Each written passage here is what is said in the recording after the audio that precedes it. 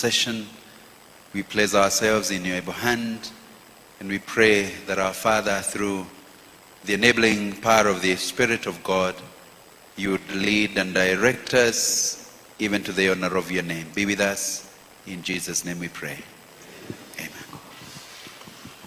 Amen. Moderator, you might need to do some housekeeping.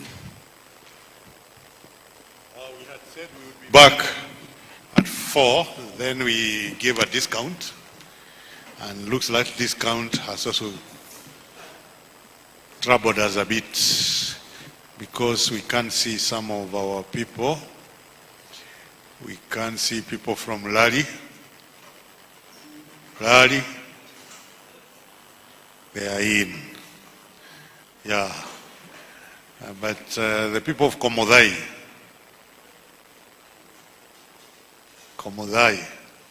you see, only one who is not paired. Look for your pairing. Gatundu. They are good. Kamboi. One, you can't get to the ark. Huwezi kuingia kwa safina ukiwa peke yako. Shogoria Central. One. Again, shida ni ile ile.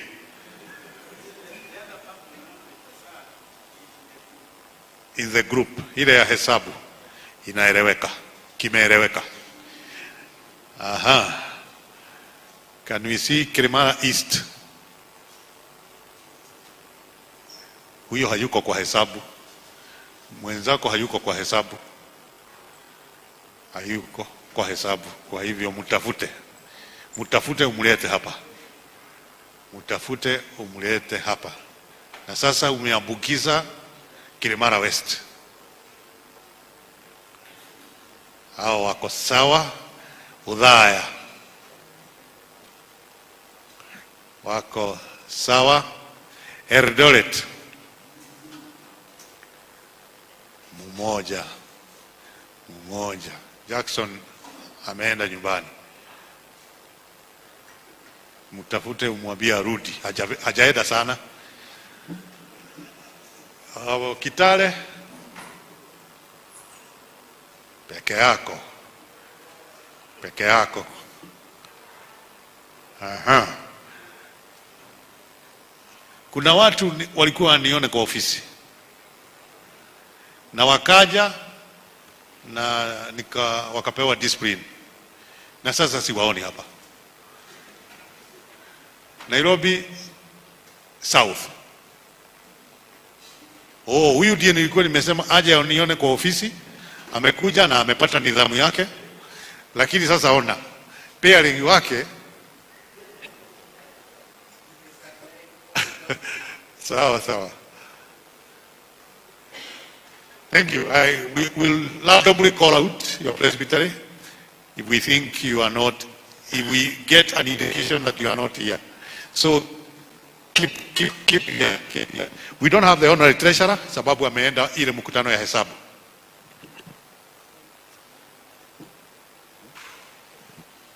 Ni saa gapi sasa? Sasa ni saa 10. Kuna watu wanaitwa wakasema kamili saa 10:30. Utaniona ofisi wewe. Tuendelee.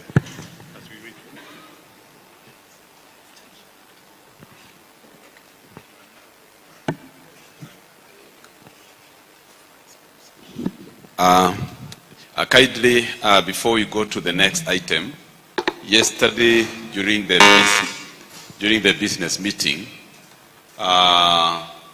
we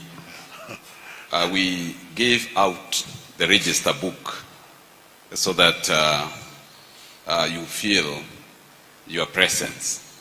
That book disappeared, and we are requesting, if at all you took the book, kindly surrender it.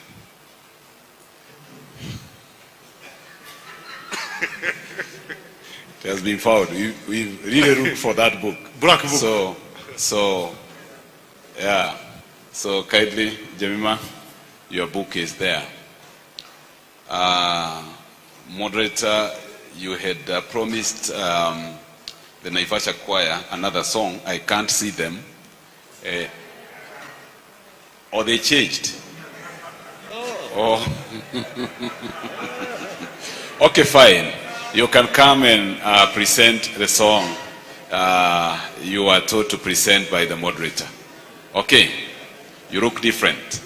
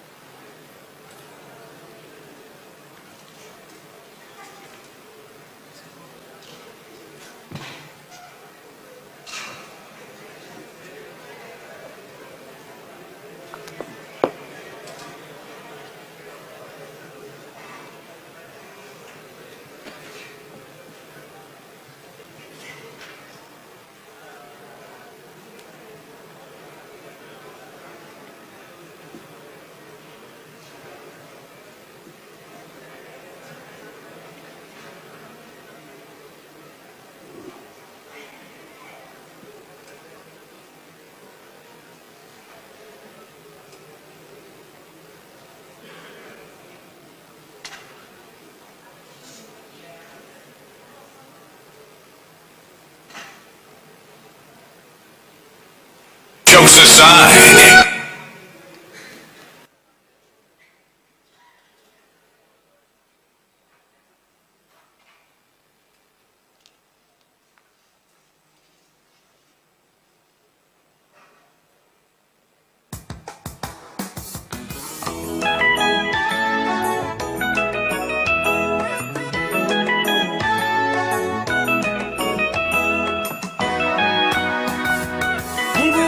Tunakusifu, Mungu wetu tunakusifu, tunakuinua kwa matendo yako makuu ulotutendea sisi wana wako. Mungu wetu tunakusifu, Mungu wetu tunakusifu, tunakuinua kwa matendo yako makuu ulotutendea sisi wana wako. Sisi wana wako, sisi wana wako, sisi watoto wako, sisi watoto wako, sisi wana wako, sisi wana wako, sisi watoto wako, sisi watoto wako. Twasema asante kutujalia afya iliyo njema maisha yetu, hivyo tunashukuru kwa wema wako uliotujalia sisi wana wako. Twasema asante kutujalia afya iliyo njema maisha yetu, hivyo tunashukuru kwa wema wako uliotujalia sisi wana wako.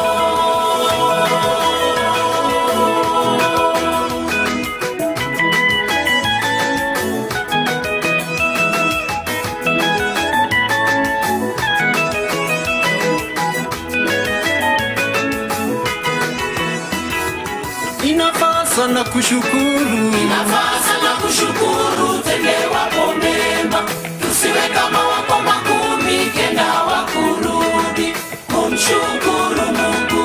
Inafaa sana kushukuru, inafaa sana kushukuru, tendewapo mema, tusiwe kama wako makumi kenda wakurudi kumshukuru Mungu. Kumshukuru Mungu, kumshukuru Mungu, kumshukuru Baba, kumshukuru Baba, kumshukuru Mungu, kumshukuru Mungu, kumshukuru Baba, kumshukuru Baba. Twasema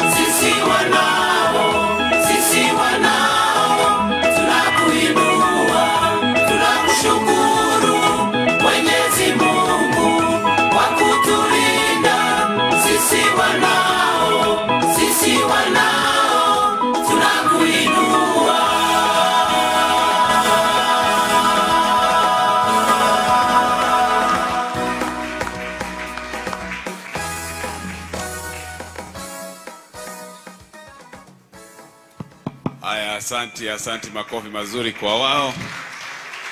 Yeah. And that is the first choir in the history of GAC to have 3 slots. So, asante. So, moderator sir, I wish to propose that we go to the next item, which will be the report of the appointment committee. Once again, choir, we are thankful for your presentations.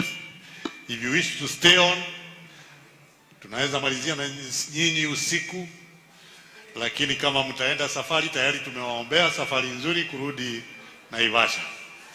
Nampeleke salamu kwa watoto na wajukuu wangu. Wamekuja watu wa Nairobi South. Hiyo itanibidi anione tena. Ikawa mlikuwa mmeniona na nikawa karipia. Sugar Belt alipatikana Sugar Belt. Mmekuwa humu. Nyinyi ni watu watifu. Nyinyi ni watu Nyeri Hill. Dabeli yako peke yake. Ni wa mahesabu. Kilimara West. Haya. Asante. Kiambu. Wako. Asante. Ruiru ndio alikuwa mmoja anakosekana wakati mwingine. Ruiru. Sasa wote wawili wako. Haya, asante. I wish to invite our past moderator, Very Reverend Dr. Mwamba, to come and take over as we present the appointments committee report.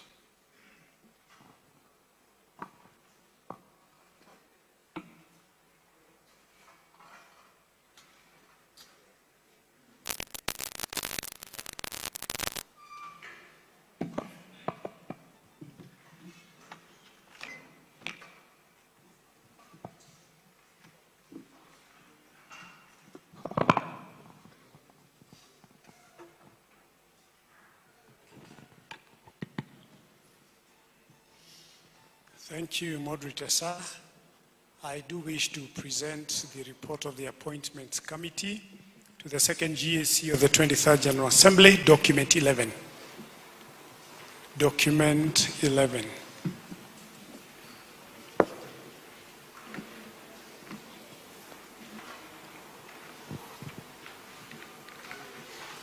The Appointment Committee is in an arm of the General Assembly, whose mandate is to post ministers and theological students to parishes and church institutions.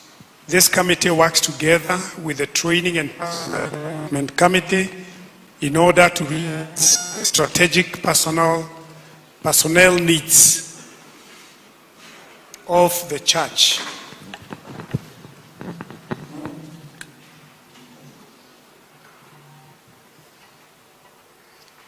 The minister's data is provided there.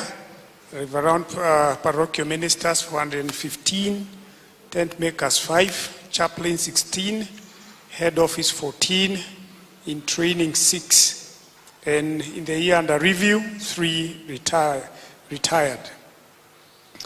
Meetings. In the year under review, the committee held 3 meetings, specifically 1 full meetings where 2 representatives come from the presbytery, and 2 executive meetings where 1 person comes from the presbytery. 1 was physical and the other was virtual. The membership of the Appointment Committee is noted there from Right Reverend Lego Mutai, who is the moderator, all the way to number 102, Reverend David Mutura from Nakuru West. Allowed moderator, I will not read all those 100 names because they are in our dockets. Meeting I have just mentioned.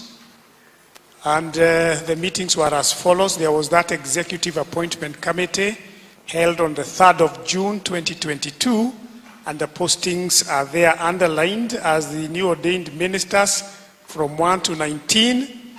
There were practical students from 1 to 16, and ministers there, 1 to 13, tent makers also 1 to 5, who are going to practice. Then there are the vacant statements. They are named there, and the reporting date was the 5th of July 2022.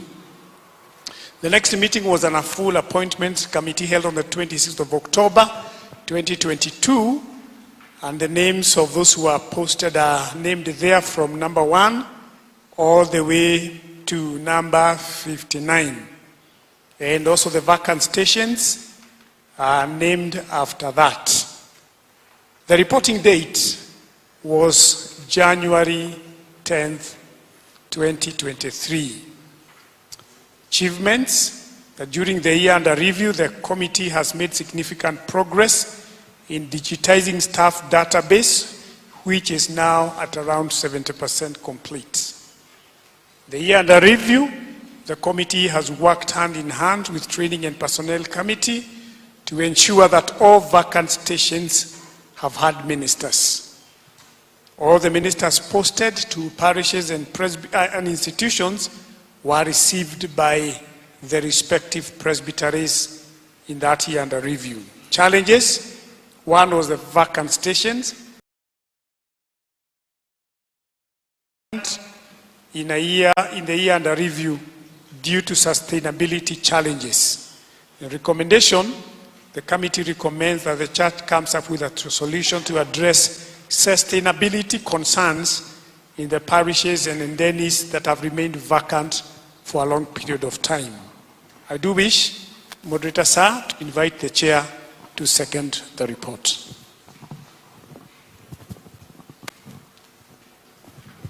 Thank you, Secretary. In seconding the report, I wish to say that we are grateful to God as a committee for the reduction of COVID-19 effects and the infections that negatively affected the staff in the year under review, and also say that we are glad because though the report has not captured it, by last month we were able to fill many of the vacant stations. In fact, those that never got staff are those that maybe had written and said they do not want a minister. Otherwise, majority of those that needed a minister were attended to. It is quite a task to handle personnel because of the sensitivities around each person, their family, and other factors. But it has to be done. We prayerfully do it, and we listen to the effects thereafter. We are alert to the effects thereafter, and therefore there are changes that may follow thereafter shortly, though we are hesitant to undertake any changes before the executive or full appointments committee meet. But if a need arises and is very severe or very needy, we attend to it and then it's ratified. But again, when the executive or full appointments meet, they consider what may be ongoing.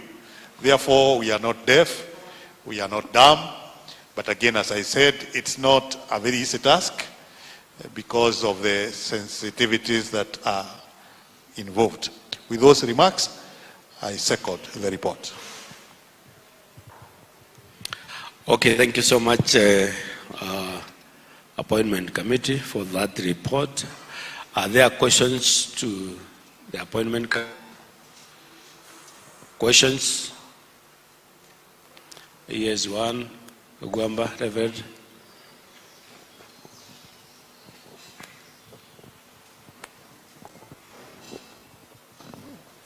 Thank you, Moderator, and thank you, Appointment Committee, for the report.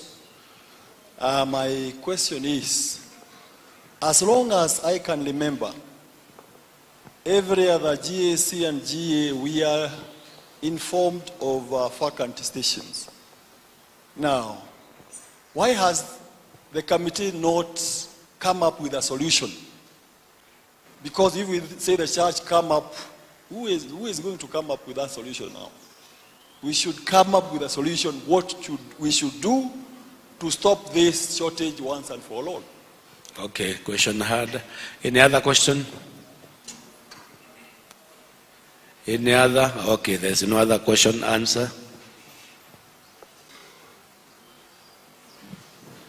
Thank you so much, Moderator Sir, for the question asked. You will note that in our report, we are addressing this question and this challenge to the church. This is because the appointment committee does not deal with finding the solution to the vacant stations, because the appointment committee is to post. So ours is to post. Where we have ministers, we do post.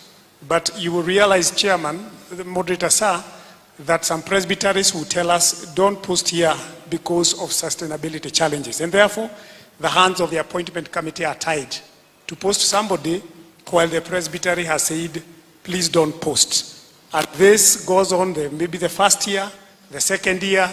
When we liaise with them, they still say, because of sustainability challenges, please don't post.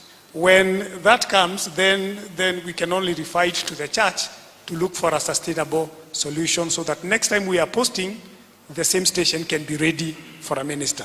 Thank you, Moderator. Okay, thank you so much for that answer. Comment? Comment, we have 3 of them, starting with Eondanguyo.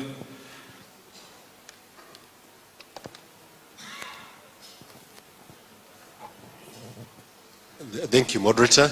Yesterday we observed a very beautiful ceremony here, where we prayed for those people who are entering the ministry as students. We also prayed for those who are starting their ministry as ministers. Now, a number of ministers have been read here that they retired after serving for very many years. I think it is the high time that the church also had such a thing for them to say, you faithful servants, you've done a good job. So that they also come here and we also pray for them as we did when they actually came. Thank you. Okay. Eona down there. Moderator San, the GAC, one conspicuous development that shouldn't pass unnoticed that has been done by the appointment committee is the digitalization of the staff database. So that is quite conspicuous, and we would encourage the department to move on and probably achieve 98%, even if not 100%.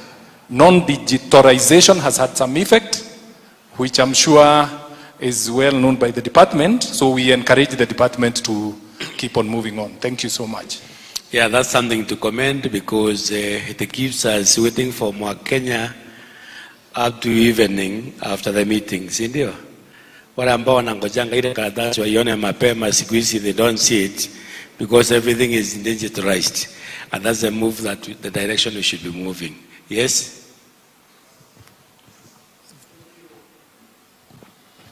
Thank you, Moderator and court.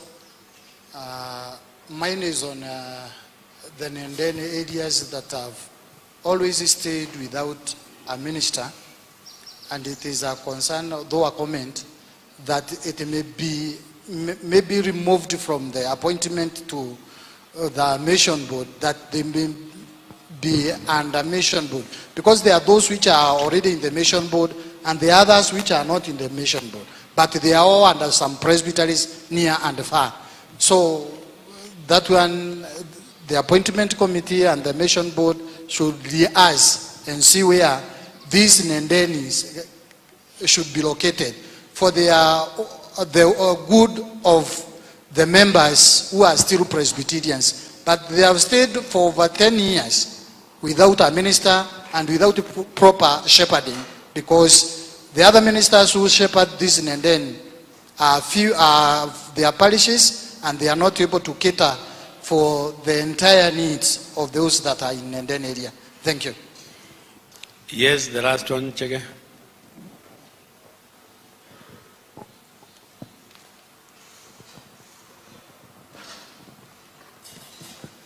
Yeah, thank you, Moderator, sir. It's just a general observation that might concern the Appointments Committee and together with the Training and Personnel Committee. Regarding the staff, we are talking about vacant stations, but even in the parishes where we have ministers, there is very high understaffing. That is one of the biggest challenges I have seen with the church currently, with ministers serving congregations, even more than 10 congregations, some up to 20. And that would mean that a minister would only be seen in some parishes, maybe only once a year, I suppose, or once in 6 months. So I think it would be a good thing to think about how resources could, probably there is a diversion of resources where the sustenance of the ministers is not being prioritized. And even when parishes say that they do not want to be divided or split, sometimes the resources are scattered.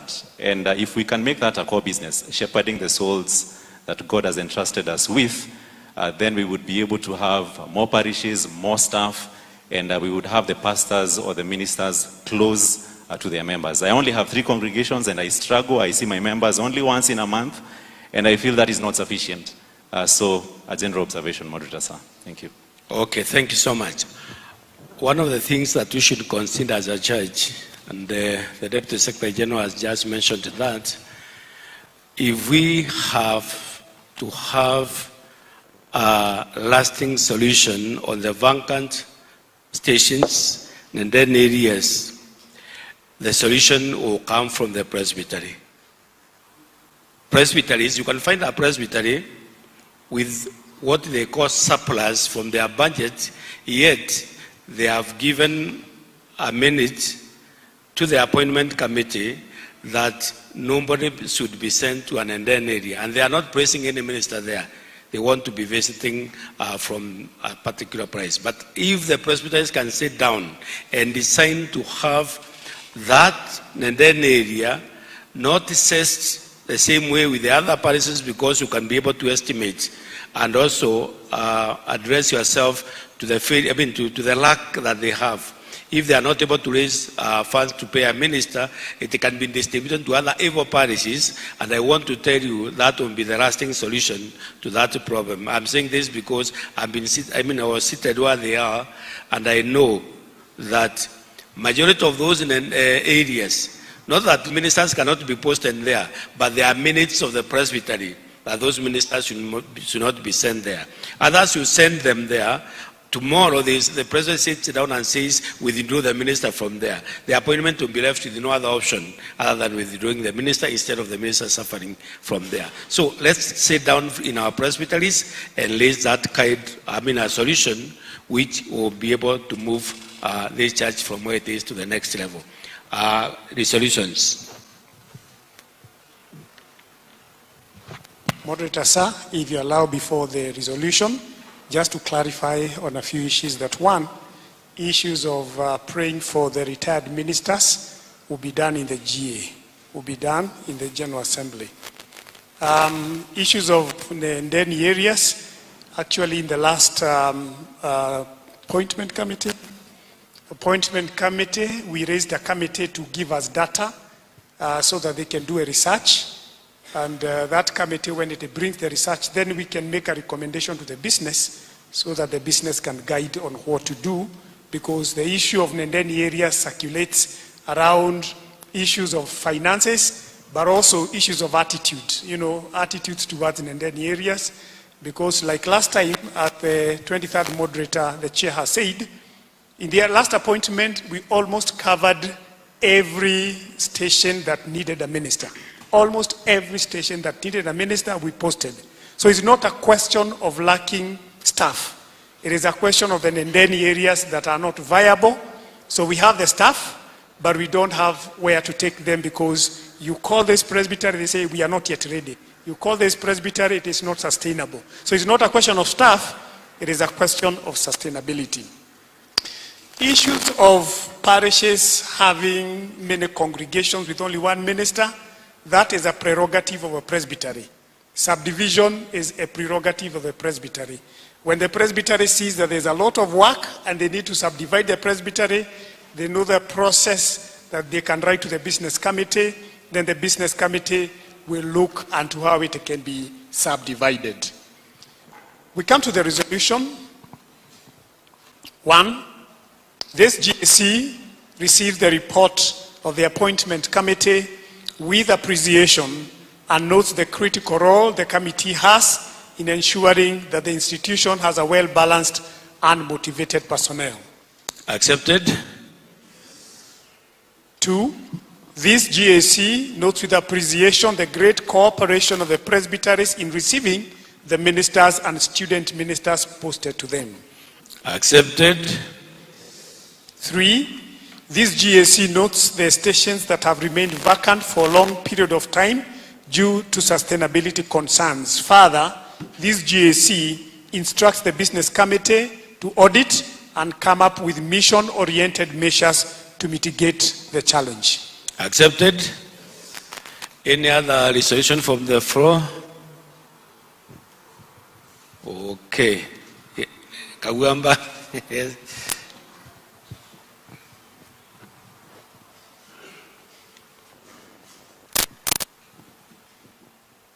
Moderator, as I come up with the extra resolution, we should admit that we have shortage of ministers because we have no floating ministers and we have stations with no ministers. So I'll come up with a resolution for that.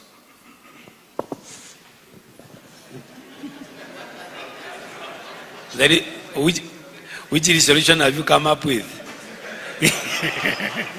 the point Reverend Kagwamba is taken, but the point is we can recruit the ministers because we have private candidates and the rest of the people there. But go back to the minutes of the presbyteries, you'll find that majority of the presbyteries have seen those in the areas should not be given ministers. So what do you do? That's the kind of story we are talking about. Not that, so that's why we are. Any resolution?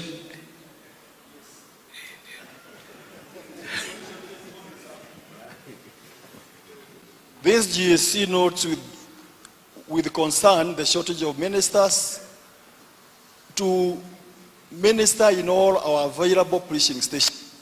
Further, this GA resolves to partner with able presbyteries to train enough personnel. Accepted? Yes, Kamwadi.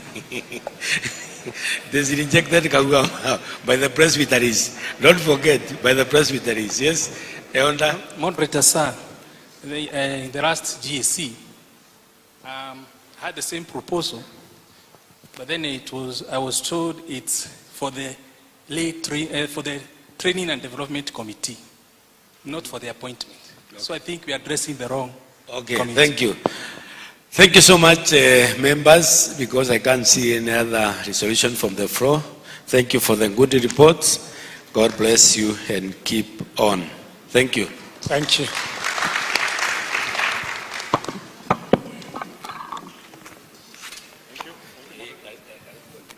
Thank you. We appreciate the past moderator with a clap. Thank you. We are done with that. Then the next item. Moderator, the next item is report of the children's ministry. Okay, children ministry.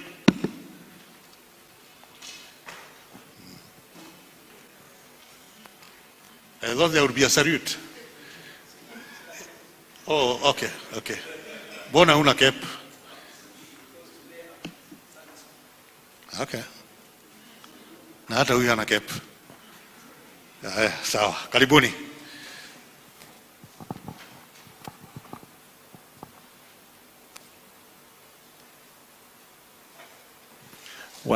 Thank you. Thank you, moderator. and the GAC. Our report for the children ministry. Just highlight the main issues. Yes, sir. It is at document 4. Article, document. Document 4. Document 4. D41. It is with a lot of precision that we are here to present this report as it is written. It has been read and passed with a minute to 2023. I will not do the description because it's clear in your book. And the composition of the board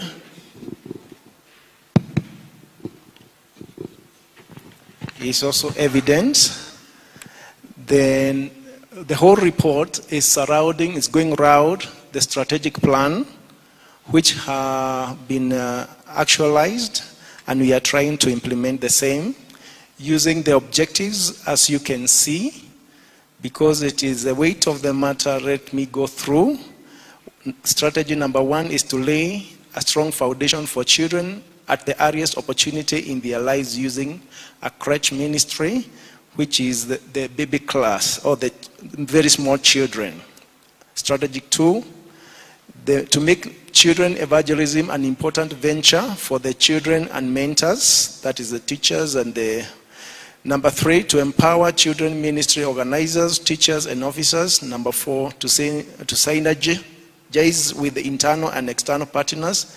Number 5, to ensure high standard of performance and impress uniformity in the sector of the ministry. And number 6, to enhance ownership of children ministry at the congregation level. That have been explained bit by bit. I will highlight on the same on what we have been able to achieve. On strategy 1, I just mentioned that to make sure that we have good foundation, we have been training, and last year, that is the year at the review, we had trained 1,400 teachers through a program that we call Module 1. 135 have been trained in Module 2, and we have 4 parish ministers and 7 spouses who have trained in the same program within the year at the review. And then we have been going around visiting churches to make sure that they understand this phenomena. And then we have strategy 2. We have an emphasis that children should be trained how to love Jesus and accept Christ at between the age of 4 to 14, which contribute 85% of Christians who are presently adult. In strategy 3, we are training in different presbyteries. We have in the last year, financial year, we have trained 55 who are trainers of trainers in that module 1, who are joining about 100 who are already in the field. In strategy 4, we have a program that is helping the church to have uniformity of items and also on the uniforms, because we are both uniformed, that is the church school and the brigade. And through the initiation of a program that we are doing at a place called Ngenda, we have been able to initiate 20 products through a factory that is producing uniforms. At the same time, we have machines that are able to read to a factory setup, which is already in operation. We also have casual tailors who are helping us. In strategy 5, we have doing efforts to make sure that children have materials that are helping them to understand the word of God, and therefore we have distribution of those items that are listed there, and some of them you can get evidence of them in the table that are down there. And we are able to reach about 8,000 8,000 children by helping them to learn how to be preachers during the Brigade Week and the Sunday School Week. 8,000 is a good small calculation of the congregations we have in PCA, assuming that every congregation had a child standing to preach in the pulpit during the Brigade Week or Sunday and the Sunday School Sunday. Approximately 400 congregations, 4,000 congregations, it amounts to about 8,000. And the last, number 6, to enhance ownership of the children ministry, we have been going to congregations. Every Sunday, the director goes to different congregations to enhance the public or the members on how important the children ministry is, and also to have time with the teachers in conferences like the one that was in Milele for 3 days, the first time to be held in a hotel, which was very successful. The family service is doing a great work, which have been coming to you through the GAC TV every Sunday from 8 a.m. to 9 a.m.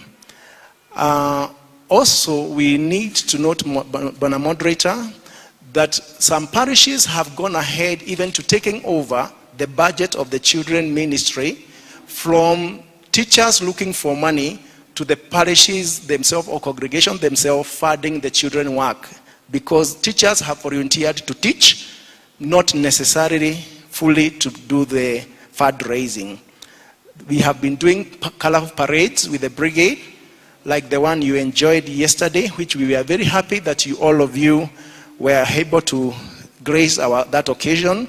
And we are also seeing a great improvement with blast band in many congregations, which we encourage and them to be taught in the right way. We also have a project called the Shalom Model Academy, which also have an ECD college. And you can see the data there and the results that we are able to get from our first class 8 exam.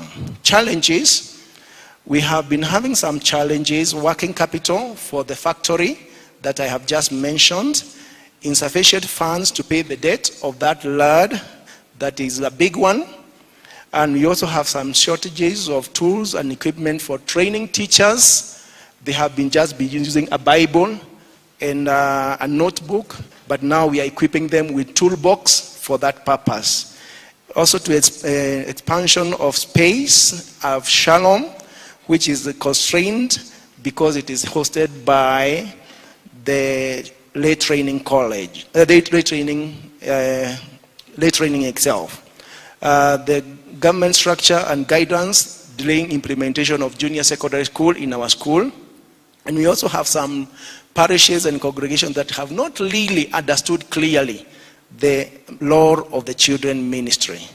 Recommendations, please note this, they are key, that children ministry at parish and congregational level be budgeted as part of the overall church budget as per the need of the children ministry. Number 2, we recommend that local churches administrative organize time for brigade and church school concurrently, with the teachers being encouraged to serve in both groups. Lessons should benefit brigade children both in Sunday school and in brigade. That means that both programs the church have started for all the children, not for specific children. Therefore, it is good for all the children to benefit. For this one, number 3, we recommend that 1 patron instead of 2 for brigade and church school be given to enhance harmony, and should preferably be trained and commissioned for both groups to be ready to undertake the training and commissioning as it will be the right duty to go. And also recommend that all parishes undertake training on children ministry in order to equip the ministers, officers, teachers, and elders on children ministry. We are all part and parcel of it. And lastly, number 4, that the church support the skill, discipline, and commitment of Boys and Girls Brigade Kenya through the Presidential Award Program that is soon to be enrolled. We believe in teaching aids That's why, Madam Moderator, we have given some pictorials to confirm what we do. You can see them there. Teaching aid is part of the children ministry methodology of teaching. So you can look at them, and more preferably, in the next page, you can see the Ngenda factory. The Ngenda factory is the one that is producing those good, nice clothes that we are anticipating to serve the church with. And therefore, with that, Moderator, I invite my chair to come and second the report. Thank you, Moderator. The Swahili adage that samaki mkunje angali mbichi is a fitting conclusion, even as we face the challenges that are facing the church and the faith development. And this is also in keeping with the GA theme as we consider our ways to keep the faith burning in the hearts of our children, that our church will have a future even in the days to come. With that, Moderator, I second the report. Okay, a clap for them. Are there questions? Reverend Muhinya.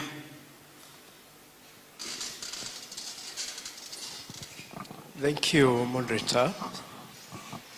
Mine is, I would like to have clarification because of late we are hearing children ministers. Maybe the GA to clarify who is to be called minister in this church, because now we are having children ministers. Not ministers who are children. Children ministers, not ministers who are children. Okay, no, Kagwamba.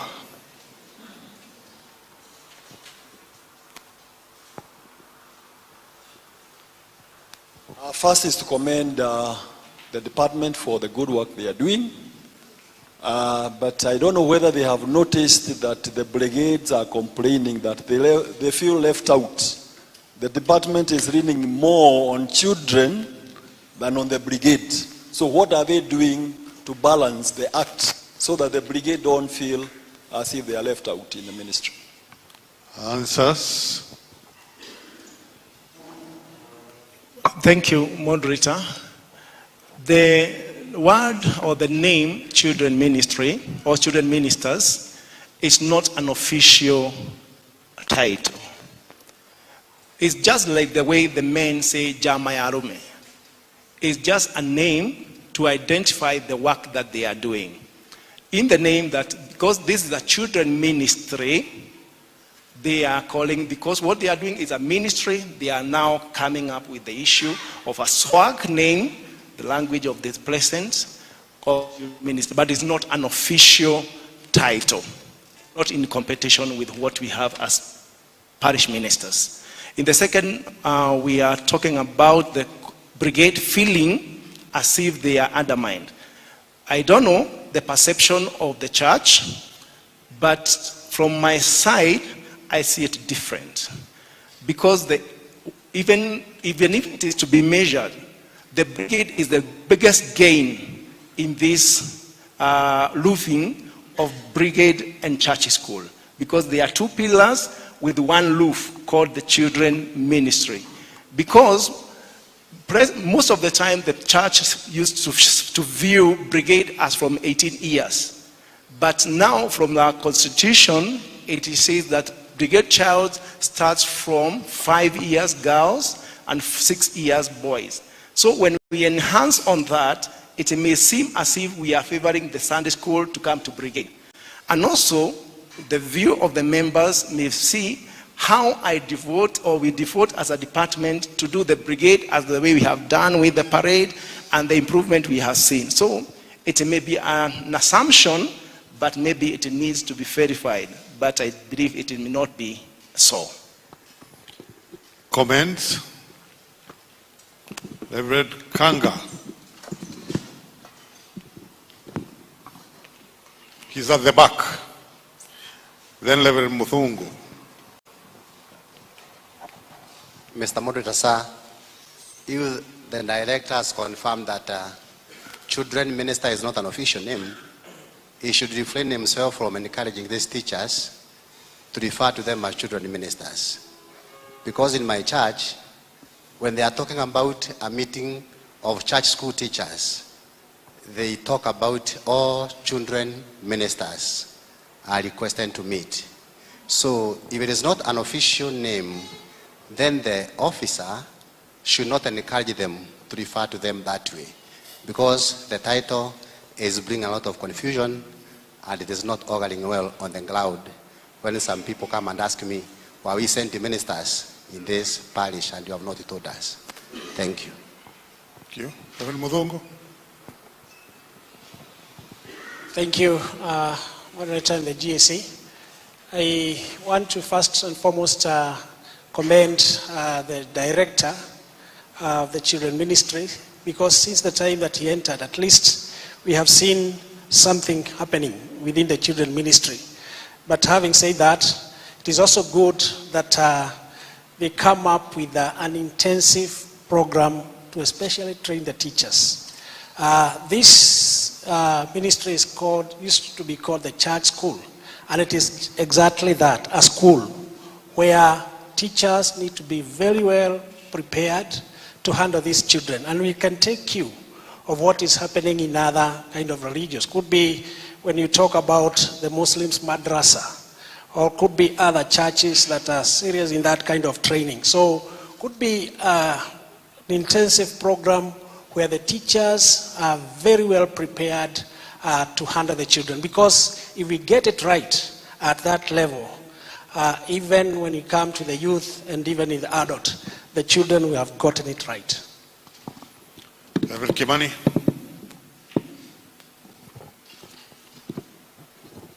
Thank you, Moderator and the GAC. I add my voice to congratulate the team. Very good work, and especially the director, the things that you're doing as you go around in our parishes. Moderator, I've noted that there is a place in which when our children reach a certain age, even though we have brigade, they simply fizzle out. And the area is the teens, the high schoolers. Even though we have brigade, but my experience is they are not following brigade, and they are not in the youth, and there is a gap that needs to be filled. So I would recommend that perhaps the department takes note of this and comes up with a deliberate program which we can use in the church, other than leaving it to specific parishes to come up with their own little programs. Oh, quite some hard here. Reverend Shem.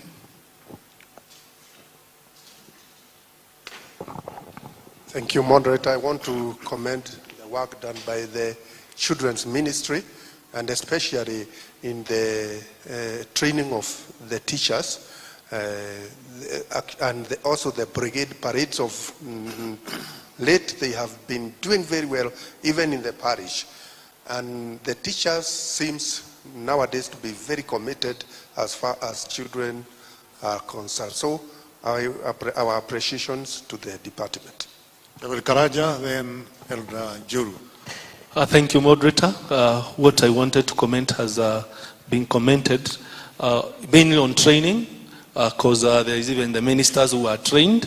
I am one of those who attended that training, and therefore I concur with the department that strategic pillar 3 has been sufficiently been catered for, especially having a curriculum for the training, and I believe moving forward that one will bring results for the entire church school ministry. Thank you. Thank you, Moderator. It's important that we appreciate the good work that the church, the children ministry, they are undertaking. But at the same time, we need to recognize that this one now is turning to be one of the core business of the church now. The children ministry is is the weed that is beating the PCA church, particularly in urban areas. When you go to these urban areas, these areas close to Nairobi and pre-urban areas, you'll find these young parents are running out of our churches because simply of the way we handle children, not because of the curriculum. We have very good curriculum and the way we teach the brigade and whatever, but the issue is handling. The way we have classes and the way we receive children. If you go to the congregations where the young parents are learning to, is the way children are received. Whom do you leave with your parent, with your child? And you'll find the young mothers and the young fathers are not fighting it good, the way we handle children in our churches. So that is why you end up not fighting them, going to, they call them Nairobi Chapel, whatever, all those kind of things, and sit up. They call all those things because of just handling, not actually because of the curriculum. The curriculum is good, but the issue of handling, we need to develop the policy on how we handle children in our congregation. Thank you. Even as we await the resolutions, this is a department we really need to support, bearing in mind the number of children that are in our country. We have very many children, which is a good thing. They are the future of our families, future of our church and country. So this is a department we really need to support. Not that others do not need support, but it's a very delicate enterprise. Therefore, let's not withhold any resources, because we can likely neglect the department because these children do not contribute anything substantial to MMF and other things that we do in church. Therefore, we are likely to neglect them, yet they are our future. So in terms of having infrastructure, that is available classes and furniture and all that may go with it, like, PowerPoint or whatever may be used at that level, materials for teaching, space is very, very important. Then available teachers, particularly PCMF, we know that they are taking this very seriously, encouraging men to be teachers of our children. Even as the Women's Guild and the youth do it, we need men to mentor the boy child. And again, let us support this department, even as we support the others, because the children can never agitate for themselves. Hawezi kufanya maandamano. Isipokuwa sisi sasa tujue wanahitaji nini, watoto wanaweza kusahurika. So let's take it upon ourselves to support this department because of the potential that is in it. Resolutions? Thank you, moderator and the GAC, even for being a real father to these children. Resolution number 1, that is document 4, resolutions. This GAC receives the Children Ministry report for the year ended 30th September 2022 with gratitude and appreciation. Well, usually the year should end in December. That is the financial year. Usually the year should end at December. We take note of that, but the resolution has no challenge. Do we take it? Thank you. Number 2, this GAC appreciates the importance of the strong Christian foundations for young people. Since it is the multisectoral issue, this GAC instructs the children ministry to work with others to equip ministers, theological students, and elders. Taken. Next. Number 3, this GAC notes the good performance of the first class 8 in Shalom Academy, Zambezi, and the good work of training ECD teachers in Shalom ECD College. It, however, takes concern with the expansion space constraint emerging from the growth of the institution and the lay training center. This GAC therefore instructs the Presbyterian Foundation through the business committee to look for a possible and convenient overflow yard for the school. Taken? Taken? Number 4, this GAC appreciates the work done by the Children Ministry in initiating and managing the garment factory in Ngenda. Due to the unique opportunity it provides to the PCEA blooded merchandise to be centralized, this GAC instructs through the business committee, the department and the presbyteries and institution make use of this facility to bring uniformity, enhance copyright of the PCEA and related logos. Taken? Taken? Yes. Thank you, sir. They are done. They can climb down. We can clap for them. You know they live on that side. Sisi ndio tunakaa hapa juu. Okay, SG. Moderator, sir, our next report is of the communication.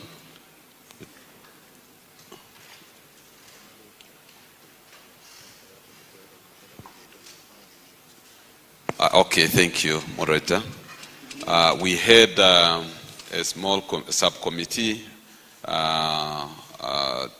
which was dealing with the finance issue. Moderator, with your permission, the committee can report. Okay, the subcommittee, you're welcome. The CPS, you're welcome to tell us your findings.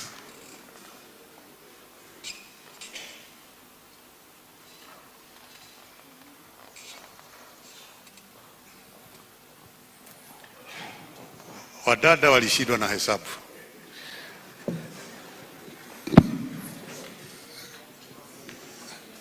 Hii hamwezi kuitisha affirmative. But there are very many ladies working in institutions as finance managers. There are very many. Proceed, Bwana Wagula. Thank you, Moderator and the GAC. The subcommittee or the ad hoc committee on finance report for 2021-2022. We want to report and submit into this plenary that it has been confirmed that the long information and balances for the financial year 2020-21 financial year were inadvertently presented to the GAC of April 2022 at Milele Hotel, Nairobi. The audited balances for 2020-2021 financial year in the Statement of Comprehensive Income, Statement of Financial Position, or balance sheet, and the Statement of Changes in Fund Balance, known as equity, have been verified and hence validating the opening balances for 2021-2022. The subcommittee recommends the audited financial statement for 2020-2021 financial year be tabled or presented now in this plenary for adoption and be expunged from the docket for 2020-2021. When the confirmed and validated audited balances are submitted and presented into this plenary, this will open the way for tabling of the financial statement for 2021-2022. Recommendation. The ad hoc committee has recommended that the external auditor to be presenting the audited financial statement to the business committee, to the GAC, and to the GA from 2022-2023. I now invite my chairman to second the statement. Thank you, Moderator, sir. As I recommend and support the report, we have checked in the process of validation the minutes which were passed in the Finance Committee, and for sure this report is the one which was presented. We have checked with the auditor himself, and it is true, this is his report. But the mix-up came when this document was taken for the printing, and that is where the mess came up. But now we have validated this is the correct report, and once we adopt this one, it now validates automatically the report that is now with the members in this GAC. And with that, we adopt the report and the recommendations. Thank you. Okay. There is the report of the subcommittee. Are there any clarifications required? Yes, Reverend Kagwamba. He is here at the front.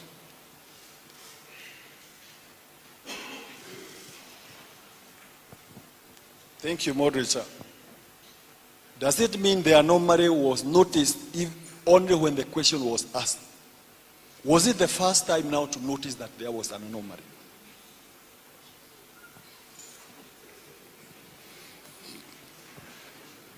Well, I don't know who would answer. Is it them or the, or the finance committee? Because these ones who are doing an audit. So, but a good question anyway. Yes, because I think the finance team ought to have told us prior to presenting the report that there is a challenge. That there is a challenge somewhere. So the challenge was only noticed when a question was asked. And then they said, we have this document. So it's a valid question. So are we drawing a resolution now in regard to the way forward? Did I hear like we are, there was a lot of things that were said. We need to put a resolution maybe.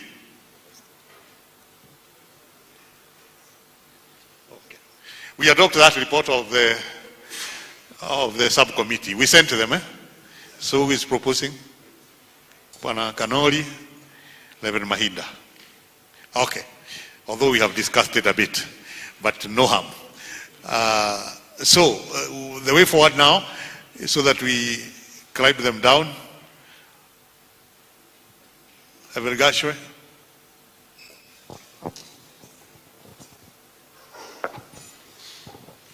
Thank you, Moderator, sir. Owing to the fact that those who have ventilated into the issue are giving us a lot of hope that we have somewhere to start.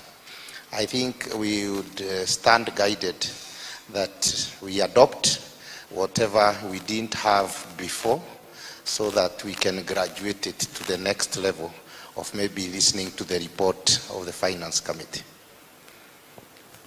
Reverend Gary.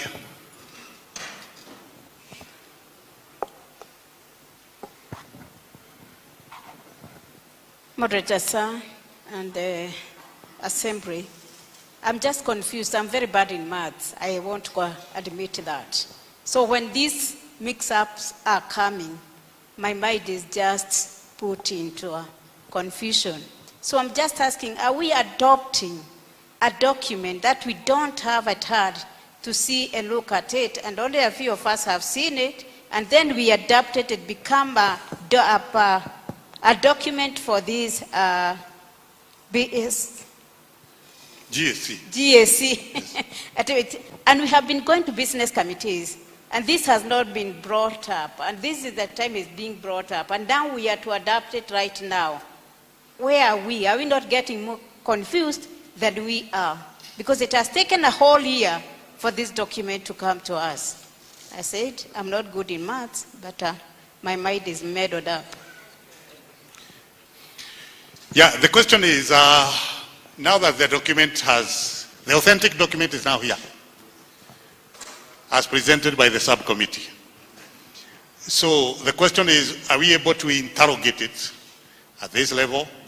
Or what was the recommendation of the subcommittee? What was the recommendation? Now that the document, the one that we have, that was sent to us in the docket, was erroneous. Is that the word?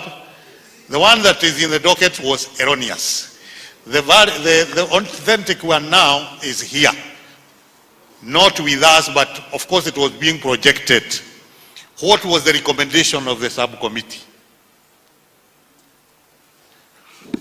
Moderator and the GS, the assembly, what we are recommending, so that we don't create confusion, we want the docket for 2020-2021 presented at Milele be withdrawn, so that At Milele? yes, at Milele, the last GSC we had, we adopted and we were presented with the wrong balances. Because the balances that were in that document were not the audited balances. They were not correct. So that document, that docket should be withdrawn, the finance pages, so that they table this one. The finance committee tables this one, which is the correct position. And once this one is tabled and adopted in this plenary, then we can go ahead and receive the docket that we have. It will be correct. It gets even more murkier. It gets even more murkier. You can see the number of hearts. Reverend Kanga, help us. You were there once.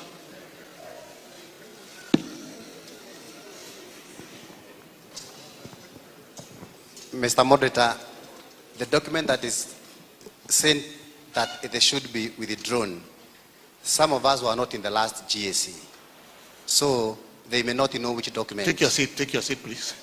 They may not know which document they are talking about. The document that they are saying that it be presented, we have no time to go through it, internalize, and help our CPAs with some minds on how to go about it. My recommendation is, because there is confusion in this matter, can we refer the matter back to the business committee? Because we are tired, moderator. Na hesabu haitaki watu wamechoka. So if you have time to go that many pages of the document they say they are tabling, then be it. But do you have that capacity? So because the business committee is there for us, can they go and look at it and advise the church on the way forward? Okay, as you raise your hands, you help us in these two matters. One, we have a document that we used in the first GSC of the 23rd General Assembly, believing it's the right document. It has gone for a year. We realized, no, that document was not. Ndio tumeambiwa. Kwa hivyo tuondoe hiyo. Ndio tuchukue hii ambayo hatujasoma. Sasa hapo mambo ikifika hapo inatukoroka kidogo. Eora Kamoti.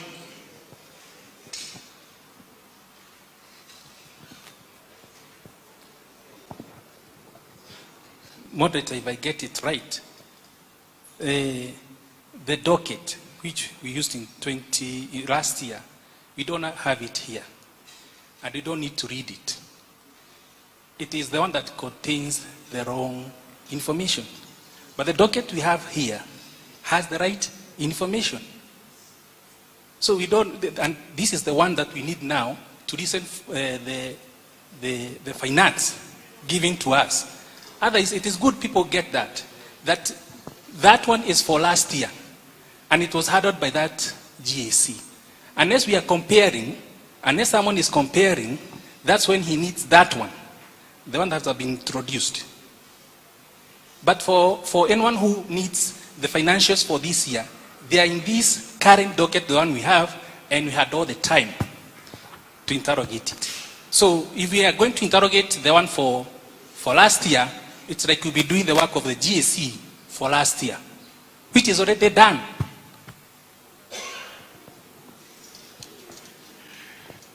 Hesabu hizi huwa zimeshikana. Hiyo tunasema 2020, ya unaangalia 2021 inaenda namna hiyo. Imeshikana. Ukiashiria moja kuna kitu itapotea. Wanagedhuku.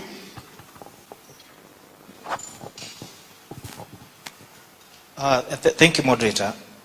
I think what the subcommittee has presented and what we are being asked to do is to validate the 2021 financial statements.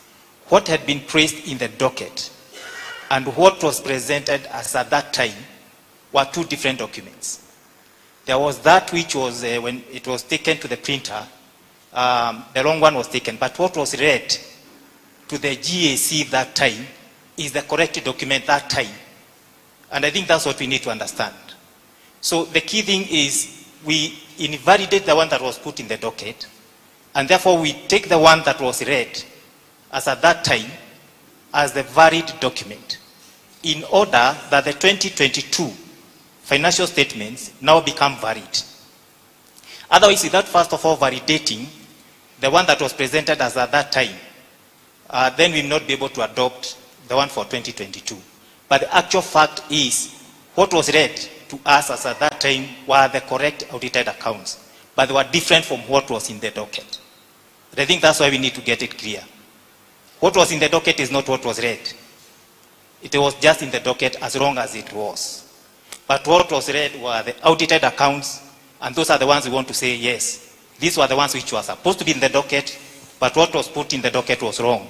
And therefore we validate the one that was presented as at that time.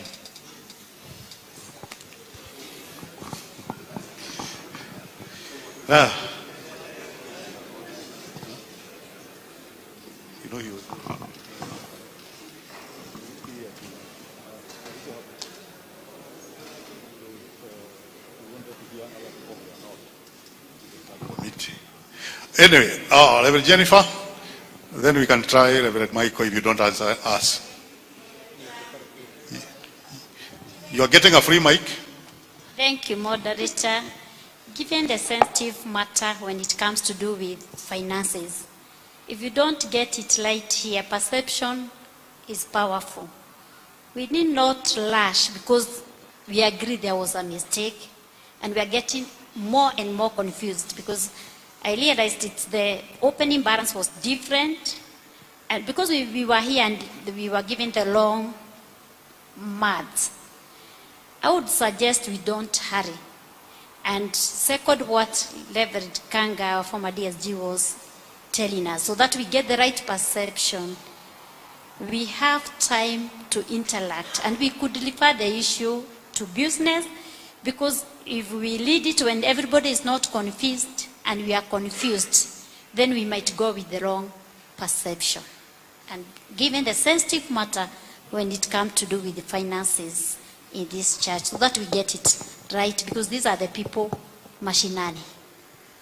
That motion had been moved. Is there any other motion? Yes, Elder, you have another motion.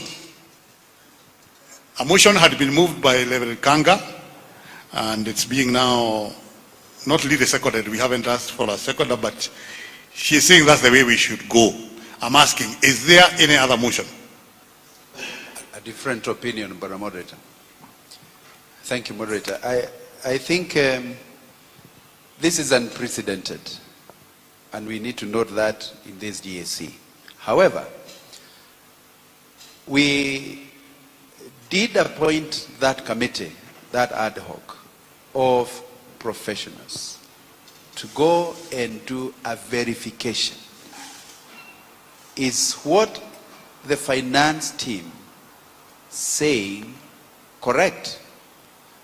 And in this sitting, they've said, yes, we have verified, and inadvertently, information was given in wrong information was given in 2022 GAC. My proposal would not to go to the business, because we suspend the discussion of the 2021-2022 finance report when we refer the matter to the business committee. Then we would ask ourselves, when will the 2021-2022 finance report be debated? Will it be debated together with the General Assembly, in the General Assembly, or what happens? Personally, what I would recommend is that we go by that recommendation that they have verified, and we ask now the finance committee, only that we don't have enough time for us to go through that document, but since it's already in the docket, the corrected version, as the brought forward figures, brought forward, and there is an audit report with the finance committee, and they have a minute that this was verified, it is correct, we have professionals, they have verified. Personally, I would suggest we actually go with that recommendation, that it is the audited report as they are holding it, it is correct, and the finance committee now, with an apology to the GAC, recommend to now have that report and we can pass it, the way it is. I do not want those who are in the subcommittee to make a contribution because they had their day. Let those who are not there talk and be brief. Very fast, there are two ministers at the back. Reverend Jeff.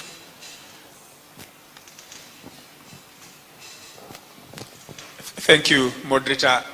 The question that we put to the ad hoc committee was for them to verify whether the figures we have in the current docket are correct. What happened in 2022 was not on the table. Now that they have come and they have said, we have gone through the documents, we have seen the original, we have seen,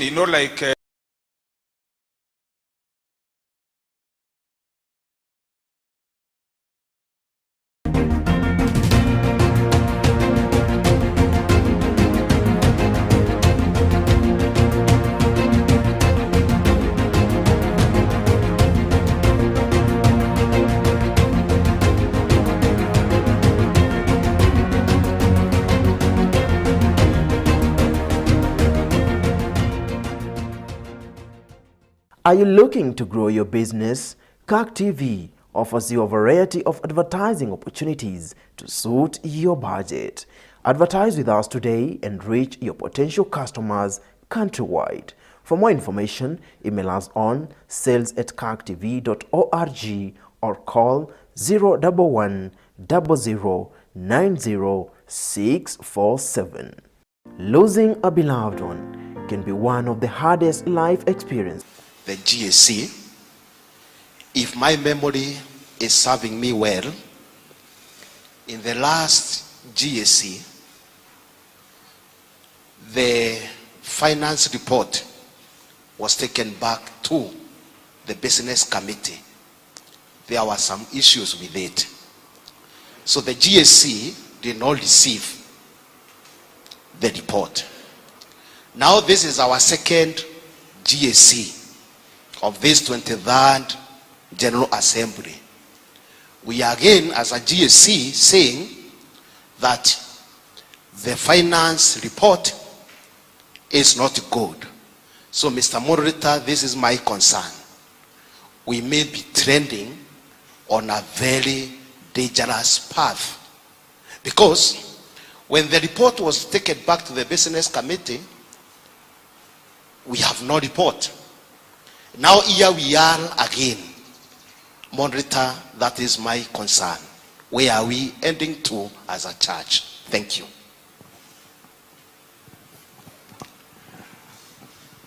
That concern should be our concern.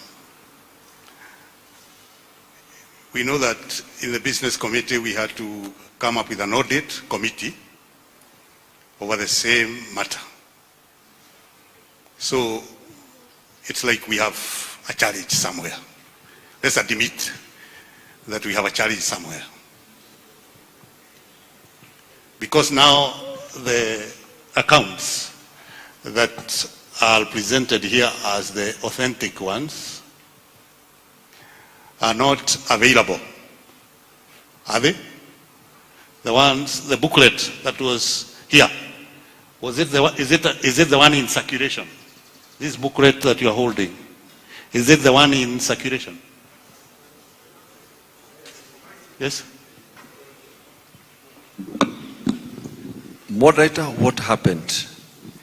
The finance officer and the HT, they presented this. There? This is what was presented. Where? In the GAC Mirera Nalombi. Okay. And I want to remind you, members of the GAC, why there were so many questions. And I can recall Bwana Dumo asking challenging question, even to a point of being told, check. The only problem was, Madhya was reading this, Dumo was reading what was in the docket, but it was actually a draft. So when the final came, Madhya presented in the GAC on the table there, the final document, which is this. And this is what we are validating. And the moment we validate this one, I tell you, this is what now is already captured in the dockets that we have for this GAC. Okay, then we proceed with the document. Let's question it once it is presented. Yes, so finance, take the podium and you answer the questions if they arise. If they arise.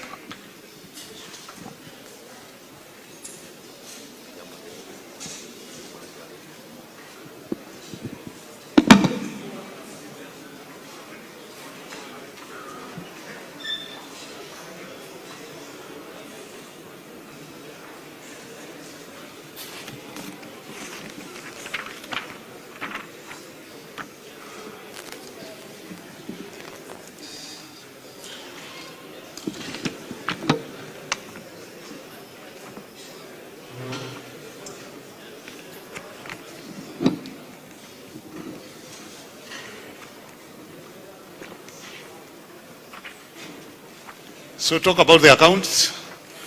Yes. Moderator, thank you. The position that the chair has said is the correct position, Moderator.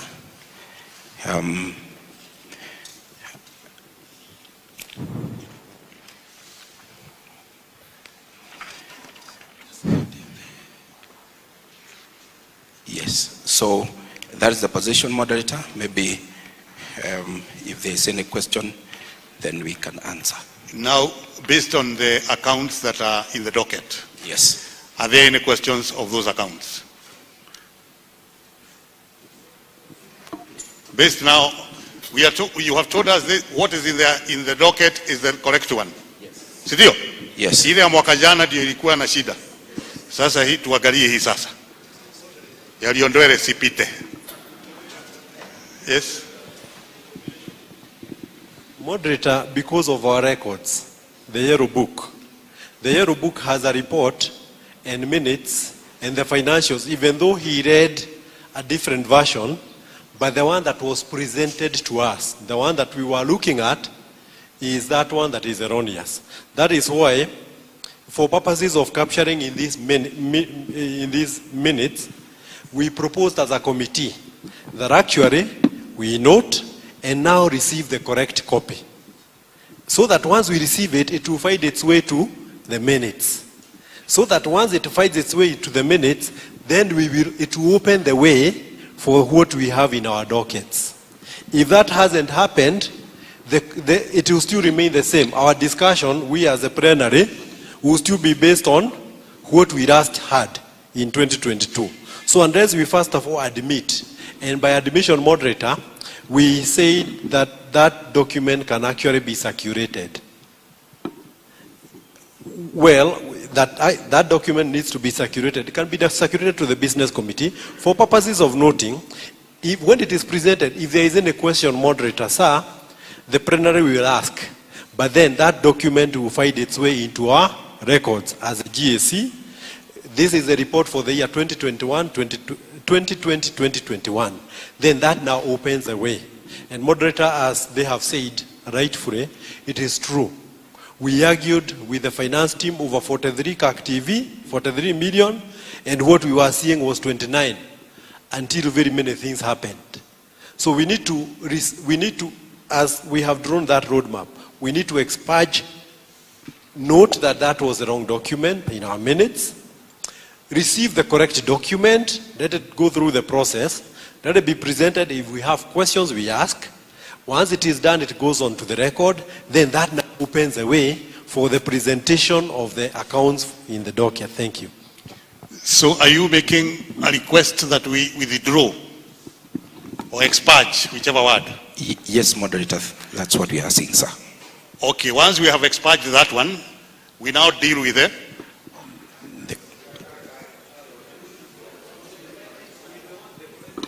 correct one. Okay, so are we able, that's what I said, are we able now to engage the correct one? Yes. Are we able to engage the correct one? Yes. Because if we have expurged the wrong one, we need now to have the right one and engage it. Sidio? We need to engage it.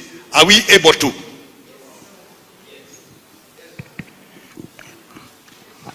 Every minute. The GAC officials that we are here, to expurge a document from another document, there is a procedure to follow. And that is what I hear that we should follow, that it should come out of the docket in the most official way. So now we should follow our procedures, either through a minute, in that now we can adapt the new document, in that in the next GAC, we will not find ourselves in an awkward position when reading the same minutes that are not well expunged from the docket. Because we will get the same process of the old document being repeated again in the new document, having not been well expunged. So it should be expunged officially, not just by a talk, but by a minute and adaptation of the new one by a minute. Let's get a resolution to expurge and to admit. We get a resolution to expurge and admit, and then ask way forward. Can a resolution be phrased about the expurging and the admission of what we should discuss? Because I think that is where the circle is.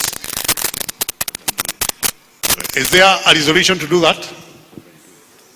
They should give us the resolution. Give us the resolution to expurge what was not right. And then, because GACs do not have minutes, they have resolutions.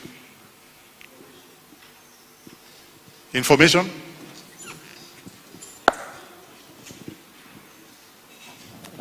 Moderator, sir, the ad hoc report in the recommendation, this is what is recommended and this is what is already passed. Actually, if this is adopted, we now have already now adopted that resolution, if I'm corrected, moderator, sir, because that's what we have recommended. Can we put it in form of a resolution now? We put it in form of a resolution because, you know, the GAC has no minutes to be read. We can only refer to a resolution.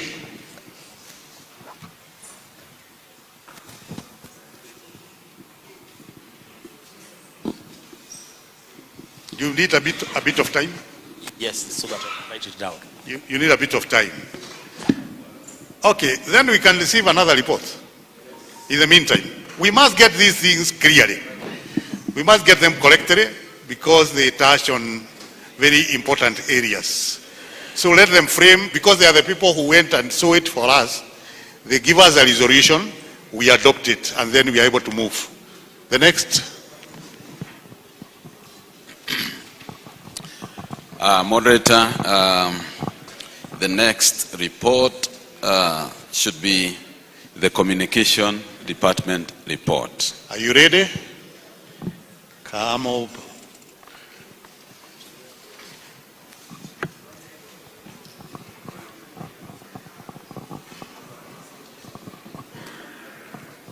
Okay, let's listen in silence.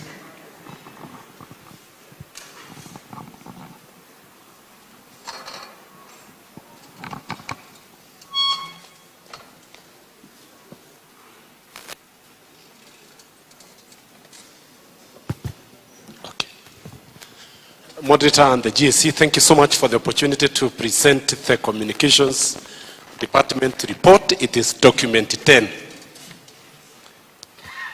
And moderators, we do that, we want to bring our apologies as a department for any inconveniences we may have caused in the period of printing. And moderator make 2 suggestions as I continue urging our presbyteries and institutions to really give us documents at the right time. But also, moderator, there is something that has come up this year. You can see how big our docket is.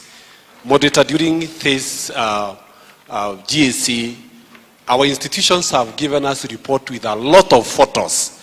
So the document has become very big. In fact, we had to go to outsource a machine to cut this document because our GTO cannot be able to do it. So I really wanted to suggest that when we are doing our reports, we make them as lean as possible and avoid a lot of photos that we have. Thank you. With that, moderator, in the document 10 that is there, preamble, the department continues to execute its mandate as shown there. This department has 4 sections, as indicated: printing, press, sales, communication, and the pilgrimage. We have the table of the personnel that served the department in the year under review. Then we have brief notes of the sections on the printing press and what we do there, well put out. Then we have sales and what we do, and we are glad that we are able to add an additional branch or outlet in Muranga, and we will continue to seek partnership with other strategic areas so that you can have more outlets. In the communication, we, moderator, wanted to urge the members of the pass the same information to our people because of the challenge that we have with a lot of information circulating through the social media, that not every information that comes to us is authentic information. And therefore, as the leadership of the church, we needed to urge our members and our leaders that when we hear informations that come to us, it is important to verify before sometimes you continue forwarding some of the messages because some may not be correct. On the issue of pilgrimage, moderator, with a lot of thanks to God, we want to say that we have resumed pilgrimage after 2 years of the challenges of COVID, and we were able to do it in the year under review. We have some few challenges, moderator, that are with us, and the challenges are well put out. And one of them is the escalating cost of materials, and it is becoming so hard in the area of printing. We still struggle with the issue of our machines that we have a resolution to continue making them new. And we also want to say that though we have these challenges, we have some achievements that will be able to be seen very well. We are continued to make profit in our work. We have continued to expand our space. We have been able to resume the pilgrimage. We have been able to open a new outlet, as I have said. Those are part of our successes for the year under review. We have some future plans, and strategically one of our future plans is to acquire modern machines, and we have shown the priority that we have. We want to continue engaging in marketing inside our institutions and our church, and also outside. And we also aspire that one of these days, moderator, we will be able to acquire a vehicle to be able to do our distribution with ease. Moderator, we have as a department made some proposals of some products, and I will request that I will read this. The department holds with respect and gratitude to God the critical role that the elders play in the life of the church, in recognition that we are pilgrims and sojourners in this world. The department would wish to see a burial ceremony of an elder adorned with a decent and a definite casket cover that is distinct to the elders' burial, and the department prayerfully proposes a casket cover to be used during the burial of our elders. We also have some product definitions, 11.0. Moderator, in the advent of increased use of online product, there is growing confusion in regard to some of the church critical elements. Two of these, moderator, I have brought them out here, and I'm happy that the Secretary General was able to again bring out the issue of the logo. And I know we have seen very expensive seats of our church and other areas imprinted with the wrong PCEA logo. And it is so expensive to be able to maybe change a seat that has already done from overseas, but the logo put there is wrong. The other item, moderator, that I've brought out there is the issue of the PCEA flag, because we have now like 2 or 3 flags that we are using as PCEA logo. And on this matter, I invite the church through this GAC to make its pronouncement for the uniformity. Moderator, having read that, I want to invite my chair to second the report. Moderator, sir, and the Assembly, in seconding this report, allow me to say that the department has continued to grow, though steadily. This is one of the departments that is self-sustaining and has continued to get support from all our institutions and all our presbyteries. When people are going for retreat, for merchandise, they have continued to support this department in printing and also in opening up outlets in our regions. We greatly appreciate the support, even from the Office of the General Assembly. I appreciate the work that has gone on, and we are very hopeful that though with lean and also growing infrastructure, with finances we'll be able to acquire new machines that will propel this department to a higher level. With that, moderator, I second the report. Thank you. Give them a clap. Questions? Reverend Wabogo.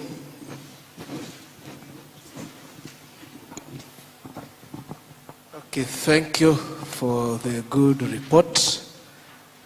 Now, I have a question on the issue of the logo. You can expand to us what you mean by the issue of the logo, because these logos are in the, yani ziko kwa mitandao. So anyone can extract a logo from the mtandao and also put it in a document. Or what do you mean by the issue of the logo? Or where should the logo come from so that it can be inserted in those items or in a certain letterhead? Thank you. Reverend Jennifer. She is here.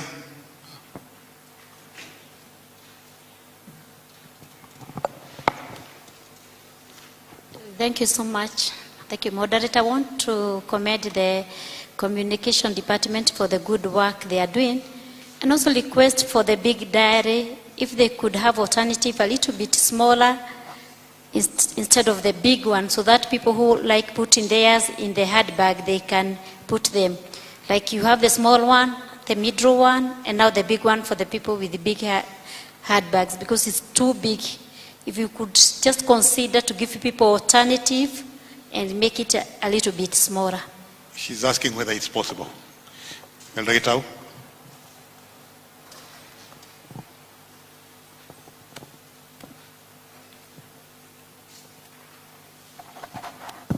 Moderator, sir, and members of the Assembly, the report from the Communication Department is detailed, it's good, but then I seem to have a keen eye on the department, and I note when you look at the report that was presented in the last GAC, they seem to be revolving around the same charges. Because when if you interrogate the document, what was put in the last document and this document, There are similar charges that keep recurring, high and predictable prices of raw materials, unpaid debt. And by extension, when you look at the achievement seems to be almost the same, other than the resumption of the trips to Horirad and the new outlet in Muranga. And again, the future plans, they seem to be around about the same. Your question? Somebody would want to... Your question? Yes, the question is that very healthy? And how would the department head explain about that? He's saying you're market timing. Elder Kamwati.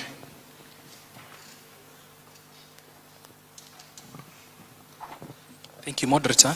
And they have done a good work, the communication. They have quite a task. Mine is on the diary.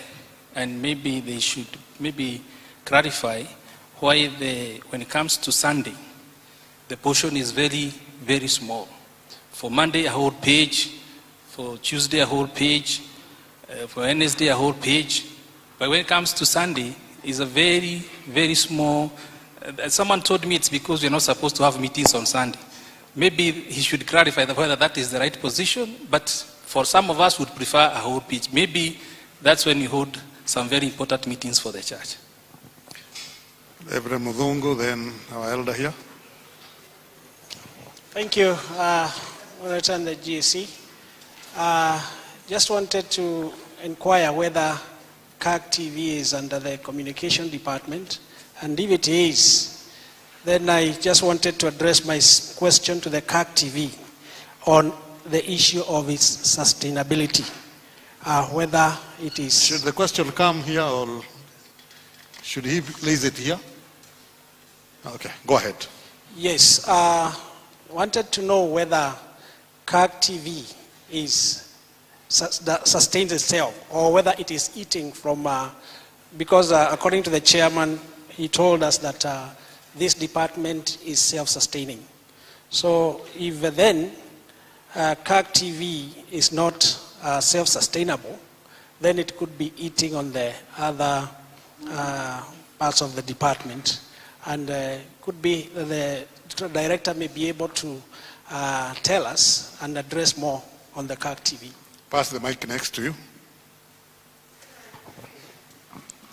Thank you, Moderator at the GAC. My question also revolves around GAC TV, and I'm asking, what is your marketing strategy with regard to the vernacular catchment, taking into consideration that PCA is more leaning on the Mount Kenya side, and the growth of vernacular station is phenomenal. Why are we not going vernacular to catch the market, including the advertisements? Answers. Thank you, Moderator. Thank you, members, for the questions. What I mean with the logo challenge is our IT people, when they are working on a document, sometimes you take a hard copy document to an IT person and they want to make that logo. So they are able to draw the logo from their machines. If they are not able to get, which again through the resolution of the SG should be stopped, they now draw the logo. But what comes out is not the real PCEA logo. And that is where now some discrepancies start. Because when they save it in their system, when they send it through the email or the social media, that logo is able to be accessed by another person. So tomorrow when another institution is doing printing and they go and they search PCEA logo, many logos come out. And because by our face value, those who are not Presbyterians may not be able to know which is the logo, they will pick whichever. And therefore, with the time, we may have a very, very different thing, which is not PCEA logo. That is the challenge that I'm saying that we have. And therefore, because it is very hard today to contain what is happening in the social media, the reason for this communication is to ask the leadership that is here to be extra cautious. Imagine we have sent our people maybe to abroad to go and bring us seats, and today we are imprinting the logos on their seats, and it is the wrong one. So they have already come, the printer doesn't know, so we have seats or we have garments that have a logo that is not our Presbyterian logo. This is the challenge that I'm saying that we have. I really don't seem to have a real answer, but it is to bring caution on what is happening in the IT world. On the issue of the diary, I want to take the comment made positively in terms of having a more medium. Those of us, including Reverend Jennifer, will remember that around 5 years before we had a bigger diary, I4 diary, that we reduced it to a management diary that we currently have. And because that suggestion has also been made by some few other people, I want to commit that probably as we do the 2024 diary, we will have another smaller diary for the people who would prefer the same. The challenges seems to be the same. Yes, moderator, because of the huge economic challenges that we have, it has been hard to make some progress to move from some of the challenges that we have. That is why you see as if some of the challenges are just the same. Because of the economic challenge that we have not been able to move. But looking at our figures from the account, you will see that during the year under review, we have been able to make some profit. And therefore, some of the challenges that we had in the previous financial year, we believe that in this financial year, we will be able to resolve them. Why we have a small portion on Sunday in the diary? This is the question of a number of those who really use that page. But it is important for us to note that we at the department do not have the capacity to do that diary by ourselves. So that diary, we outsource that diary from the bigger printers.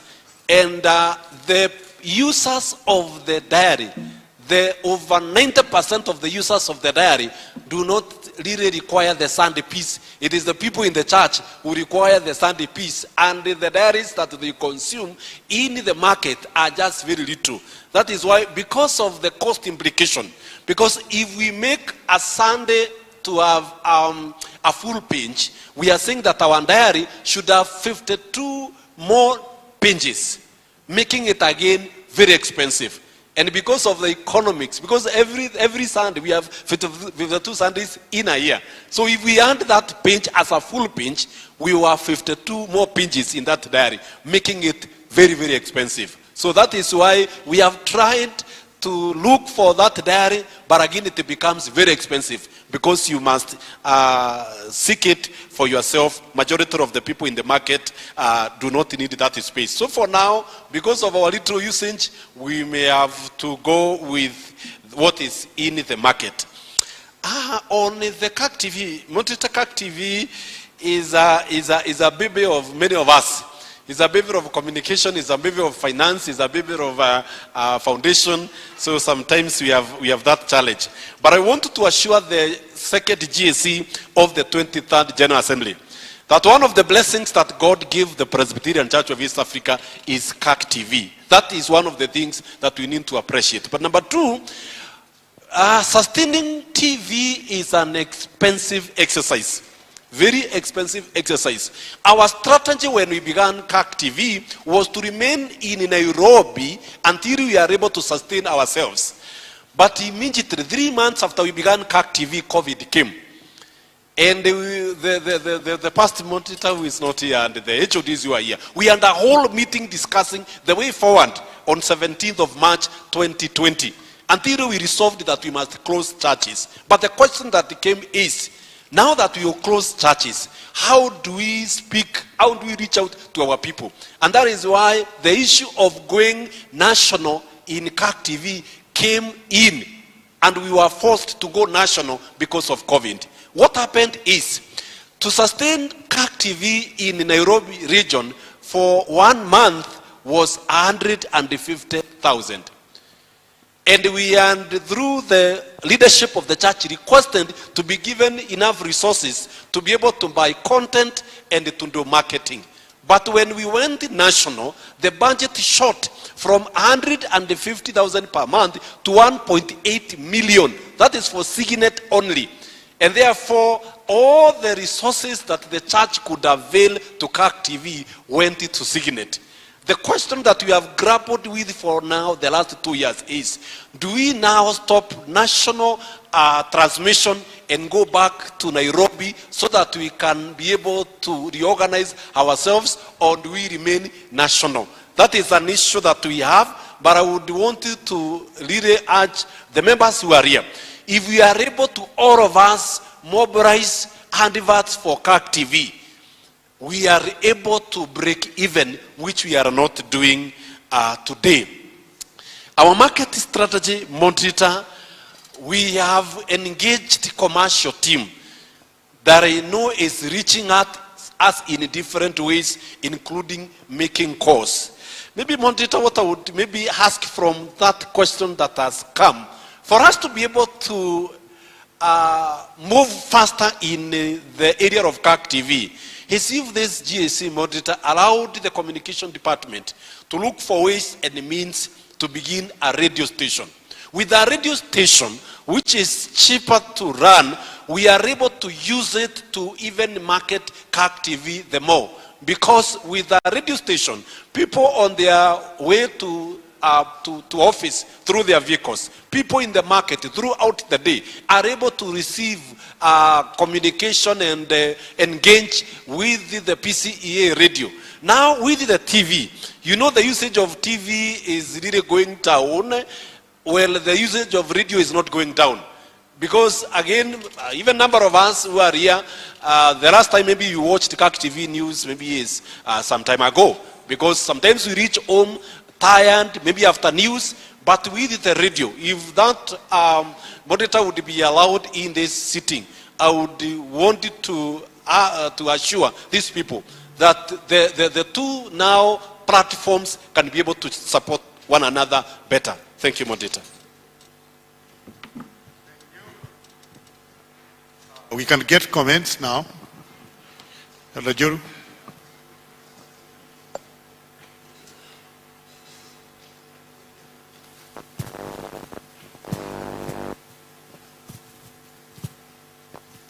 Thank you, moderator. I would like first to appreciate the good work that the communication departments they are doing and the various activities that they have highlighted.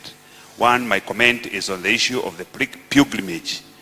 I find it as a good venture that it has been going on, although they had stopped for some time, but I find it can go beyond the way they are doing it if they can give the presbyteries and the parishes and those individuals who want to have a pilgrimage a payment plan for 2 years, 3 years, and 5 years. They negotiate with their facilitators. People are not able to raise maybe that 100, 200,000 or 180,000 in a year.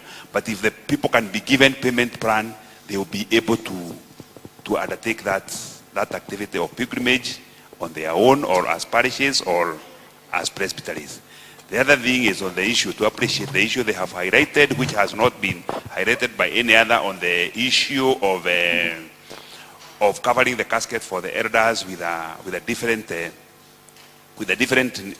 thing, which is a very good thing actually and a good development, and I think that one should be an encouragement because it's a awakening call, like the issue of the liturgy that was just mentioned in earlier report on the issue of the liturgy of the retirement of the ministers and the elders, which is missing. So that's a good thing, and I would like to applaud them for remembering to do that. The other issue is on the issue of the GAC TV, which they are mentioning. Actually, it is true what they are mentioning, that a radio station does things faster than a TV these days, because you'll find people, even TVs are now on YouTube.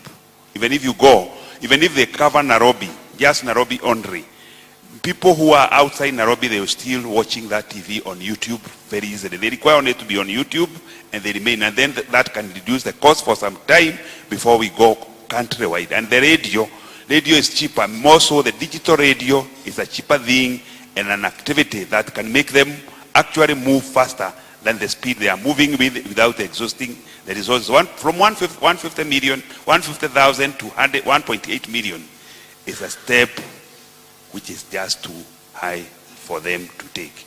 So I would like to, they do those considerations and they move on in the right direction. Thank you. Yes, Abel. Thank you, moderator, and the good work done by the department. Since the GAC insurance agency falls under the department, I am proposing or advising that this GAC we advise those churches, because of the threat of in our houses of worship, we advise those parishes who have not insured the house of worship and the many instruments that we are having in those worship centers because of the threats of burglary and the fire, like in our Kibera church, that the parishes can think of insuring with the GAC insurance agency. Thank you. Do insurance cover riots? Has that changed? Previously, they used never to cover anything destroyed by riots. Has that changed? They will tell us. Reverend Kiradi?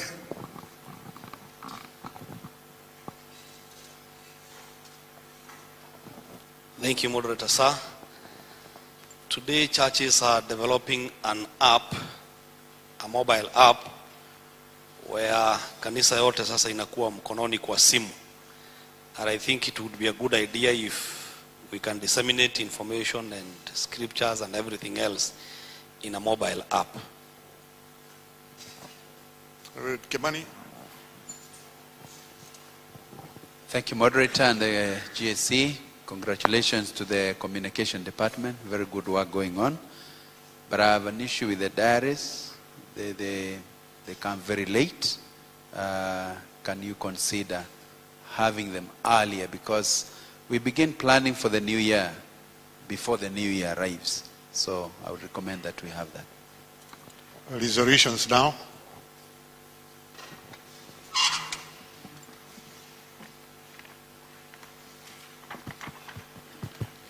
Thank you, Moderator. I was whispering to the DSG to see whether we will have to change the appointment to come earlier because it pulls us, because we need to include the new changes of the appointment in the diary. Moderator, I note what you have asked about terrorism and political violence in terms of insurance. Yes. Today, insurance has been able to open up. You can be able to cover, including political violence and terrorism. Only that the premium is a bit higher because when it comes with a higher requirement. Thank you. Our resolutions are there. Resolution 1. The GAC receives the report of the Communications Department with gratitude to God. Taken. 2, the GAC notes with appreciation the concern of the department in regard to the elder's casket cover and instructs the department to develop an appropriate cover for the same in conjunction with the business committee. Taken? There is a hard. There is a hard. Let me check it.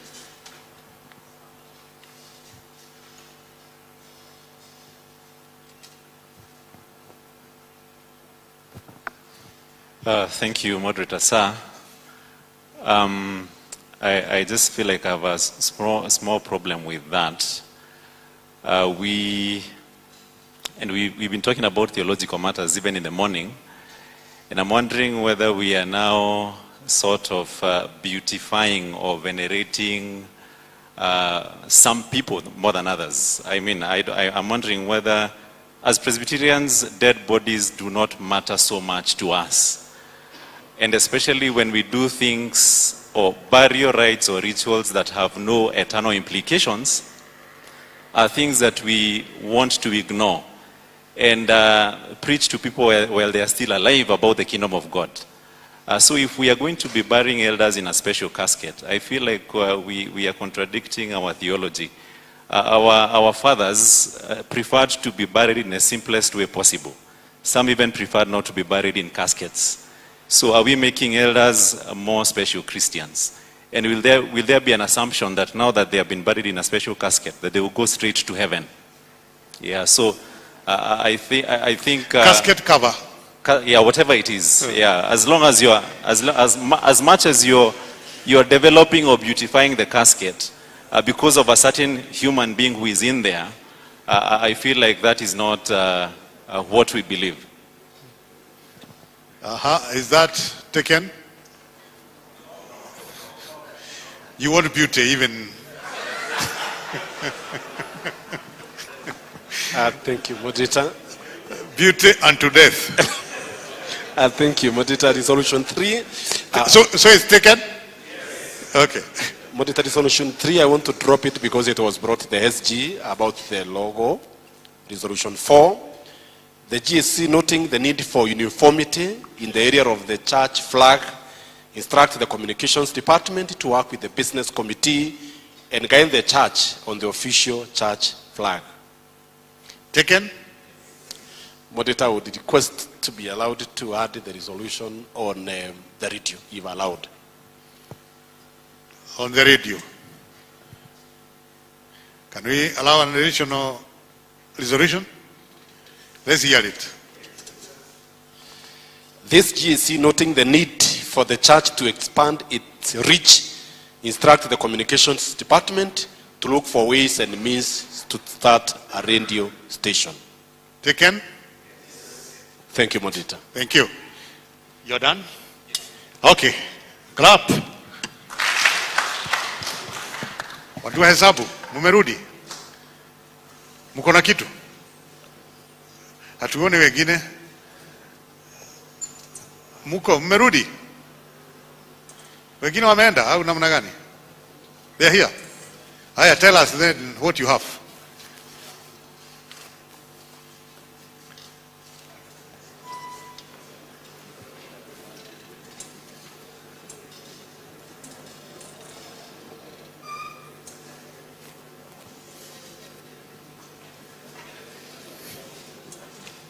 Oh, now we have a copy.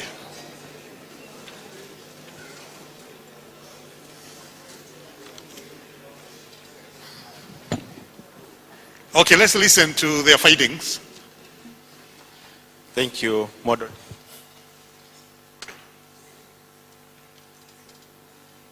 No, it's not working.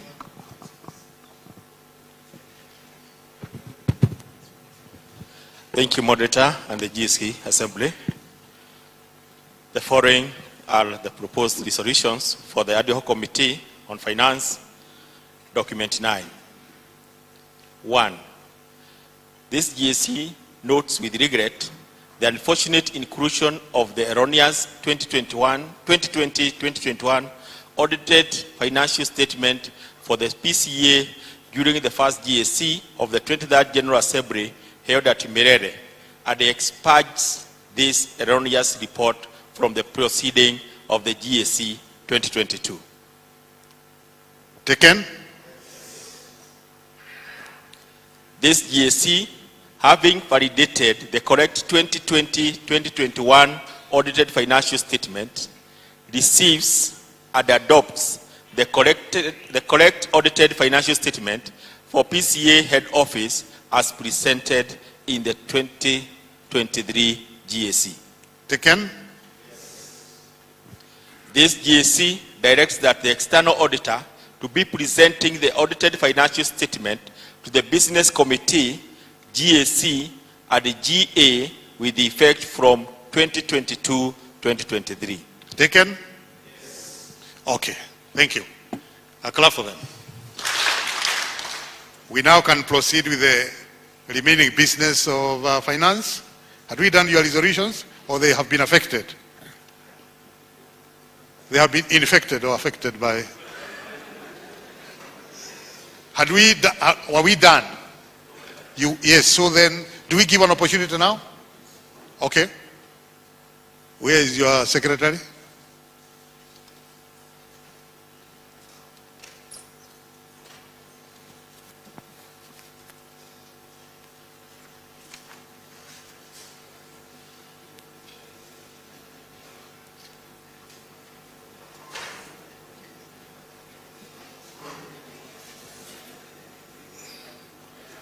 questions are good because they have made us know what we didn't know. Reverend Kanga, as we await the secretary.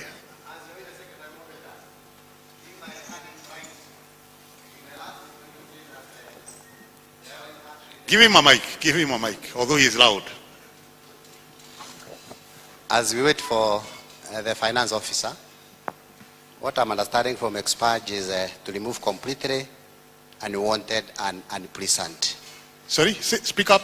What we mean by expurging is removing completely something unwanted or unpleasant.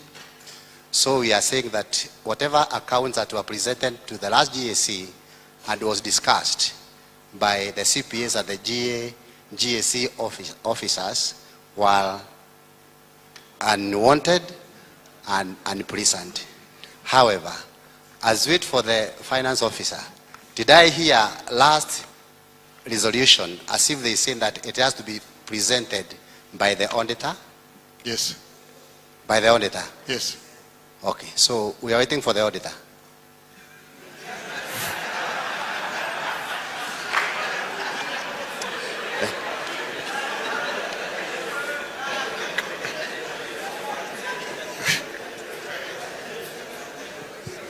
So,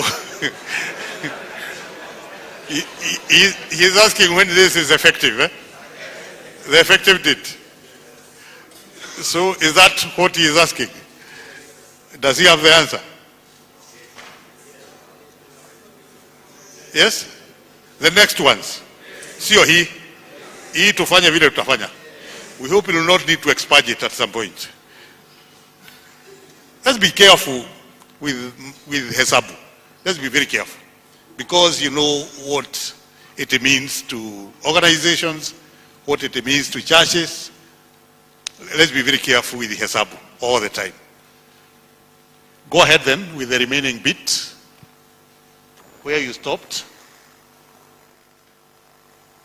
Let's hear them first.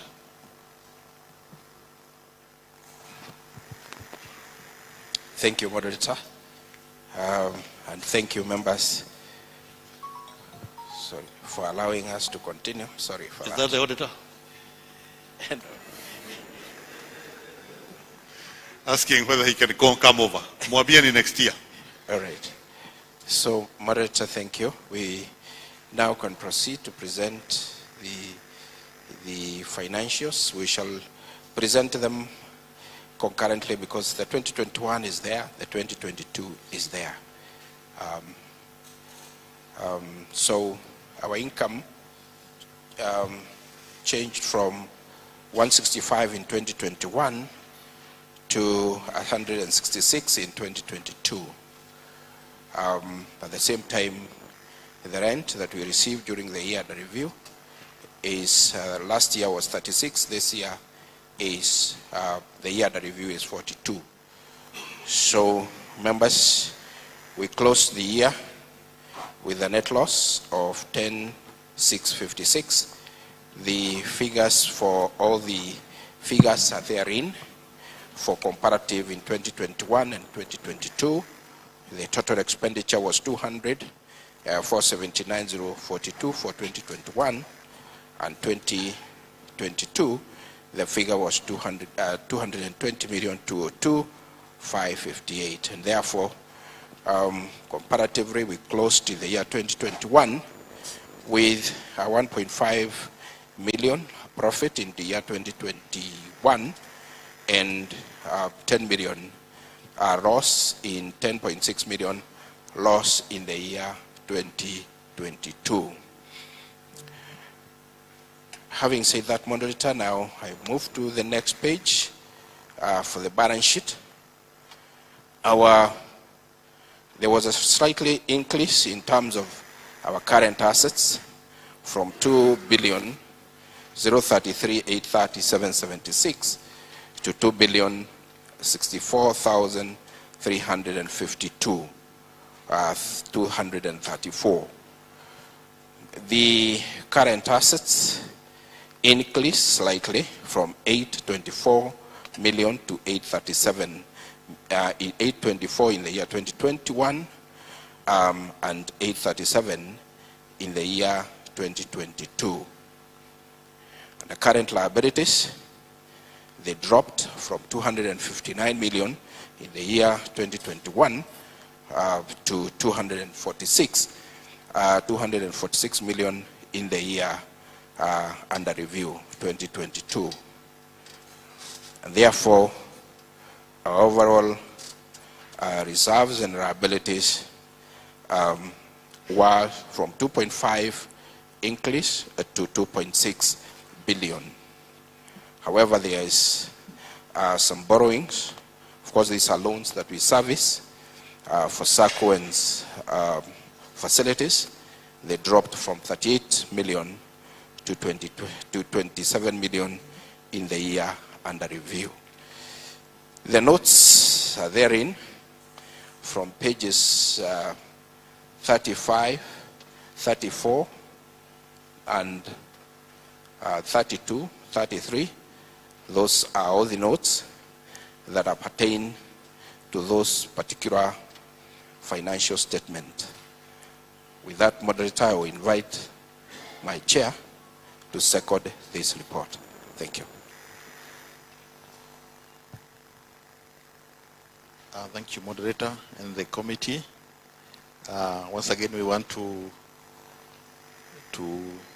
continue giving our apologies, and maybe the resolution that we have been crafted by the committee will serve us well, because as we have always been saying, the auditor would supposed to present, because when we read the accounts, we are like infringing to somebody's area.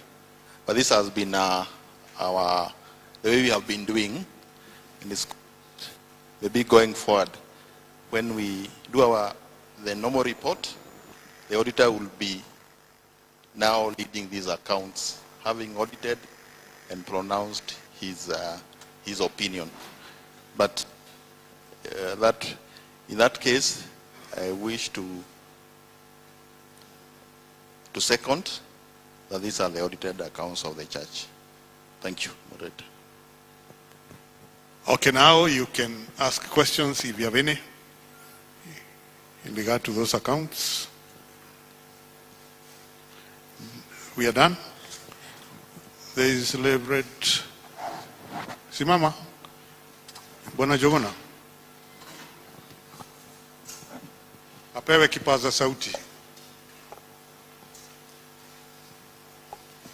Thank you, moderator. At the GAC, what I seek is just clarification, because concerning what is attached, document D9 from page 44, we see two audited accounts or statements concerning the PCA medical scheme, one by the minor Kenyua and the other by Leonard's. Just clarification whether they are supposed to be there, both of them. The minor Kenya one is signed on December 2022, whereas the other one is signed this year in March. Okay, any other? Adadumo?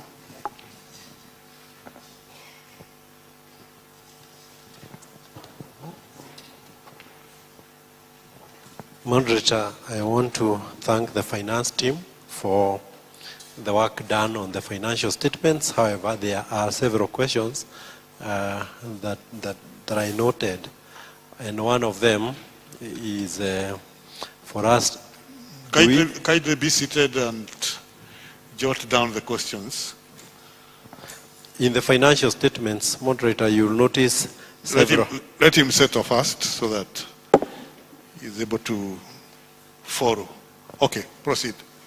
In the financial statements, moderator, and these are across all the units, we are audited by our new auditor. In the morning, when we received the report of the Presbyterian University, on the page regarding the council, and the council is appointed by the management or by the sponsor. By the trustees. The council is appointed by the trustees. The council is appointed by the trustees, and the trustees represent the church. Moderator, I noted the name number 3 of CPA Ronald Bosi, who is the one who is also signing the auditor who is auditing us. So we have actually engaged him in management because the audited financial statements of the Presbyterian University by Mazars indicates that the council is responsible for management of the university. So meaning we have appointed him as part of the management of the university. Then we require him to come from there below us, come above us, look at us, and give us an objective view of our operations. That professionally will be what will be called conflict of interest. It will be important. Does the finance committee see any potential area of conflict of interest in that engagement?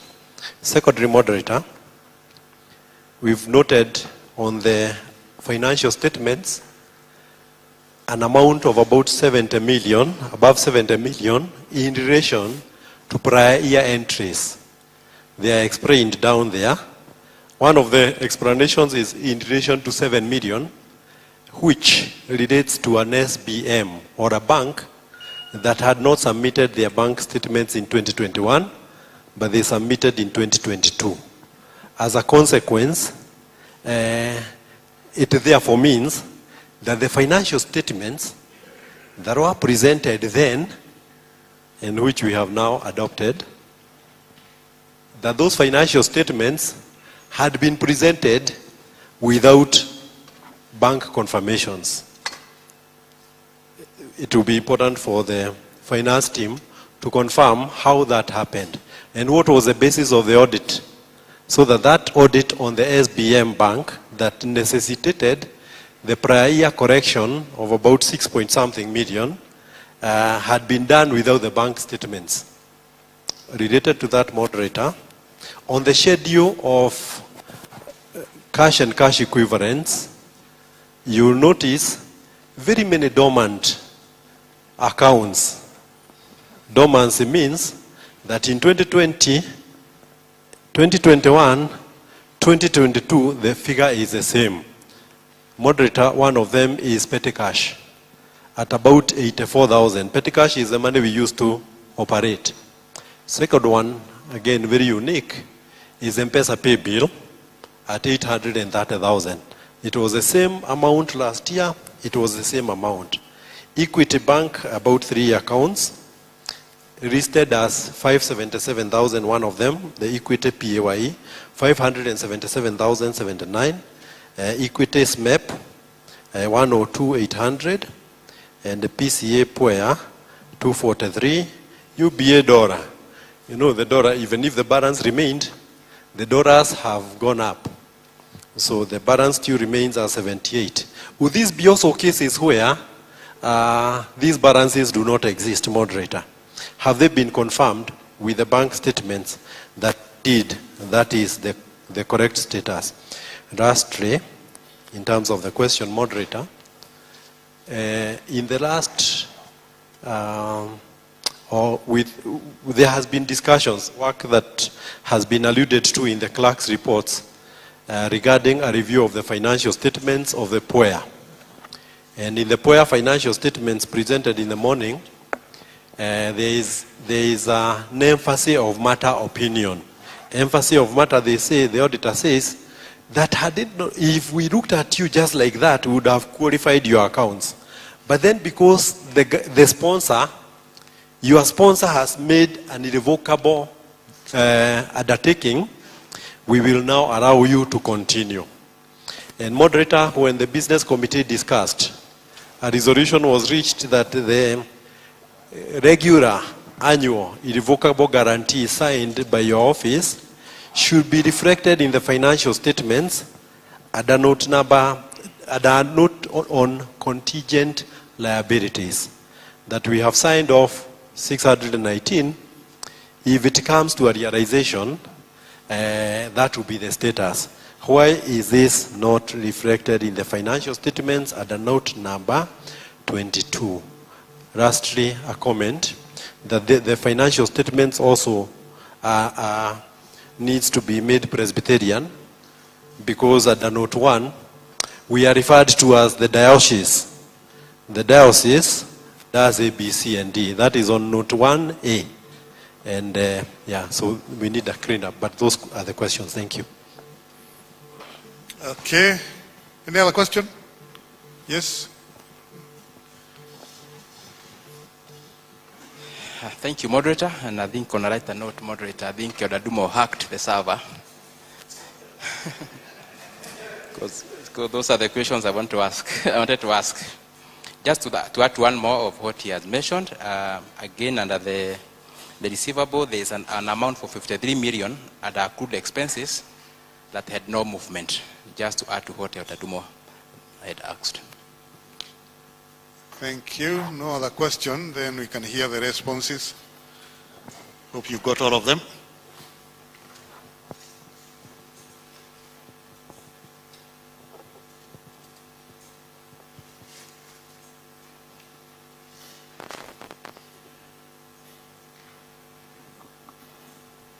Thank you for those who have asked the questions, and I will straight away goes to answer. The medical accounts has two auditors, yes, because for the longer period that the medical scheme was in existence, the board, after the board was dispersed, no audit had been done. So I took initiative to do the audit because we've been holding brief with the finance for the medical and Kairete as waiting for the board to be inaugurated. So we did the audit from 2011 all the way to 2021. But that because it was under the audit of Minor Kenya, so it is Minor Kenya who did all that audit. And Ronald, of course, then did 2022.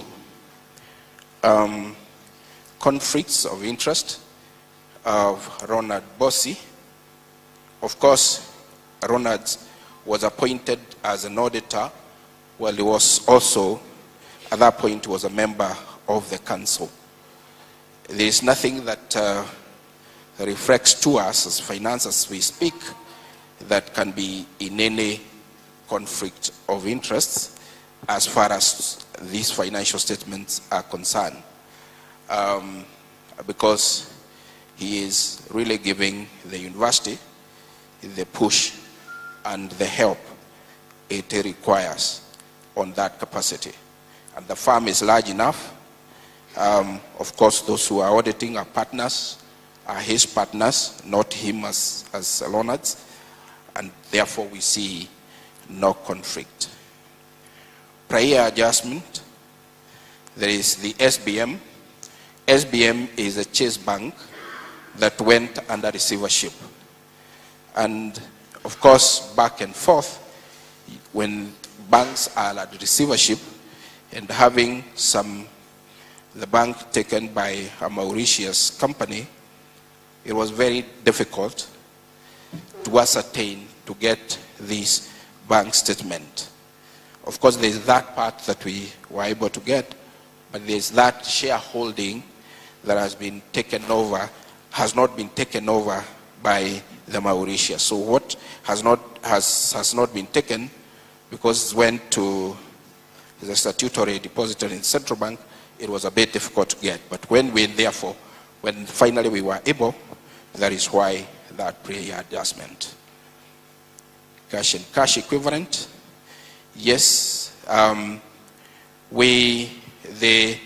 movement that is there, we instructed to close this dormant account, and therefore that is why there is no movement. But for whatever reason, the Equity Bank by then did not close these accounts. And we have pursued them now, and we have agreed that they will close these accounts, we no longer require them, and then transfer those particular balance. Of course, There is another question on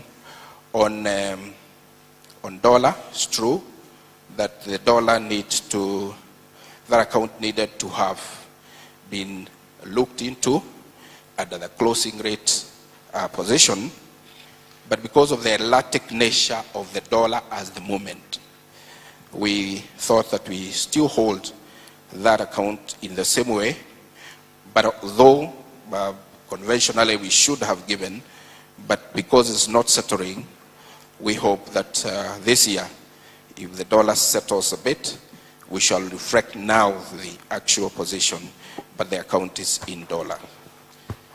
The receivable, the emphasis of matter and where, yes, that I think, that we agreed, Buanadumo, if you remember, we hold it under the Presbyterian Foundation.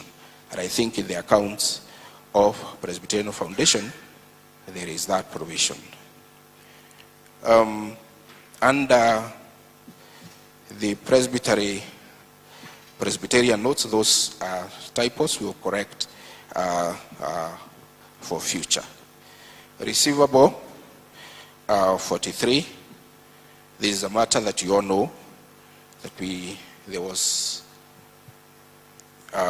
issues with our staff, and it was an issue of matter, a legal matter, and I think now I don't need to elaborate much for the environment. Thank you, and God bless.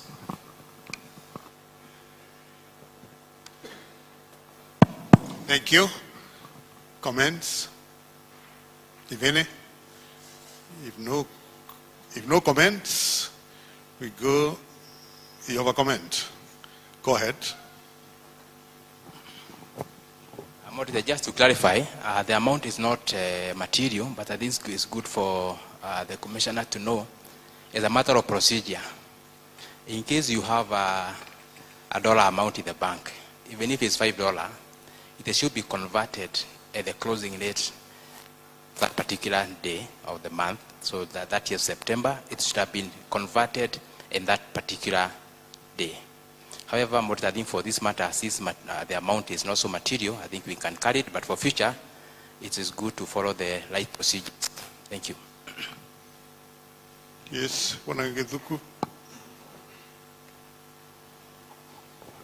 Moderator, my concern is what has been raised regarding the conflict of interest for the auditor. What's your concern? The conflict of interest has not been addressed. He attempted?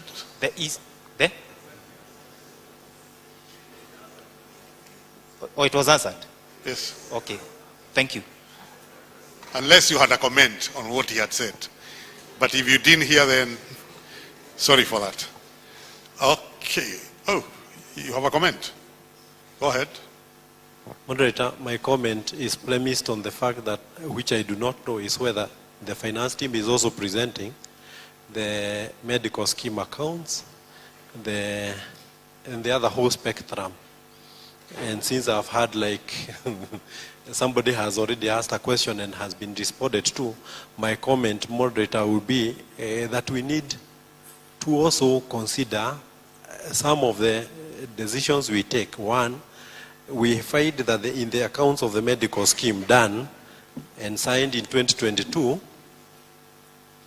the list of directors, unfortunately, continue to have the late Reverend Kania, and also the former DSG as the signatories. Yet we know, we know that we've not been having a board. So we need to just be, I don't know how we need to present that, but we need to find a way of presenting. It might be hurting to some of the families. It might be offending to those who are existing, but I'm thinking that it may be very important for us to consider. Okay. A comment? Elder Joru?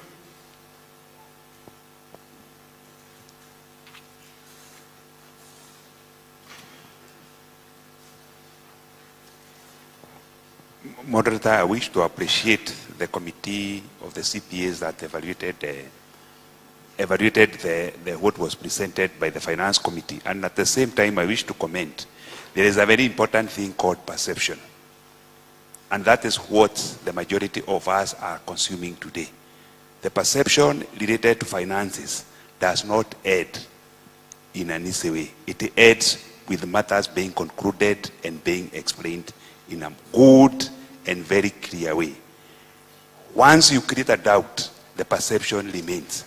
Even if you explain and you don't clear the perception that was created from the beginning of this, and the issue of finances related to the PCA head office is a matter that trickles down up to the congregation level. We need to be very careful when we are handling this matter, because this perception, we might clear it and try to wash it off, but the perception remains, and that is what I'm worried. I wish this matter was cleared in a very good way, that even, because it seems that even the questions that are being asked on the issues which are being clarified, you find the explanation are not satisfactory, are not very clear, and when we, whether you like it or not, there is what we call the court of the community, and that is what I'm worried about.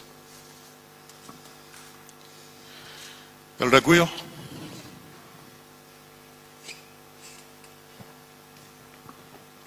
I want to comment on the issue of conflict of interest. And conflict of interest sometimes is not necessarily real, even issues of perception. And that's why in the public service, you cannot even do business, even your relatives, your wife, your children, you have to declare. And here is an auditor who is actually earning or has been hired. Either it's him or partners, but it's him. And is serving in the church either voluntarily or other way, because sometimes you also serve as board members in corporate, in state corporations. At the moment you are there, you are not supposed to do any business with that organization, either you or your relative.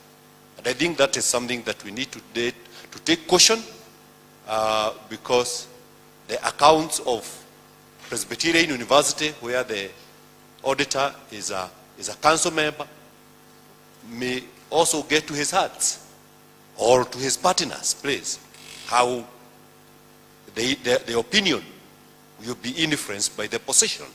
Either way. Thank you. Okay, I think that's done. And I think the general observation is what is really known as Caesar's wife. Caesar's wife, Caesar was not supposed to imagine that his wife was not faithful to him. If he imagined, she was executed. If he imagined. That's why we are told we are screeners, Caesar's wife. Because when we have a document in our dockets, which we have to expurge, having gone through that meeting, and we were convinced we were handling the light accounts, only later to be told that was the wrong document, we have now to expurge it. It's good we have done it, so it's no longer, but you see, we are doing it a year after. That's what we are saying. You people of accounts, be like Caesar's wife. Let's not imagine. Let's not imagine that there is something not adding up, because money matters are very sensitive. And it's good to keep our money people on toes. You don't need to raise a defense force, because accounts speak for themselves. You need not raise a defense force to defend you, because accounts speak for themselves. That's the route we should go if we are to help this church. As I've told you severally, we need to be very good in stewardship. We need to be very, very good in stewardship in this church, because it has an effect. Even if it's a perception, it has an effect. So let's lead from the front, particularly us who are at a forum like this, those who are in the business committee, down to the presbyteries. let's lead by example, by being as good as Caesar's wife. Resolutions.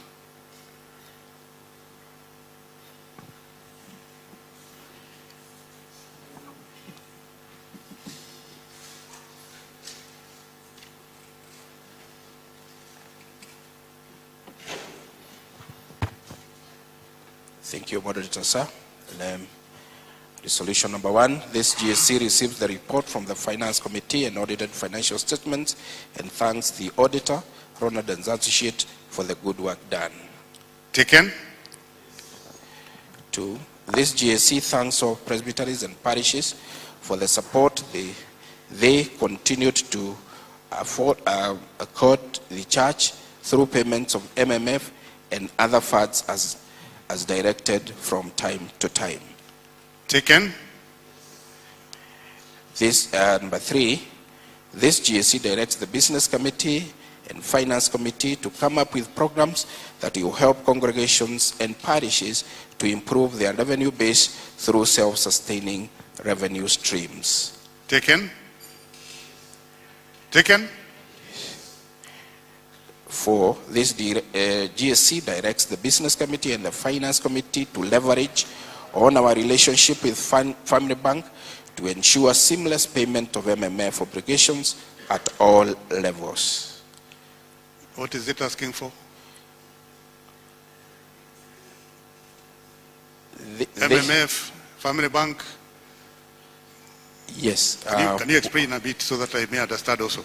Yes, says this moderator that, for example, if the congregations and the sessions and the presbyteries are within the same bank, you can make arrangement that you don't require to ask each other.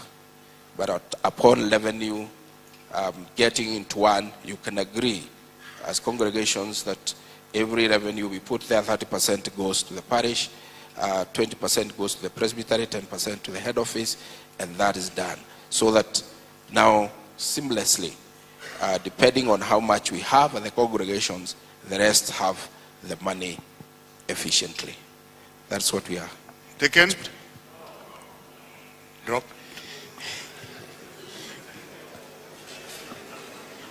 The next one. The next one. This GAC, thank you, members. Number 5, this GAC appoints Ronald and Associate auditors to audit the year 2023-2024 financial statements. There's a hard and another one.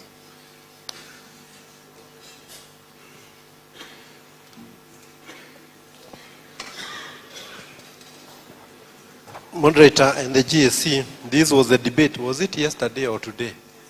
Yesterday, in the cracks reports, we have received in the audited financial statements of 2021-22, the auditor has indicated in the document that the auditors are MS Leonard and Associates and are willing to continue. So we appoint for them to auditors in the year 2022-2023.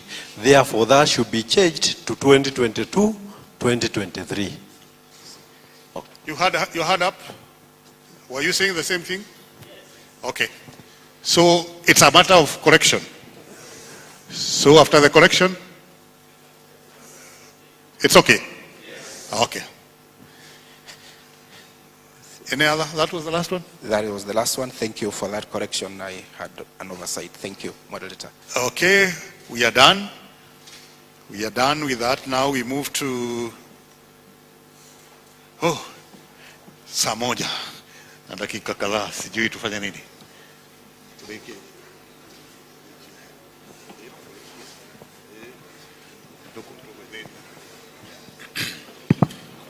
Thank you.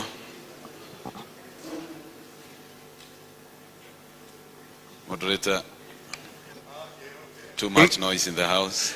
Why are you so excited, commissioners? Elder Kaigwa Muthongo and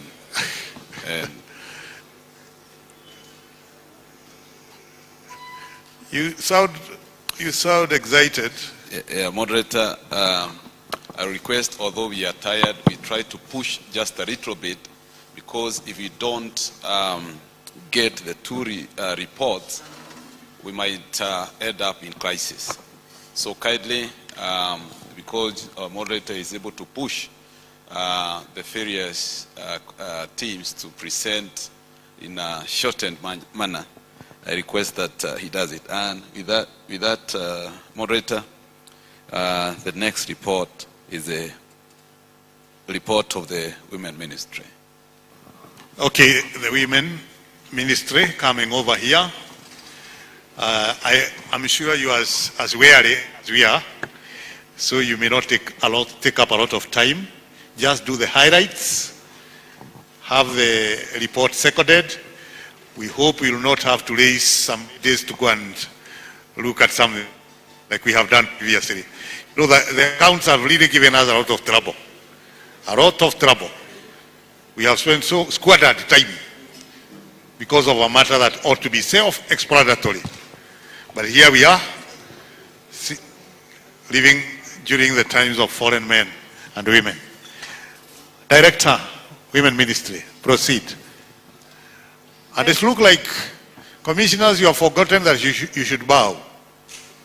Yet it is in the standing orders. Reverend Benjamin Bogwa. The CCTV says you never bowed. Proceed. Thank you, moderator. The Women's Guild report is in document 8, and we have the preamble there. I don't need to go there. We have had our meetings in the year.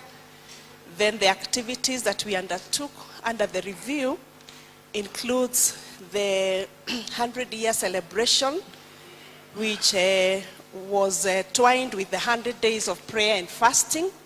And we really want to thank all of us for the support you gave us during that time. We also observed a World Day of Prayer, as it is the custom of the year. And then during the 100-year celebration, we were able to commission 30 mentors, which was a pilot project to help us be able to do mentorship in the Women's Guild fraternity. And we want to really thank the parishes that are supporting those mentors. And we believe that it is going to continue in many more parishes, because this is just a small number. We also launched the followers manual, and I believe it is getting to us. The strategic plan that we have encourages us to do a TOT program on the followers manual, and we are working on that to see that every minister understands what the manual is all about, and we are able to train the followers. Then the mission week we observed, we thank God. Then the list coin that we receive every year, 50%. We want to really appreciate the support we have gotten from mostly all our parishes, and it has enabled us to take 45 girls. They were initially 49, but because of some issues, only 45 were able to complete. And I want to say that they successfully completed their O-level last year. And we want to report that out of the 45, 11 of them will be able to secure a position in the university. So we thank God for your support.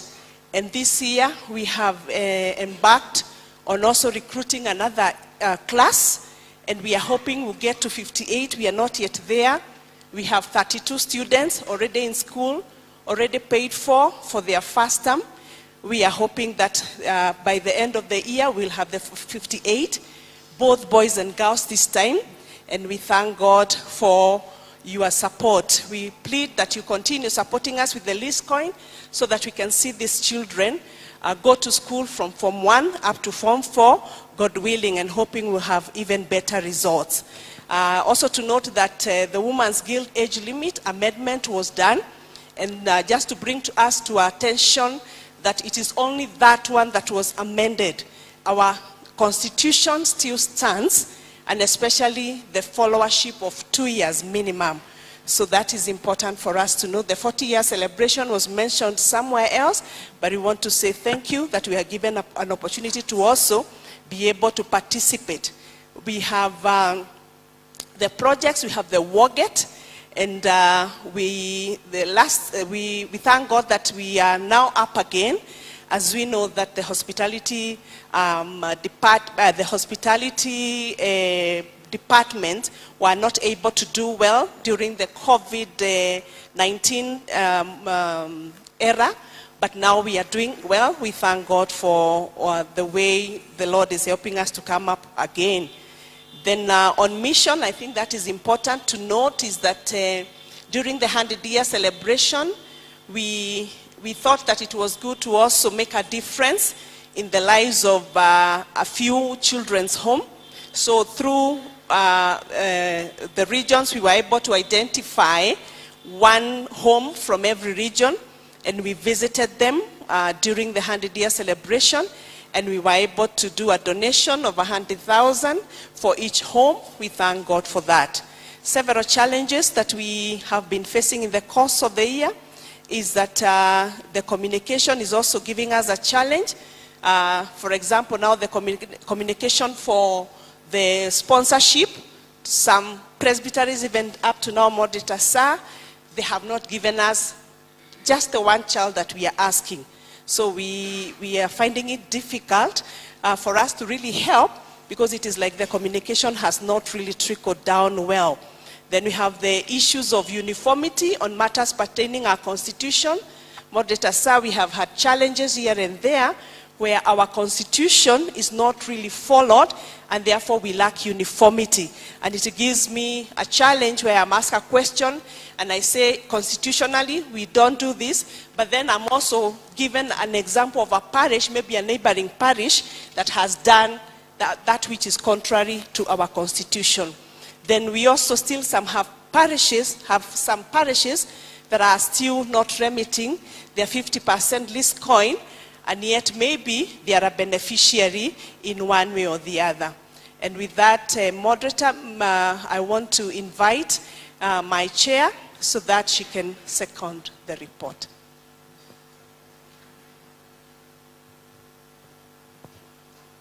Thank you, Moderator, and also the GAC. Allow me, as I second the report, to highlight the future plans of the women ministry.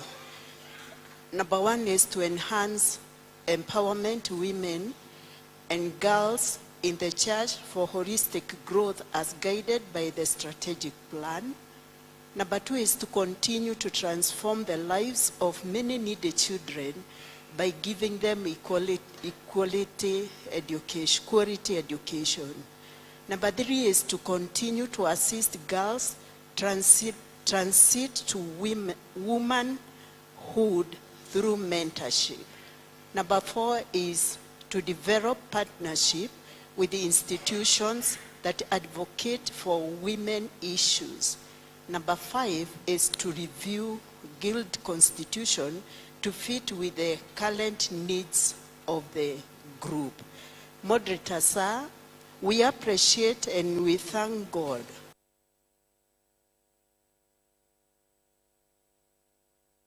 challenges, and we give God all the glory and honor. We pray that the year 2023 will be a better year. We also thank the GA office for the support and guidance they accorded us. Thus, we are able to accomplish the number of activities. We thank also the presbyteries and parishes for their continued support whenever we call upon them. We also thank all the Women's Guild members for keeping the fellowship alive. Moderators, in conclusion, we thank God for giving us a successful the year 2022, and we look forward to a fruitful year 2023. With that, Moderator, I second the report. Okay, give them a clap. Questions? Level Tumuke.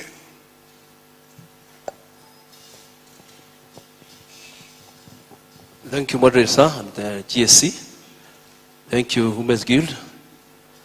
I have a question to the Women's Guild. to the school which is in Sirai, Hadassah.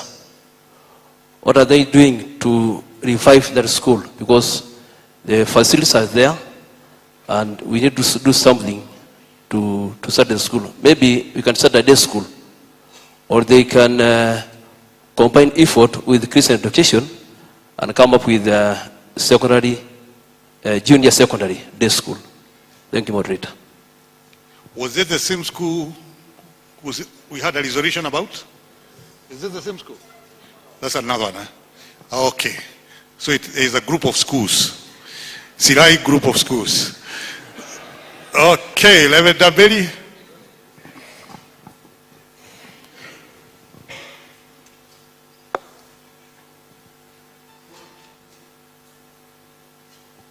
Thank you, Moderator Sir, and thank you for the good work done by the Guild Board. My question is on the lot of students who have completed their Form 4. What are the plans the Guild have put in place in matters pertaining their tertiary education? Level Modongo.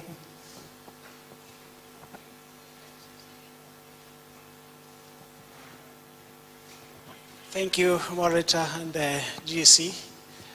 When I was in the TE, we had plans to come up with a guide for Bible study, especially for the women in the church, but unofficially we overheard that the Women's Guild is coming up with such a guide, and could be, I wanted to hear from the Women's Guild whether that was true, and whether, and if it is true, how far have they gone in coming up with that Bible study guide, especially to be used by the ladies when they especially go for the weekly meetings? Answers?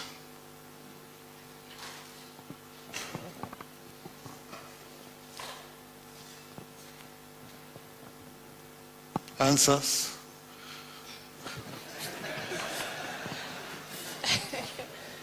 Sorry. Thank you, Moderator Sir. I want to first begin with the school was known as PCA Hadassah Girls, and when we were given that school, by then it had only 7 students. The reason why that school was started was because the team then, they desired to have a rescue center for girls in that area because of the FGM and early marriages. Therefore, they used to come, but they didn't pay any school fees. And the money for, if you look at our report, there is what we call the Sour Excellence Training College. It was rented out, and therefore the proceeds of that renting went to Hadassah, but it was not sufficient. Then we also noted that we cannot be able to expand that school and open it to other people because of the facilities. The infrastructure there was wanting. So before COVID came, we had decided that because the number of students was not growing, they would come 7 today, tomorrow 2 will miss, they would come 5. So it kept on fluctuating. But when COVID came, before COVID came, we wanted to give that school a facelift, look for finances, and we even had approached the Sturos so that he can help us be able to add even the dormitories. That school was not even fenced, and it was a girls' school. So many things were wanting. So for that reason, during COVID time, because of the financial constraint, we were not able to do anything. So currently, the school is still there. With the few facilities that are there, we were able to fence it and put a gate, and there is a watchman who watches over that because of vandalization. But for now, because of the resources, we are still stuck. So maybe with time now, because we are coming up well, we believe that we still want to maintain the vision that was there and see what we can do in that school. Number 2, the question on the girls that have finished Form 4 now and they need to go to tertiary schools, the money we get from 50% is only enough to take the girls from Form 1 to Form 4. We are not able to make them go further. But during the last board meeting, we had a discussion and we were asking ourselves, because these girls cannot be able to afford the O-level school fees, how again would they be able to afford the tertiary and the colleges? So we were thinking, and we have a minute on that, actually last meeting, March, that we need to look for funds so that when we are done with the list coin up to Form 4, those that are not able to proceed, and of course they are the majority, we can be able to assist them be able to go to tertiary. But we also agreed that we have one very needy case, a girl in Turkana, and we accepted as a board that with the little money remaining, we can be able to take her to a college and be able to have something to help the family. So that is work in progress. Then on Bible study materials, thank you, because our strategic plan now demands that we venture into that process of beginning the Bibles, of providing the Bible study materials for the women. And in fact, we are beginning that process. So we believe that as the year continues, we'll be able to have those materials in place, and we will partner with other institutions that assist in coming up with Bible study materials, because we wanted them to be specific for the fellowships that women have the weekly fellowships, the monthly fellowships. Thank you, moderator. Thank you. Comment? Reverend Gitundu, Reverend Kanga, and on and on and on. Thank you, moderator. Allow me to acknowledge that the Women's Guild are doing some good job in that department. And allow me also to, on that line, to appreciate the followers manual that is preparing our ladies for joining the Women's Guild with the lessons that are laid in. And it is important to note that it is a well-thought program with deeply researched and summarized materials that are not only helpful to the ladies, but again to Christianity or Christian life. And so I think it is important for us to encourage even those who are there before or who have already been commissioned into the Women's Guild to take up the teachings and also maybe have or even have the materials with them, study them. It will be of great importance to them. And again, moderator, it is important to appreciate the standard given in terms of uniformity of uniform for the Women's Guild. Looking at the ladies in front, they look very smart. And we really appreciate that uniform is bringing or reducing some of our challenges as ministers, especially when we were regulating, or we tried to regulate how long and how short the dress should be. And so it is making our work easier and making our ladies look decent. And so we really appreciate the work that is happening there. And again, I think it is important for them to refocus or rather make considerations on how to do a special effort in terms of recruiting girls. I believe we are finding some challenges in some of our parishes. Maybe a program can come forth that is well thought, like what you have been doing, that at least we can be able to have more of our young people admiring the Women's Guild and again joining in the program, because it is quite helpful. Thank you, moderator.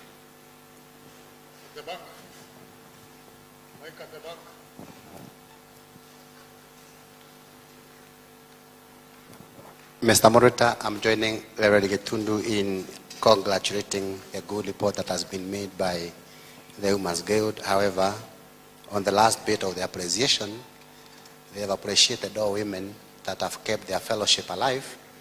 They have forgotten some of us men have worked round the clock to make sure that their fellowship is alive. So maybe in the future, they can also recognize every person who has participated, and especially men who have been involved in their movement, in preaching, in preparing the program, seminars.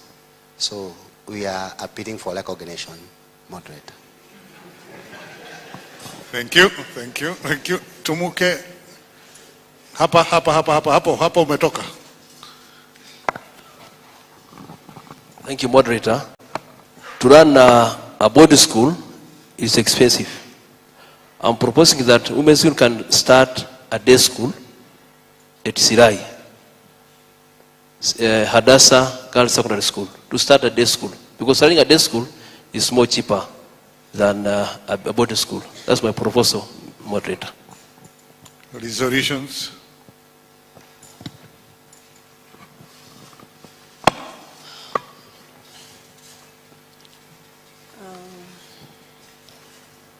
Thank you, moderator. The resolution number 1 says this GAC receives the Women's Guild report and appreciate the Women's Guild Department for the good work well done in 2022. Taken. This GAC receives the audited accounts of PCA Women's Guild Department and the PCA Wargate Hotel in Mombasa. Taken. Taken. You haven't familiarized yourself with the account. Eh? You should have asked Elder Dumo to help you. Now that you have nothing to say, you'd rather say yes.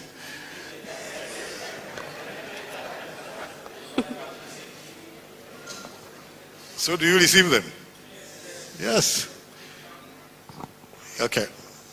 This GAC appreciates the role of mentorship undertaken by Women's Guild and encourages that the program continues in all the parishes. Taken.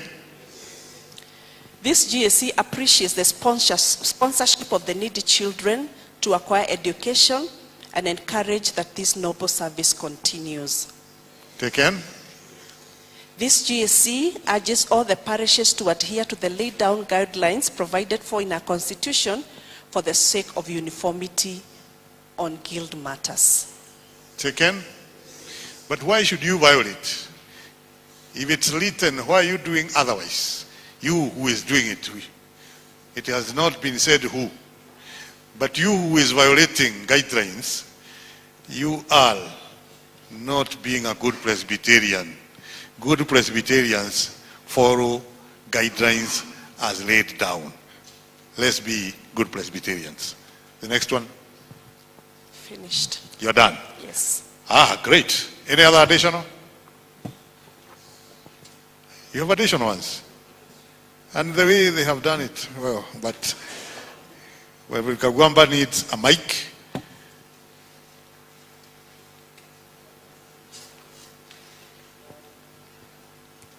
Thank you, moderator. This GAC urges women guilds to consider engaging in farming in the idle Umuruti lands to generate funds for supporting women and girls in that region. Say it again.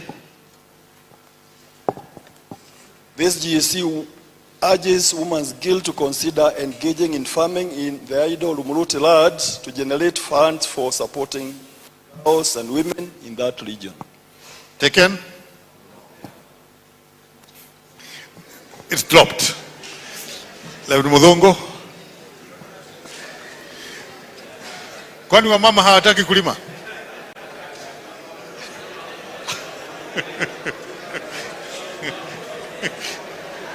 Haya, endelea. Yeah, this GSC appreciates the good work done by the Women's Guild in coming up with the followers manual. Further, this GSC instructs the Women's Guild to come up with a Bible study manual for the women by the next General Assembly. Taken.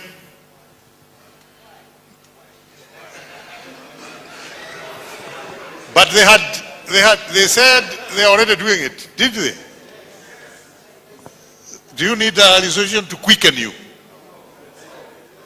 You are safe. They said they are on it, therefore let's wait and see the product. Note somewhere, Reverend Mudogo, you may be in the next GA to ask them, to remind them what you had proposed and then was not taken. Well, I think that's done. Now we thank you for a good job. Continue serving us as you do. Makofi. Moderator, as we go to the next report, the owner of vehicle number KCG 833A. We are struggling because C is written like L. So KCG 833A. And for that matter, if it is KLG 833A, if there is such a vehicle, kindly open the way. That is the message. KCG 833A. Moderator, the next report is missions and board for social responsibilities. Okay, Reverend Pastor Moderator Gadanju, another squad for you.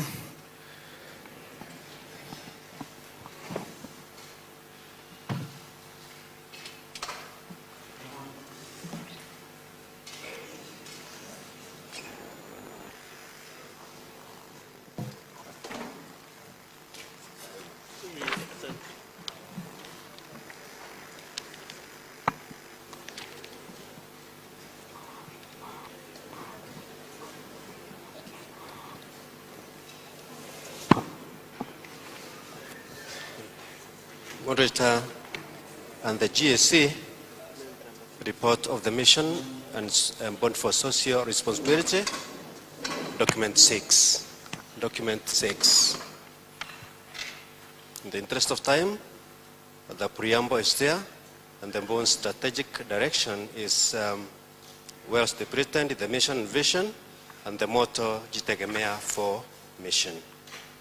The membership is stipulated with the officials of the General Assembly, each one representative from each presbytery, 5 departmental heads and co-opted members, and also incorporated membership, which emanates naturally from the board, which is NOP, formerly the Outreach Foundation, Evangelism Committee, Environmental Stewardship Committee, NGO Committee, Water Projects Committee, Education Committee, Friends of Mission, and the Disability Committee.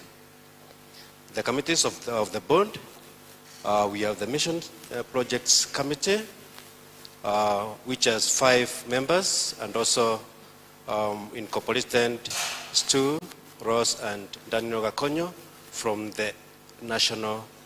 the Nendeni Outreach Program.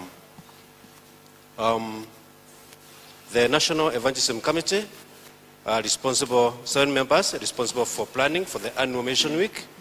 The Water Projects Committee for overseeing the implementation of drilling wells in partnership with presbyteries and other stakeholders. Friends of Mission, this is in recognition of the resources available within our own membership of the church, and is geared towards mobilizing this from building the kingdom of God in mission. Education Committee primarily focuses on supporting the needy high school students. Environmental Committee focuses on the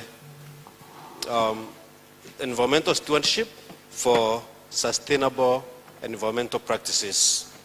The Disability Committee is in partnership with Friends, Johnny and Friends, to address mobility issues for the physically challenged persons. And within the year under review, the board has had 3 statutory meetings, and the National Evangelism Committee hosted an annual national mission at Kitui Nenden area, where 177 souls came to Christ. The board has continued to pay for the fees of 87 needy students across all the regions. And the board has also developed one additional sustainable agriculture project at Mother Esther.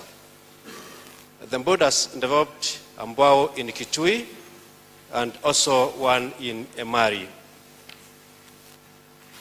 The board has successfully held an Nenden Week in September, where GAC TV was also instrumental in hearing the same. When it comes to social responsibility, the board also has donated relief fund for emergency cases in several Nenden areas, and also together with the moderator of the General Assembly, visited Wasokidong in the Ngong Hills Presbytery for the same, and also prayers. The board has hosted a visiting lecturer at the university to teach New Testament exegesis from January to April 2022. Also, in partnership with the Peace USA, we have a support of feeding program in PCA Dome. The board has also donated 6 wheelchairs to the people in need for mobility as per request of the parish ministers. The board hosted a training seminar in partnership with the Johnny and Friends, where 102 people were trained on matters inclusion of people differently abled.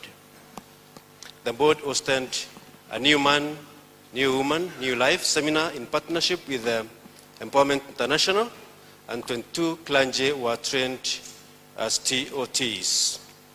The board initiated partnership with Giddings Lovejoy Presbytery in USA to support 10 needy high school students per year with school fees.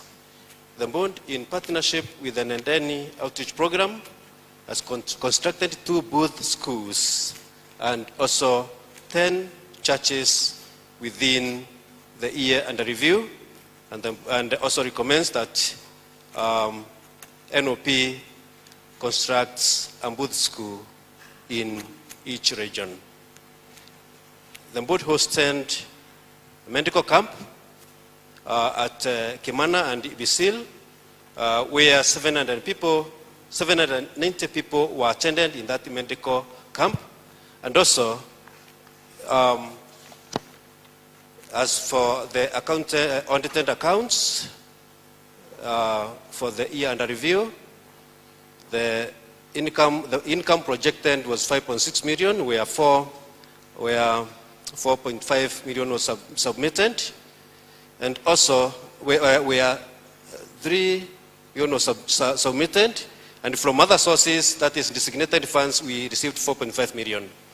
Expenditure of 11.8 million, and a deficit of 1.7 million was realized or experienced within the year under review. For the financial support, 6, the board wishes to appreciate the few presbyteries who are fully supported and submitted their allocations. However, the board has also noted with great concern that most presbyteries have not been remitting their yearly allocation to the board, which has negatively affected the core business of this church, which is mission.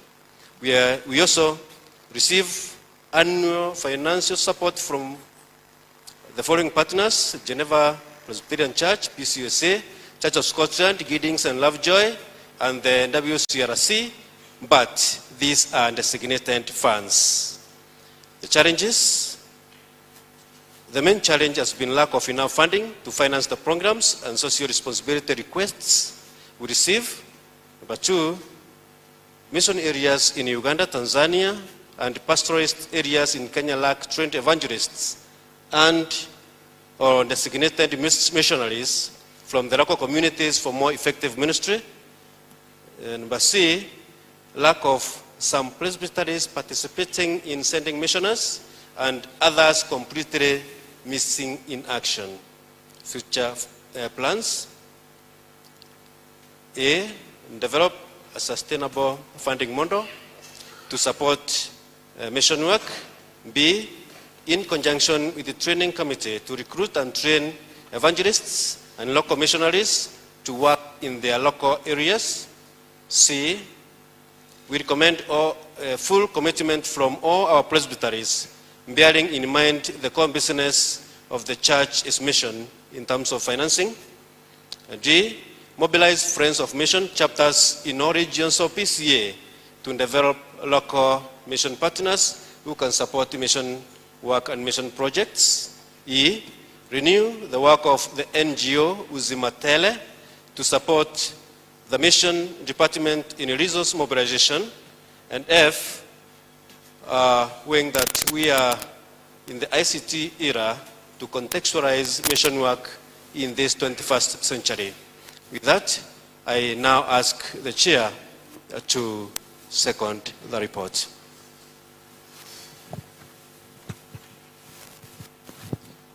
In seconding the report, just to remind ourselves that mission is the core business of the church. So when we fail in mission, even though we may be successful in other areas, we have not served in a church that God wants. Sometimes we may serve in a church that we want. The church that we want. Yet the church should be the church that God wants, a church that is doing mission near and far. And therefore, when we do not have enough resources for mission, because maybe we have spent those resources in other areas, then we are not undertaking the core business of the church. So let's look ourselves and see how we can make this department even more vibrant with more resources to serve, to pursue that business of the church. With those remarks, I second the report. Questions? Questions? Yes, Reverend Bogwe. Thank you, moderator. Now, some times back, the GAC insurance was mobilizing us and our churches to buy insurance through them, saying that there would be, whatever would be made through that would be used towards mission. My question is Mission Board still getting support through GAC insurance as it had been promised earlier? Okay. Any other answers? Answer?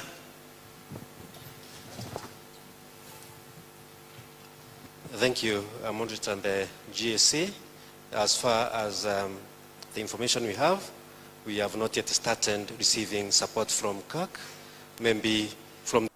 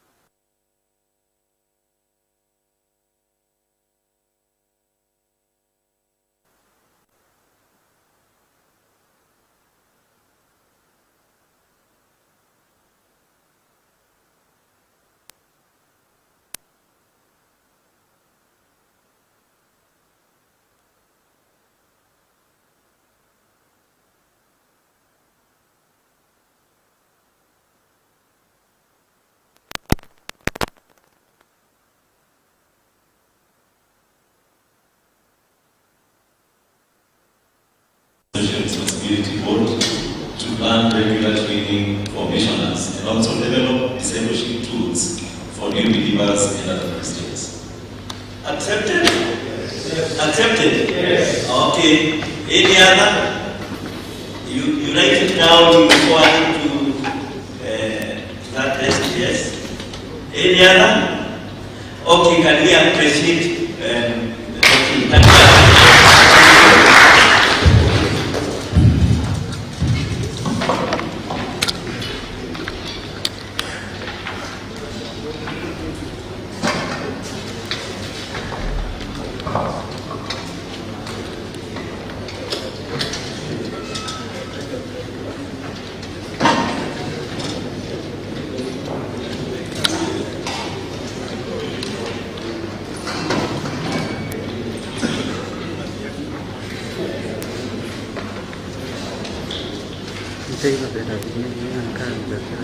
Okay, we are still on.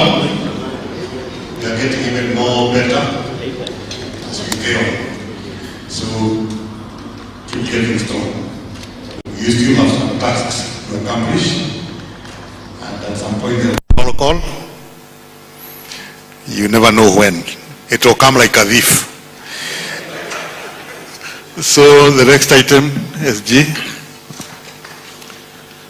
Moderator, we are sorry we have said that was to be the last report, but our legal officer has got her report was to be presented today, and she has a court matter tomorrow. So her report cannot wait tomorrow because you are going to jeopardize several other issues. So, Moderator, sir, since it was slotted for today, I request for the indulgence of this committee so that they can present their report. Let's allow them to come over. It's quite an elaborate report. You require to be fresh.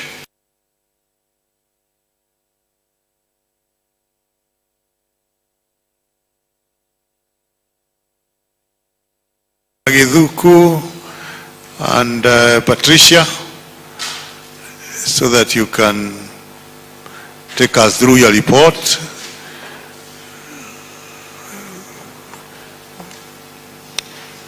Do highlights as much as possible without leaving out the important things. Yes? Take your seat. Okay. Can you show us how it is done? Come and demonstrate so that when we start doing it, we can do it well. Yes.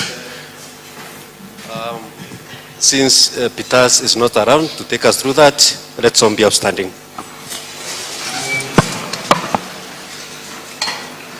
We will do this briefly, the mathematical way.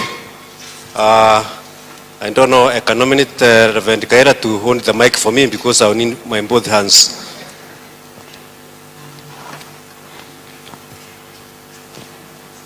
Okay, we first of all do a little mathematics. 1 plus 1 equals 2. 2 plus 2 equals 4. 4 plus 4 equals 8.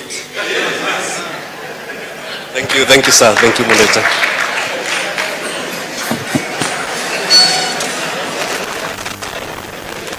Remember that was a demonstration.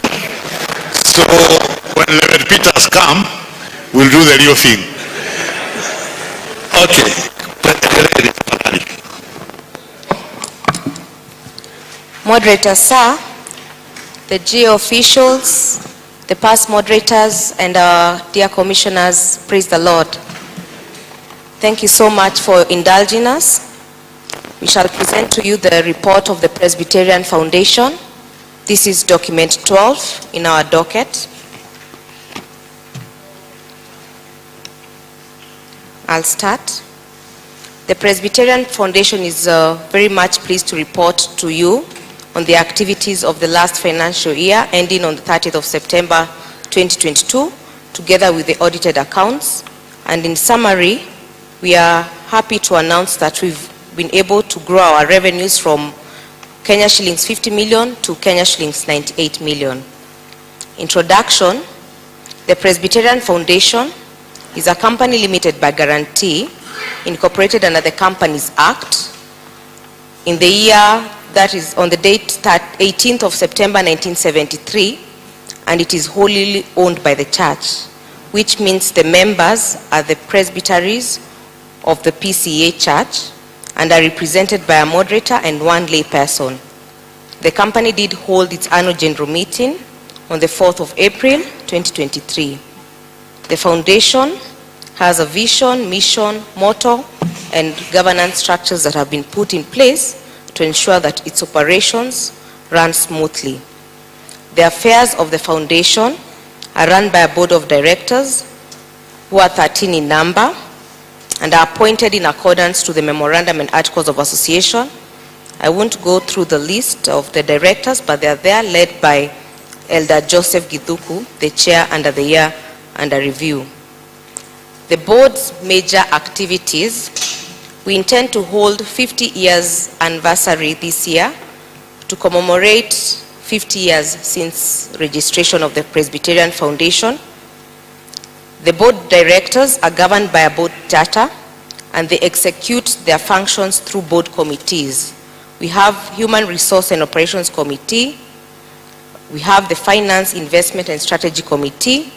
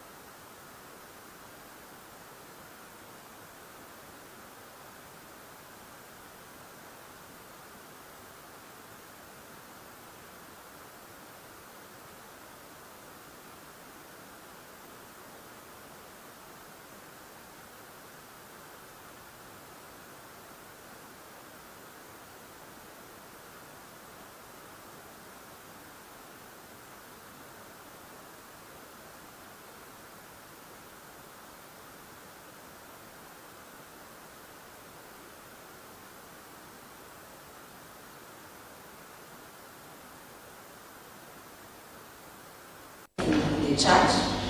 This system will also keep track of the different obligations, things like the payment of land rents, expiry of leases, litigation management, among other key features.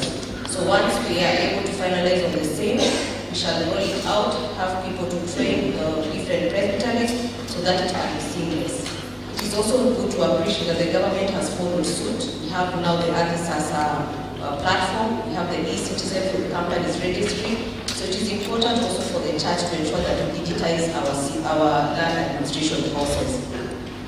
There are various challenges where some presbyteries have not sent their statistical return, which is a mandatory duty of a presbytery.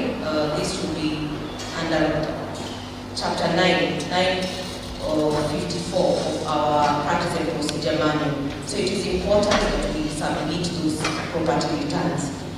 It is also important to ensure that we comply with payment of land rates, land rent. Most of us have done the same, just also avert the punitive interest and penalties that are charged or when we don't pay the same. On the other point is on the properties acquired for development of sanctuaries. Among these 2,982 properties, most of them we have developed churches. It is important that we put into consideration the style and architecture of these ecclesiastical buildings. When you look at the PCA church, we have various buildings that are also registered at the National Museum, gazetted by the National Museum of Kenya because of their unique nature and historical interest they have in the country. And there are very many, starting from the PCA, the Kaaba, Turkey, and even the PCA Church of the Church. So it is important as we develop our churches, our constitution and envision the same, because it is important to look at the liturgical implications of the church architecture, and there's even a subcommittee that our constitution has that takes care of that. The other thing is on the issue of insurance. It is also important that we have our buildings, churches insured, just to avert these losses. A good example is the recent PCA Kibra church that was recently banned. The properties acquired for income-generating projects. It is worth to note that the church has diversified its investments and utilized properties in various ways for educational purposes, for the hospitality industry, for hospitals, rental properties, commercial buildings. All this is to ensure that we generate income to be able to get sufficient money for mission. The management of these income-generating projects, it is important for presbyteries to ensure that they monitor the safe investments, and at the end of the day, it is worth to remember that we are not a profit-making organization, and we do this so that at the end of the day, we will be able to get enough resources to meet the objectives in the ministry. The presbyteries should also liaise the Presbyterian Foundation to ensure that all statutory payments are paid to the government. This includes things like AAT, KPLC bills, and any other payments are made on time. On loans, facilities guaranteed by the Presbyterian Foundation, whenever any presbytery or any level, parish, congregation, institution takes a banking facility, it is a requirement that the same has to be authorized or rather approved by the President.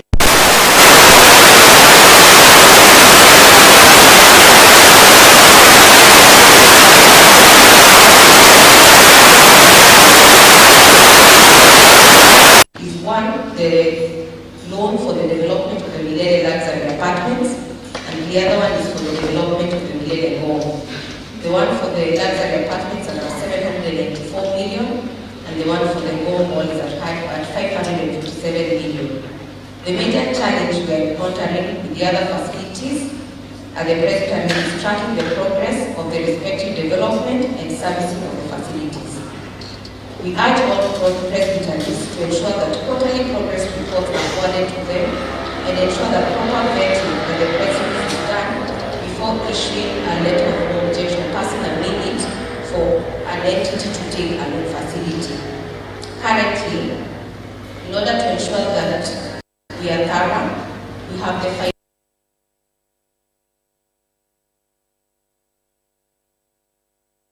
Finance, Investment and Strategy Committee of the board that has been vetting and approving the rigorous loan applications presented before approval by the presbyteries on a monthly basis. We wish to also report that during this year review,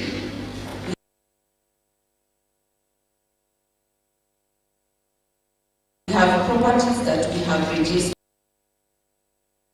These are PCA or owned entities. These are things like the dispensaries and schools that are required to be registered as business aids or business names, but fully owned by the Presbyterian Foundation. 3.6, we would like also to report this an issue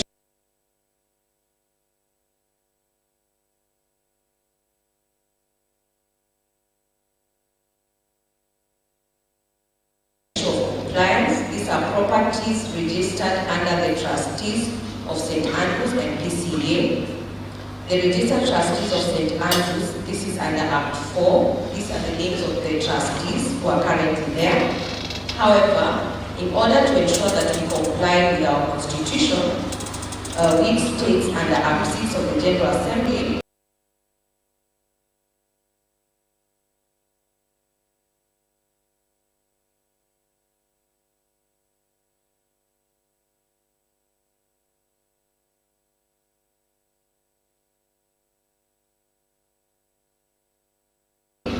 we need to have the chairman and the secretary of the Presbyterian Foundation be members of the trust, which is currently not there, so that we can ensure that we are in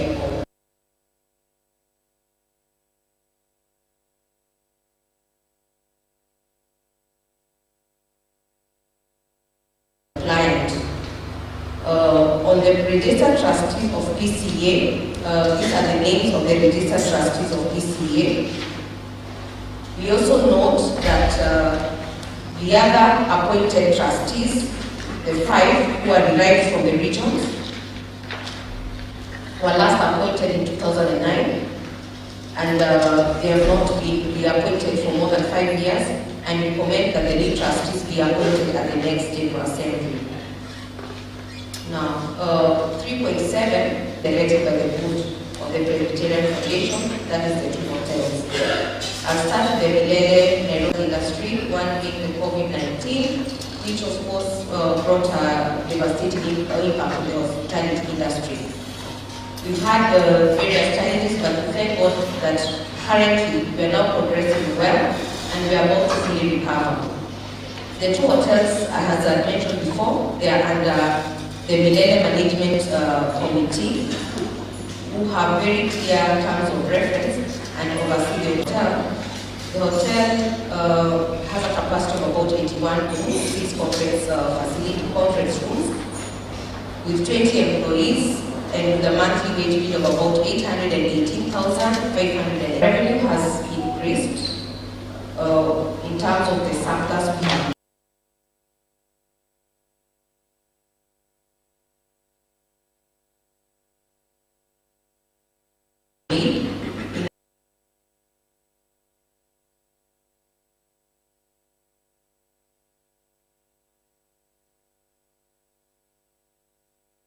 That the previous year we had a surplus of 1,327,000. And with this year under review, there's an improvement of 2.8.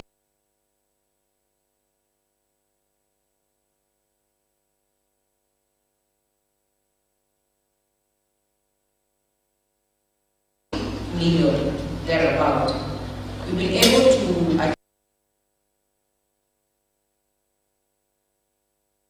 achieve various things. One is we've done extensive renovations at the hotel.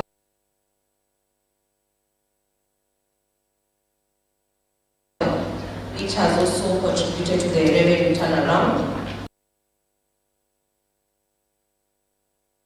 The swimming pool has also picked up well and has also resulted to an increase in terms of profit, where we have now made about 713,000.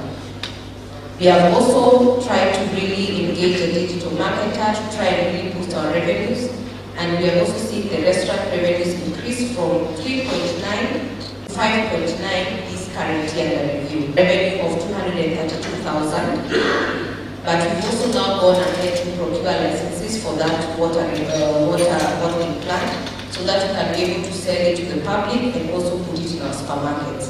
So we trust that in the next financial year, we should be able to see a turnaround in terms of the revenue generated, in terms of its revenue, in terms of its uptake, and even how it looks.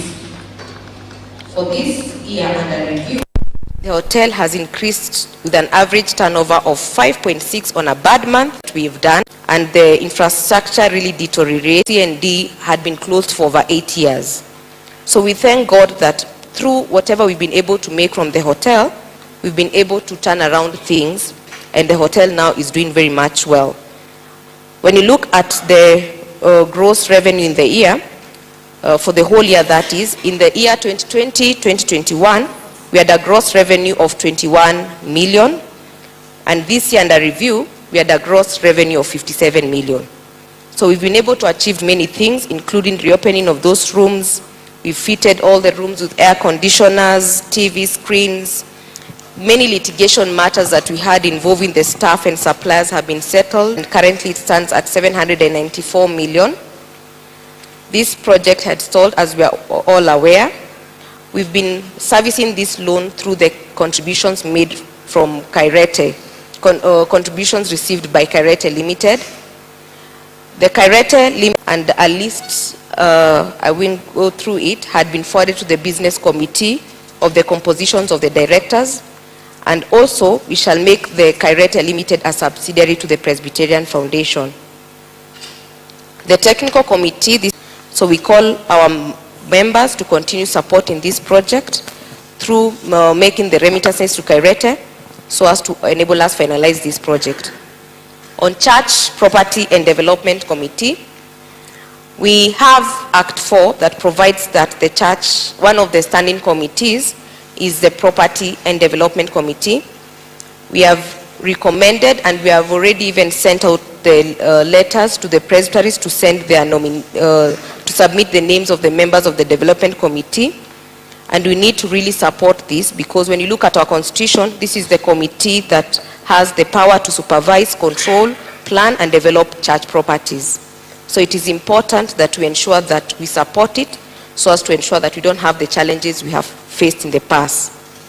On rental properties, during the business committee meeting in 2015, there was a minute 4524 that resolved that the Presbyterian Foundation properties be transferred to the finance committee, and they are listed there.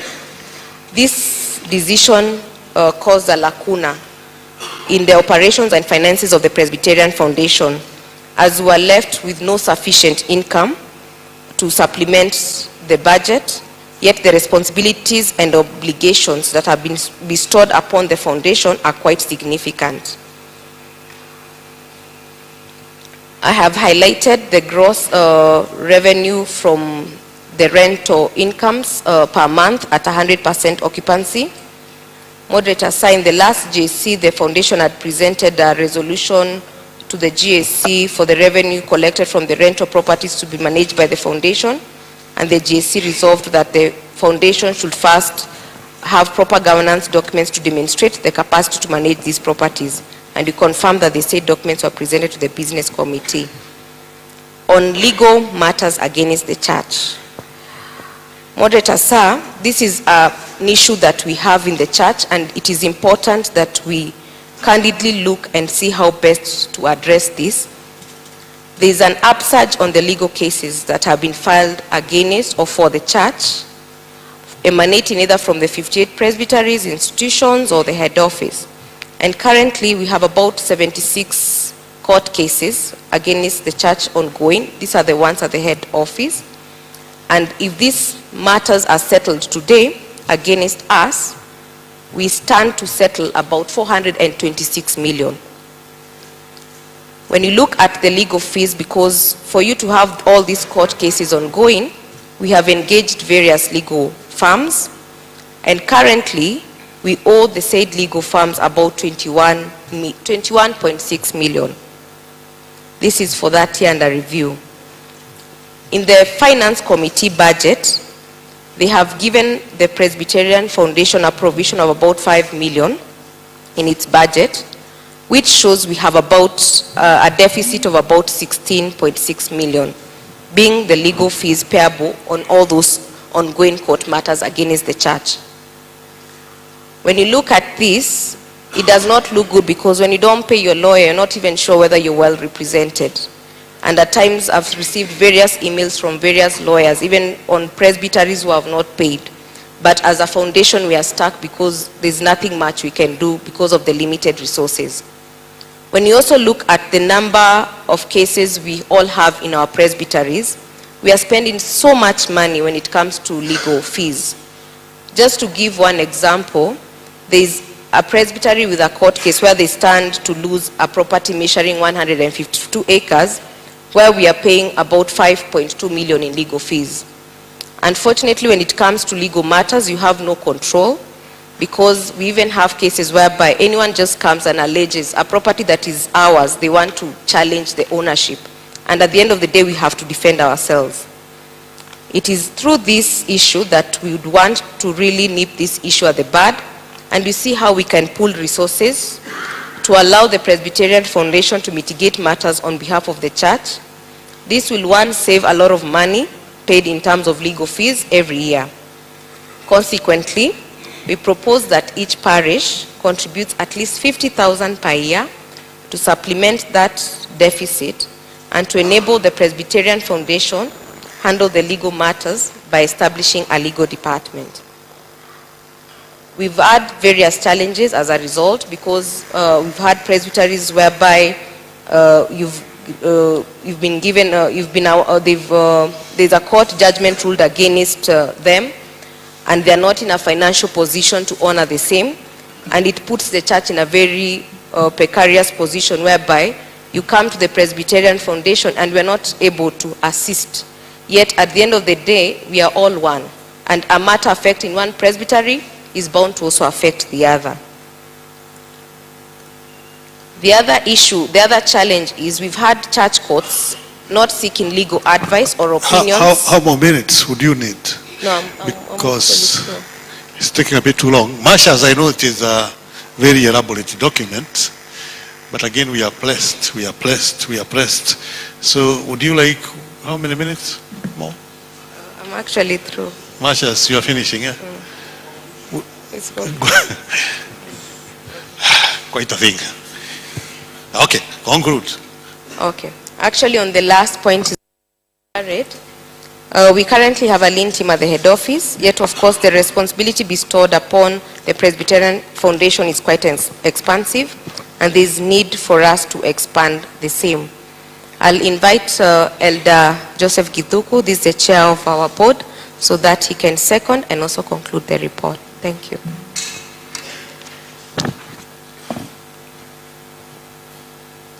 Thank you, moderator and the GAC.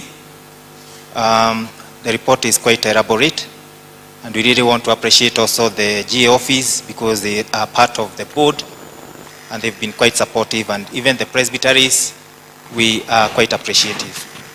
In conclusion, the Presbyterian Foundation Board and the entire fraternity is committed to strict adherence to the relevant procedures and policies from the start of any process, during the process, to the logical conclusion, to ensure achievement of the set goals of all the stakeholders. With that, Chair, Moderator, sir, I want to second the report. A clap for them. Quite a report, very important report, of course. It's only that the day has been long and quite exhaustive, but this is a report that we need to hear and interact with very well, because it covers our property, our wealth, and so be it. So therefore, it's a very, very, very important report. Okay, let's have questions. We'll start here. Reverend Kagwamba, go loud until we are done.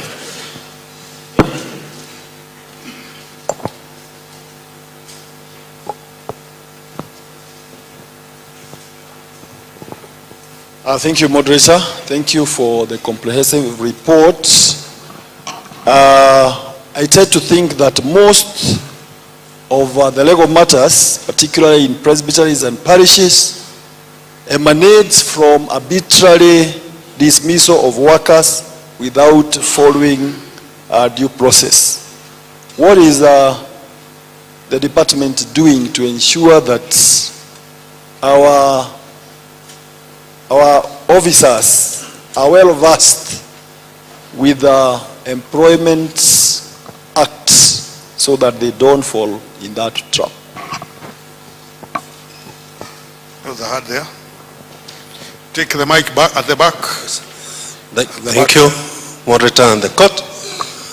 First is to ask the committee, the foundation, whether they have the record of the whole, they have the record of all our properties and their nature and the current status. Because some of the lands, they are leaseholds, others are freehold. And when it comes to freehold, they have RAD rates. And when it comes to leasehold, we have the rent and the RAD rates. So we should have a good record giving each and every parcel of land their status. If they have RAD rates. Question, please. Yes. Question. Yeah, it's a question. Yes. So do you have a record of all our properties, whether they have title deed or they have leasehold? We also have another land that they don't have documents. How do you go about those parcels of land that they don't have ownership document? So we need to have a record to know their status, please. Thank you, moderator. I would also want to join us to appreciate the foundation for the report. Moderator, we acknowledge that the foundation by law are the custodians of our titles. Moderator, we've had experiences where we realized that some of these titles are charged. We had an experience in Pwani. So I wanted to ask, does the foundation then enjoy the latitude to assess bank facilities at will without informing presbyteries or parishes? And in such instances, then who will service these loans? Thank you. Thank you. And Laguyo here.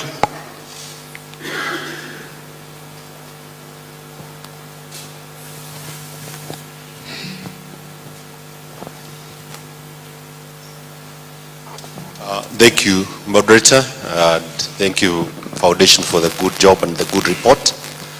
My question is the foundation aware that the business committee has a technical committee that advised and the business pronounced itself on the processes of qualifying a bank facility for the church entity? And how is the business committee, how is the foundation working with that technical committee? Answers.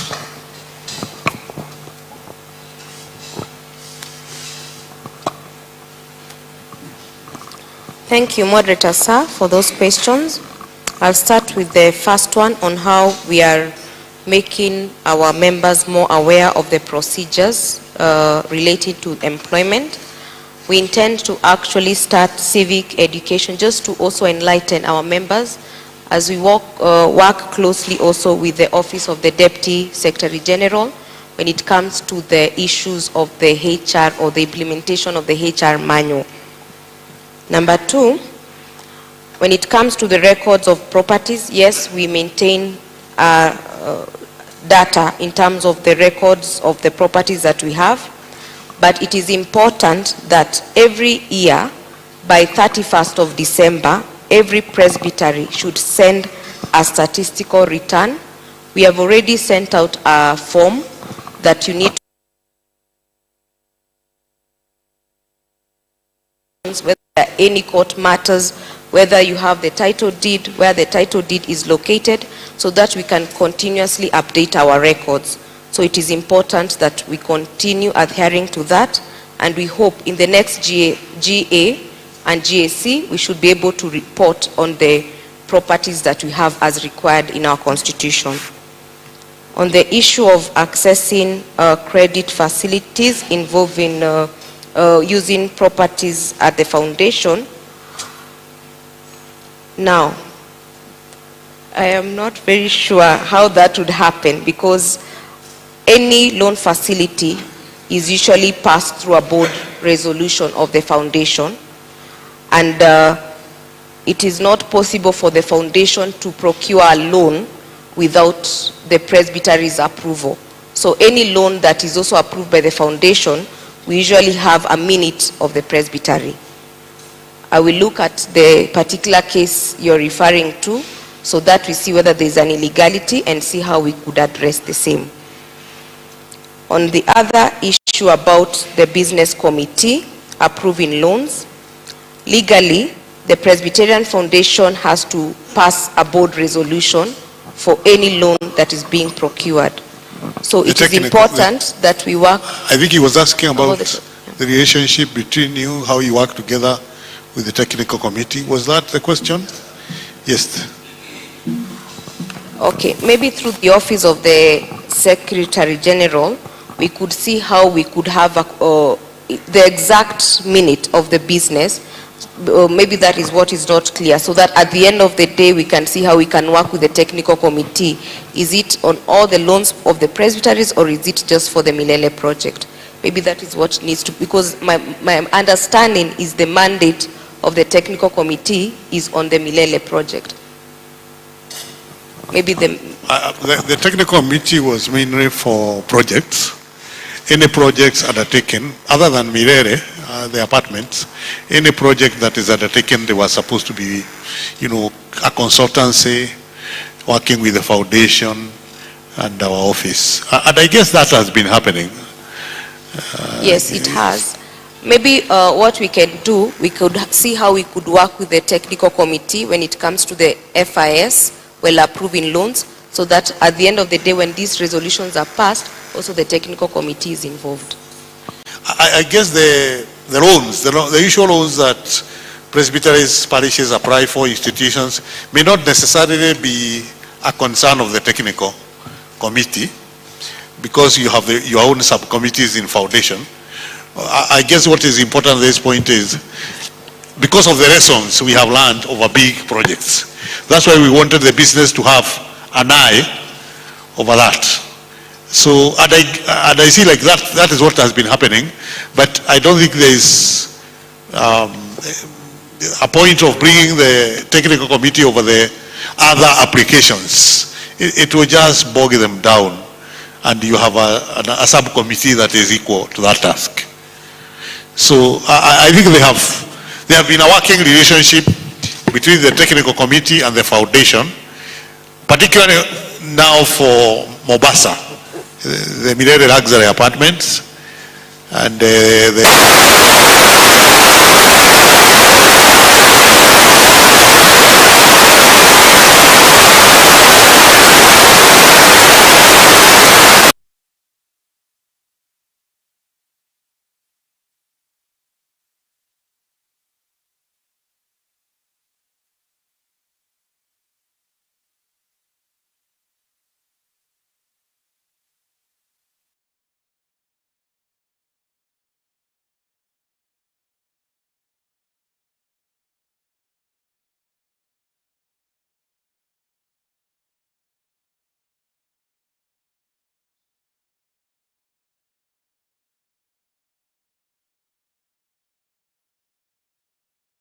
liability.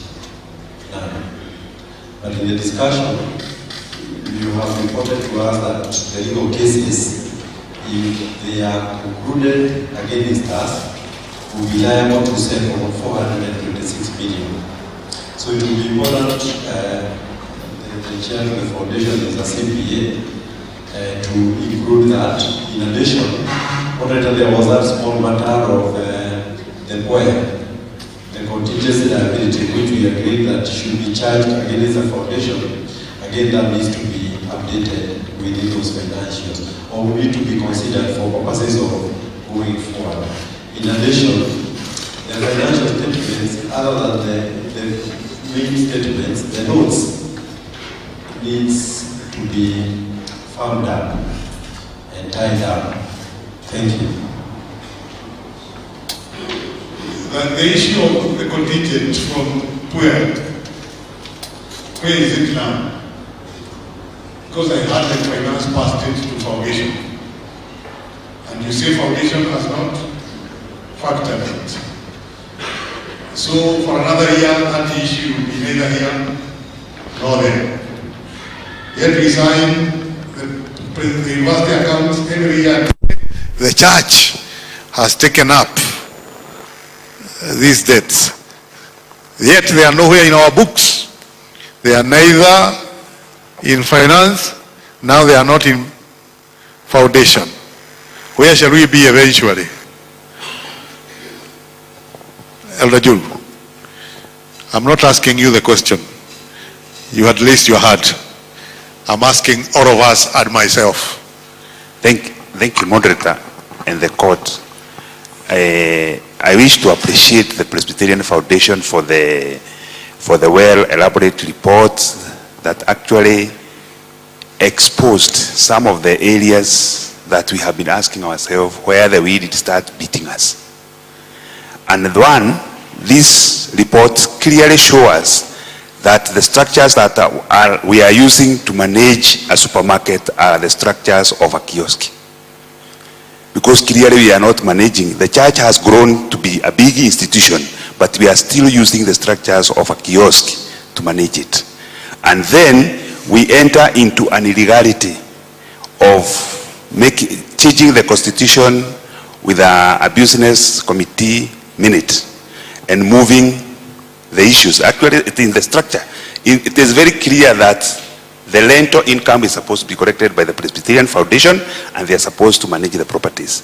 But we just make a business committee minutes and we start collecting the rental income to the head office. And this is creating serious confusion. Even the confusion we heard from the finances since morning on the issue of head office finances comes from the confusion where the borderline where the constitution creates is not actually observed. That is what is creating all this confusion. The issue of Kairete, foundation, the issue of because the MMF fund comes to Quingiana in terms of the financial statement with the issue which are supposed to be reported by the foundation. And that is why we are having all this confusion. I think we need actually to appreciate that this report, if it were not for the time, is a time that is something that actually showing us clearly where we need to correct ourselves so that we can adhere ourselves as always the Secretary General advises. Once you get confused in terms of constitutionality, that is our practice and procedure manual, you end up with a confusion for a very long time. These are confusions that came in 2016, now it is beating us hard. Elder Murigo.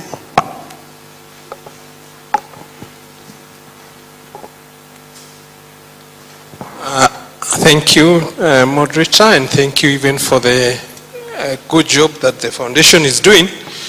Mine is just a concern. When you are talking about the foundation, we seem to be hurrying. My concern was that we are rushing them when they are giving their report, and together also with the finance. I'm recommending that in the next GA or in the next GAC, these reports come in the second session, whereby everybody is fresh, their minds are clear, now we are fatigued, we want to go to sleep, and sometimes they are not able to even to reason or even to contribute because the foundation report is the key to the PCA, together with the finance reports that were tabled. Thank you. Very valid that those departments, as they present, we need to be alert and awake so that we are able to interact and engage very well without a shred of sleep or hunger or anger or all of the above. That's why I'm allowing a bit more comments. Thank you, Moderator, sir. I think a time has come for us to ask ourselves how we took the business of the Presbyterian Foundation from the foundation itself, and we acknowledge, because we've been in this church, there were problems and there were issues. But for how long are we going to continue with that trend when the basic structure is talking about the Presbyterian Foundation doing business so that we can continue with ministry this other side as others serve the tables? Tamushiri.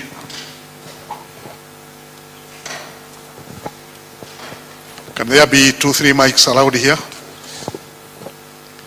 If there's another mic, let it be allowed there. Waiting. Proceed. Thank you, Moderator. I want to acknowledge and thank the team for the good work they have demonstrated to us. I think for me, what I'm seeing is a lot of optimism, because I think initially, when I remember last year and the other year, we are talking about dead horse and other terms that we are using. But I think for me, we could say it's good, kudos to the team, and even if it's also demonstrate that if we are resilient and we actually work together, all of us with all the effort, I think we can be able to revitalize our own projects and be able to realize the desires that were intended from the word go. So I think, as one of the elders said, I think, Joru, we may need to think about how do we conduct our business to continue supporting our ministry work, considering if we look at our property, I am sure probably we have a challenge that we cannot be able to value what we have. One of the questions that have been raised, because we can actually be able to demonstrate that what is our worthiness, beside the liquidity amount that we can actually see, can we be able to know what is our worthiness, and we can be able to have a better negotiation in various institutions in managing our resources and sourcing for funding. Thank you. Thank you, Moderator and the GAC.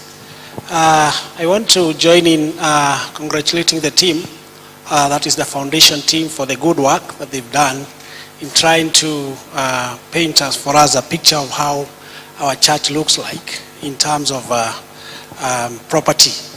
But my major concern is the kind of allocation that is given to the foundation in terms of their operations. Because I hear the secretary says that they've just been given 5 million, and what they need in terms of settling the legal fee is to the tune of, I think, 21 million or so. In joining with what Gigi says, could be is the rental income that could be is coming from those properties. Could they be given to the same so that at least they can be able to fund their operations?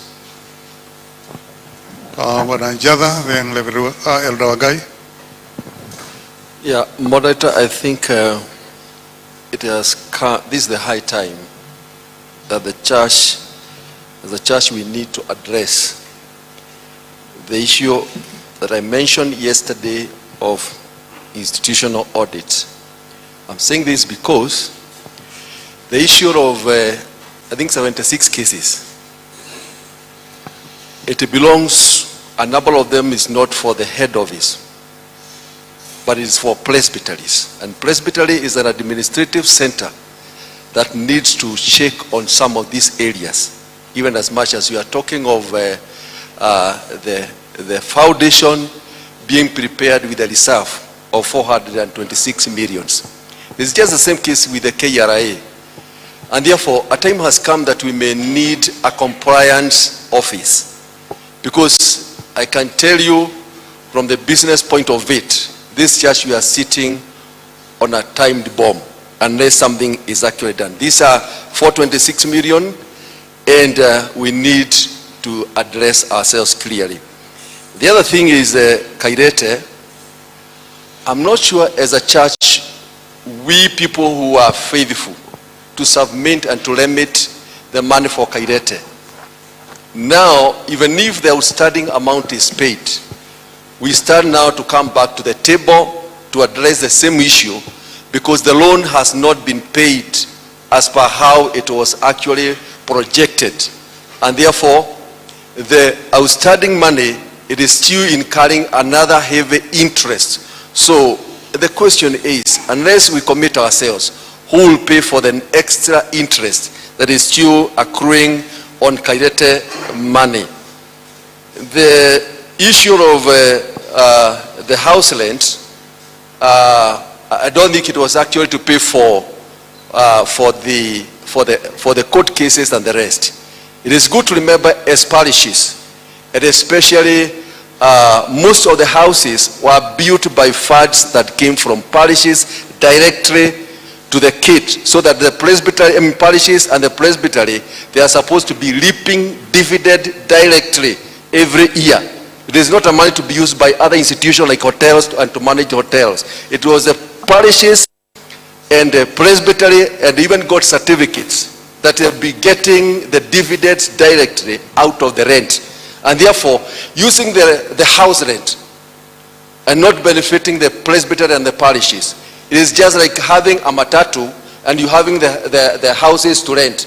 Then you end up by paying the house rent to repair the matatus that are not giving you profit. And therefore, I think the time has come that we need to do an institutional audit so that we may address all the areas and see the best way forward to undertake some of these critical issues. Thank you, Moderator and the GAC, and also want to commend Foundation for the report. Just again, a great concern. The issue of the number of lawsuits and hearing the amount that is actually out there that is claimed against the Foundation is of serious concern. And my concern is that we, as the business committee, have not heard of any update of such nature. I'm hearing it now. And I feel that regular updates should be made to the business committee, and we should keep an eye on these matters. We honestly need to keep an eye on these matters, because we do not want any surprise of auctioneers just coming in suddenly.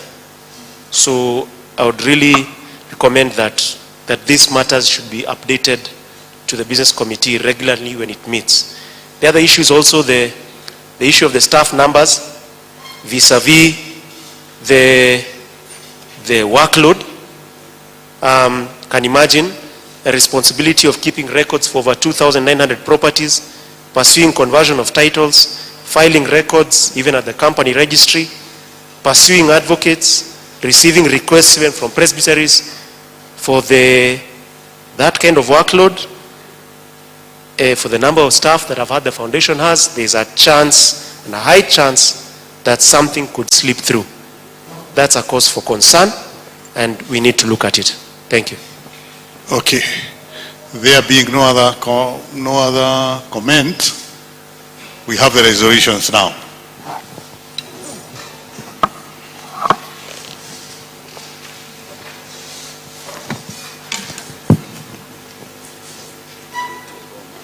I'll take you through the resolutions.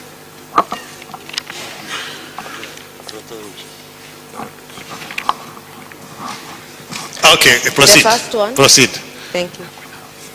The GAC receives the report of the Presbyterian Foundation under the year in review 2021/2022 and the audited reports with appreciation. Taken. The GAC appreciates the good work of the Board of Directors of the Presbyterian Foundation has achieved under the year under review. Taken. The GAC appreciates the progress made in registering the properties in Uganda and Tanzania and resolve that the Finance Committee continues to finance the said process to completion. Taken. The GAC instructs that the Church Property Development Committee at the national level be reconstituted and that the subcommittee on the ecclesiastical buildings be convened in compliance with the Practice and Procedure Manual. Taken. The GAC appreciates the role presbyteries have played in safeguarding the properties on behalf of the church and instructs them to monitor the developments and or investments within their jurisdiction, ensure that statutory payments are made, and title deeds deposited to the Presbyterian Foundation. Taken. The GAC appreciates the information on the registered trustees of the St. Andrews and PCA, and this GAC resolves and instructs the names of the trustees should be updated accordingly to comply with the mandatory provisions of Act 6 of the General Assembly. Taken. Is a hard from St. Andrews.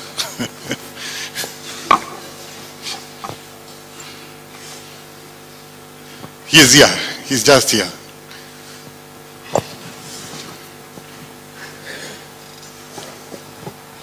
Thank you, Moderator. I think since I have a chance, I can also commend the report from the foundation, and we do appreciate for the work they have done. However, Moderator, on that resolution, it's my humble request, Moderator, that this resolution be repurged or deferred, so to enable or to give all the parties involved to be well updated. This is to say, I know there was a letter that was communicated to the Presbytery by the Secretary General, but the Presbytery had not had a chance to meet. The letter was written last month, and also the same information has not been relayed to the parish. Moderator, I think for the sake of acceptance and ease of transition, I do request that this be put on hold. Not that I'm not supporting it, but to ensure that all the parties work well together in unity to ensure that we adopt the resolution. Just a kind request having been on the ground. Okay, do you hear him? Would you take into account what he is saying in line to the resolution? So do we take the resolution or drop it? Some discussion here, some discussion. Okay, allow some discussion.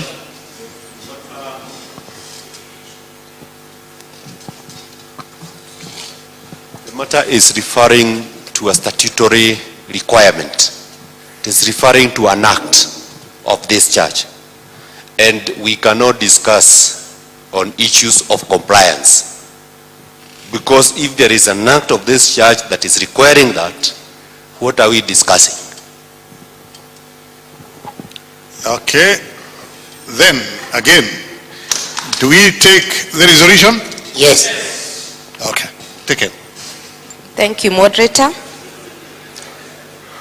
I'll go to the next. The GAC appreciates the efforts made by the Presbyterian Foundation and the Technical Committee of the Business Committee of restructuring the Milele Luxury Apartments, and it directs that the said process be concluded before the next GA.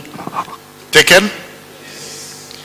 This GAC instructs the Business Committee and the Finance Committee to ensure that all church properties from congregation to the General Assembly are insured through GAC Insurance Agency for ease of monitoring. Taken. Taken. The GAC notes the financial challenges the Presbyterian Foundation has been facing due to its limited financial resources. I note with concern the possible financial exposure of the church amounting to Kenya shillings 426 million from lawsuits. The GAC resolves that parishes should pool their resources together to mitigate the escalating cost and contribute a sum of Kenya shillings 50,000 per year through the Finance Committee to enable the Presbyterian Foundation handle the legal matters by establishing a legal department. Taken. Taken. Dropped. Next one. Moderator, sir, I don't know whether I'm allowed to ask, how do we handle this issue of resources? Sorry? How do we handle the issue of resources? The Presbyterian Foundation stands guided because on behalf of the church as their members, we presented this in the AGM, it was passed, and it's a concern that the church at this forum needs to advise how do we address the deficit that we have. So she says that you people came for an AGM, fortunately or unfortunately I was not there, you agreed on that matter. Yes. Na sasa mnamuruka. Ati mulikuwa hapo, mkakubaliana kwamba mtachangia. Leo mumekuja Nyeri, mnasema tofauti. There are so many hands up. Okay, help us. You know, it's a matter that she handles every day, of those abuse, those court cases, and so on. So help the church. Wanakaraja. Thank you, moderator. I was in that AGM, and indeed we agreed after it was explained to us that it is sometimes become expensive when we are separate entities. So if we pool, that would help us, because we never know. Maybe our parish does not have a case today. Tomorrow it may have. Just I like the concept of insurance. So with that, I'm supporting that. Oh, you were saying yes? Yes, I'm saying yes. Ni vile ilikuwa moja. Yeah. It was only one maybe. Bwana Changari, Bwana Buligo, tuzunguke.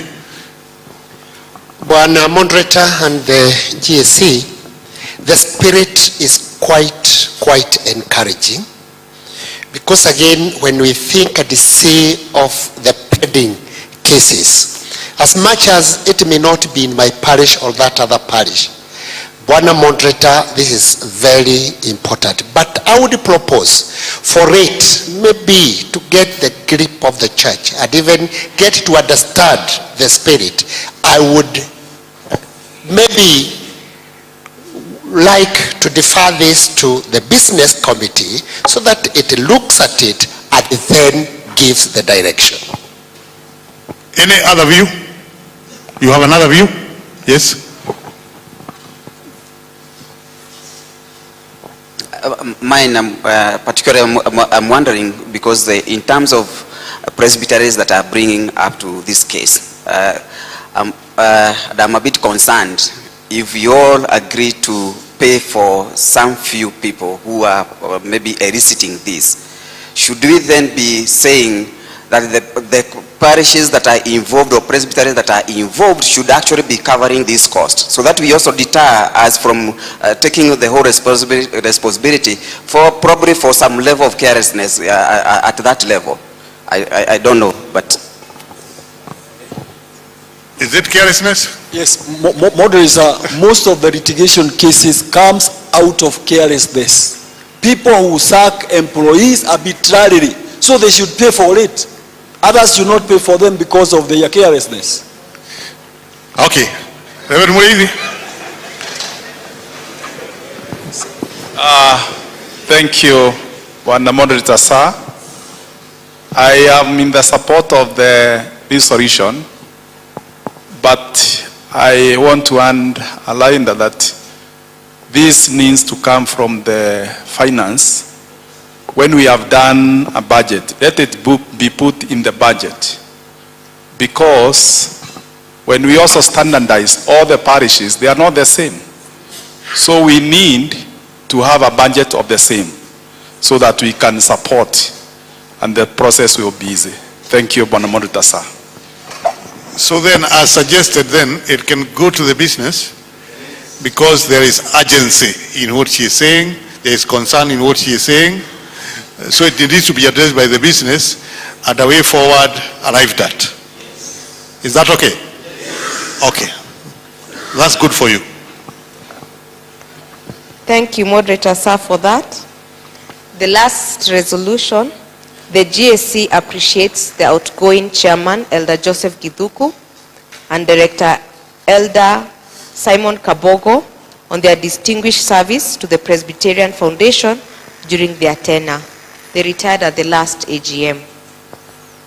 Okay, that has no cost. Taken? Good. Thank you. Sorry? We are having additional. Are there additional resolutions? Do I see a hand up? Yes, Elder Juru.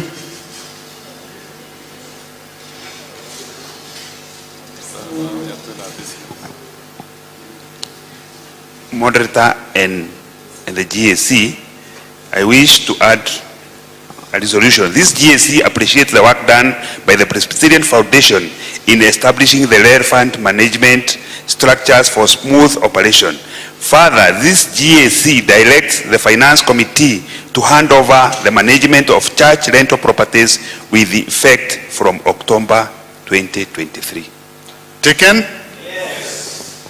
Taken, yes. Any other additional?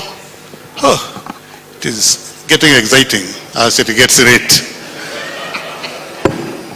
Well, Moderator, mine is resolution that has... Silence, please. Mine is a resolution that has been left hanging as we appreciate the work of the outgoing chair and the director.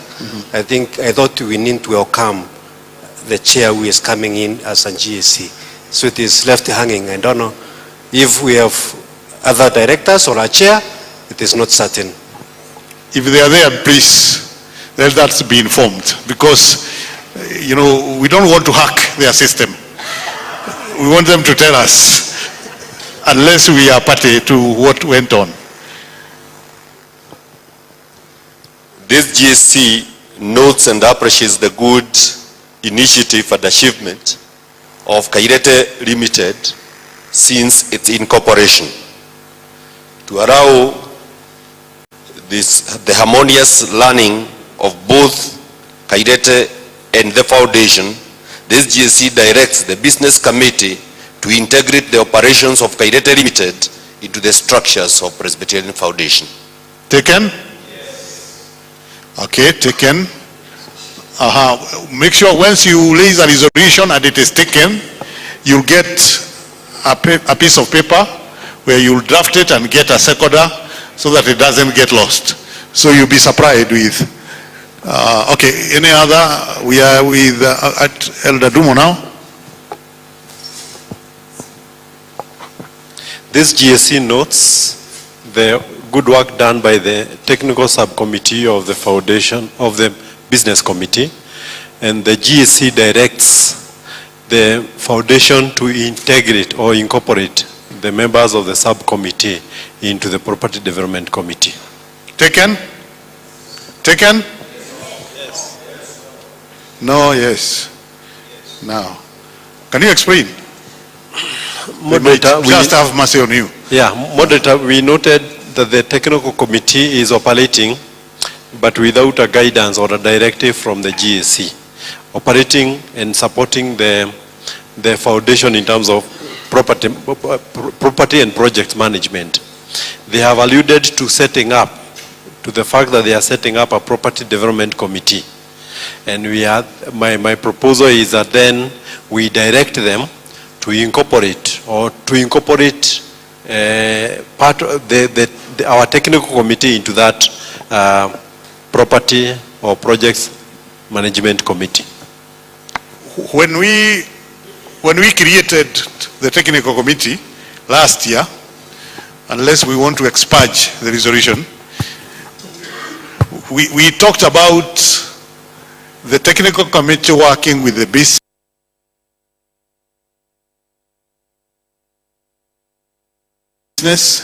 foundation, and I withdraw, Moderator. Yes, thank you. Thank you. Okay, are we done with the resolutions? Looks like we are done. Good. Is there another heavier report? We need to handle it now. People look very good. They look very fresh.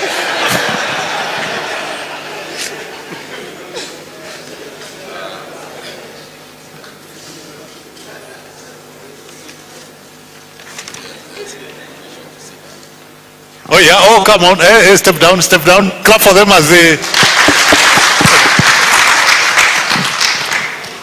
Moderator, unless we still have some energy to receive maybe one or two reports from the committees, I propose that we adjourn because we still have a business committee after this. Because of the masses of the Secretary General, there will be no other bigger report. After all, I think what is now outstanding are like the subcommittees that we appointed.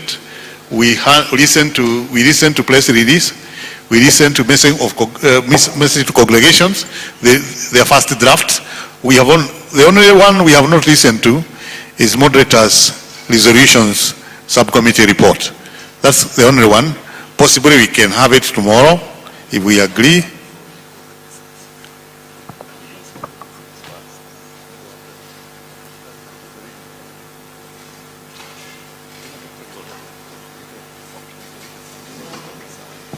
So are you in agreement that the committee, because I guess, are you ready? No, I'm not asking the plenary. I'm asking the subcommittee. Subcommittee, are you ready? Are they here?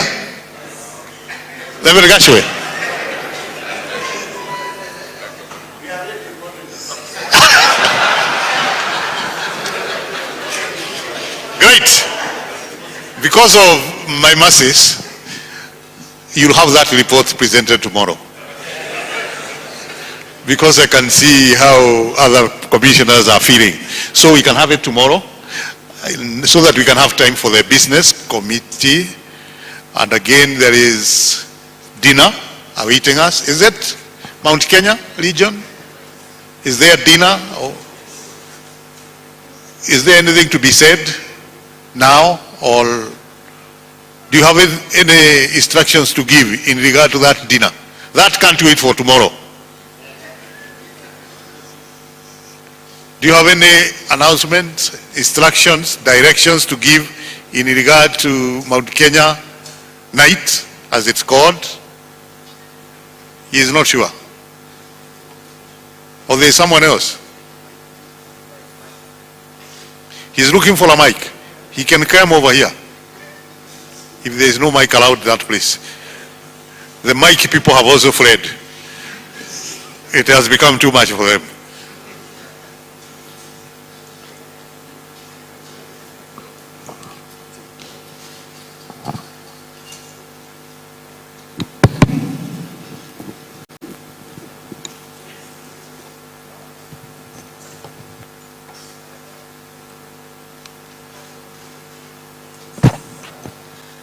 Good evening.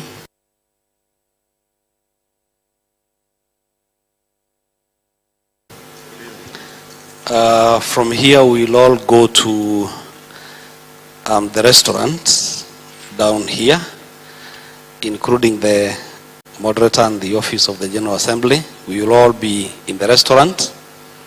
Initially we had thought that we would hold the Mount Kenya night outside at the helipad, but the weather is not warranting us to do that. So we reorganized ourselves, so we'll all go down after we break at the restaurant. That's where the dinner will be served, plus other things in the program. Thank you. Thank you, and maybe you could just suggest, you could just hint what will be available. You could just hint. Yes. I was told it's surprise. It's a surprise. Yes. Carried. Okay. Then it means then when we go for the recession, the business committee members will remain here and wait for us, so that when we come back we believe we'll have a quick meeting because it's only one item, and then we can have the dinner with the others. They should not go ahead of us. So do not go to the venue of the dinner where you see us. So hang around, socialize, praying and interceding for us to do it fast. Is that okay? Thank you. Any announcement?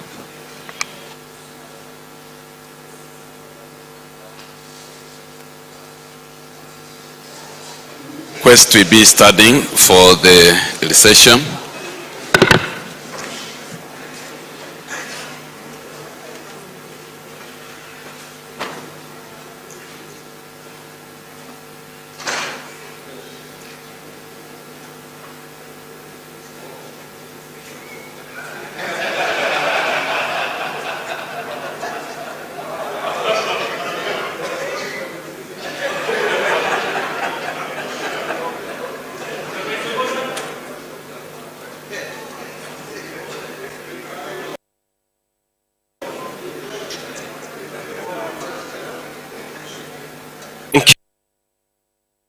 We glorify your name. Thank you, dear Lord, for the way you have held us together throughout the day, oh God. Thank you because of all the deliberations, oh God. How we pray, dear Lord, that you continue blessing us even as we go to rest and even as we go to eat. We pray, dear Lord, that even what we are going to eat, that you bless it. In Jesus' name we pray and believe.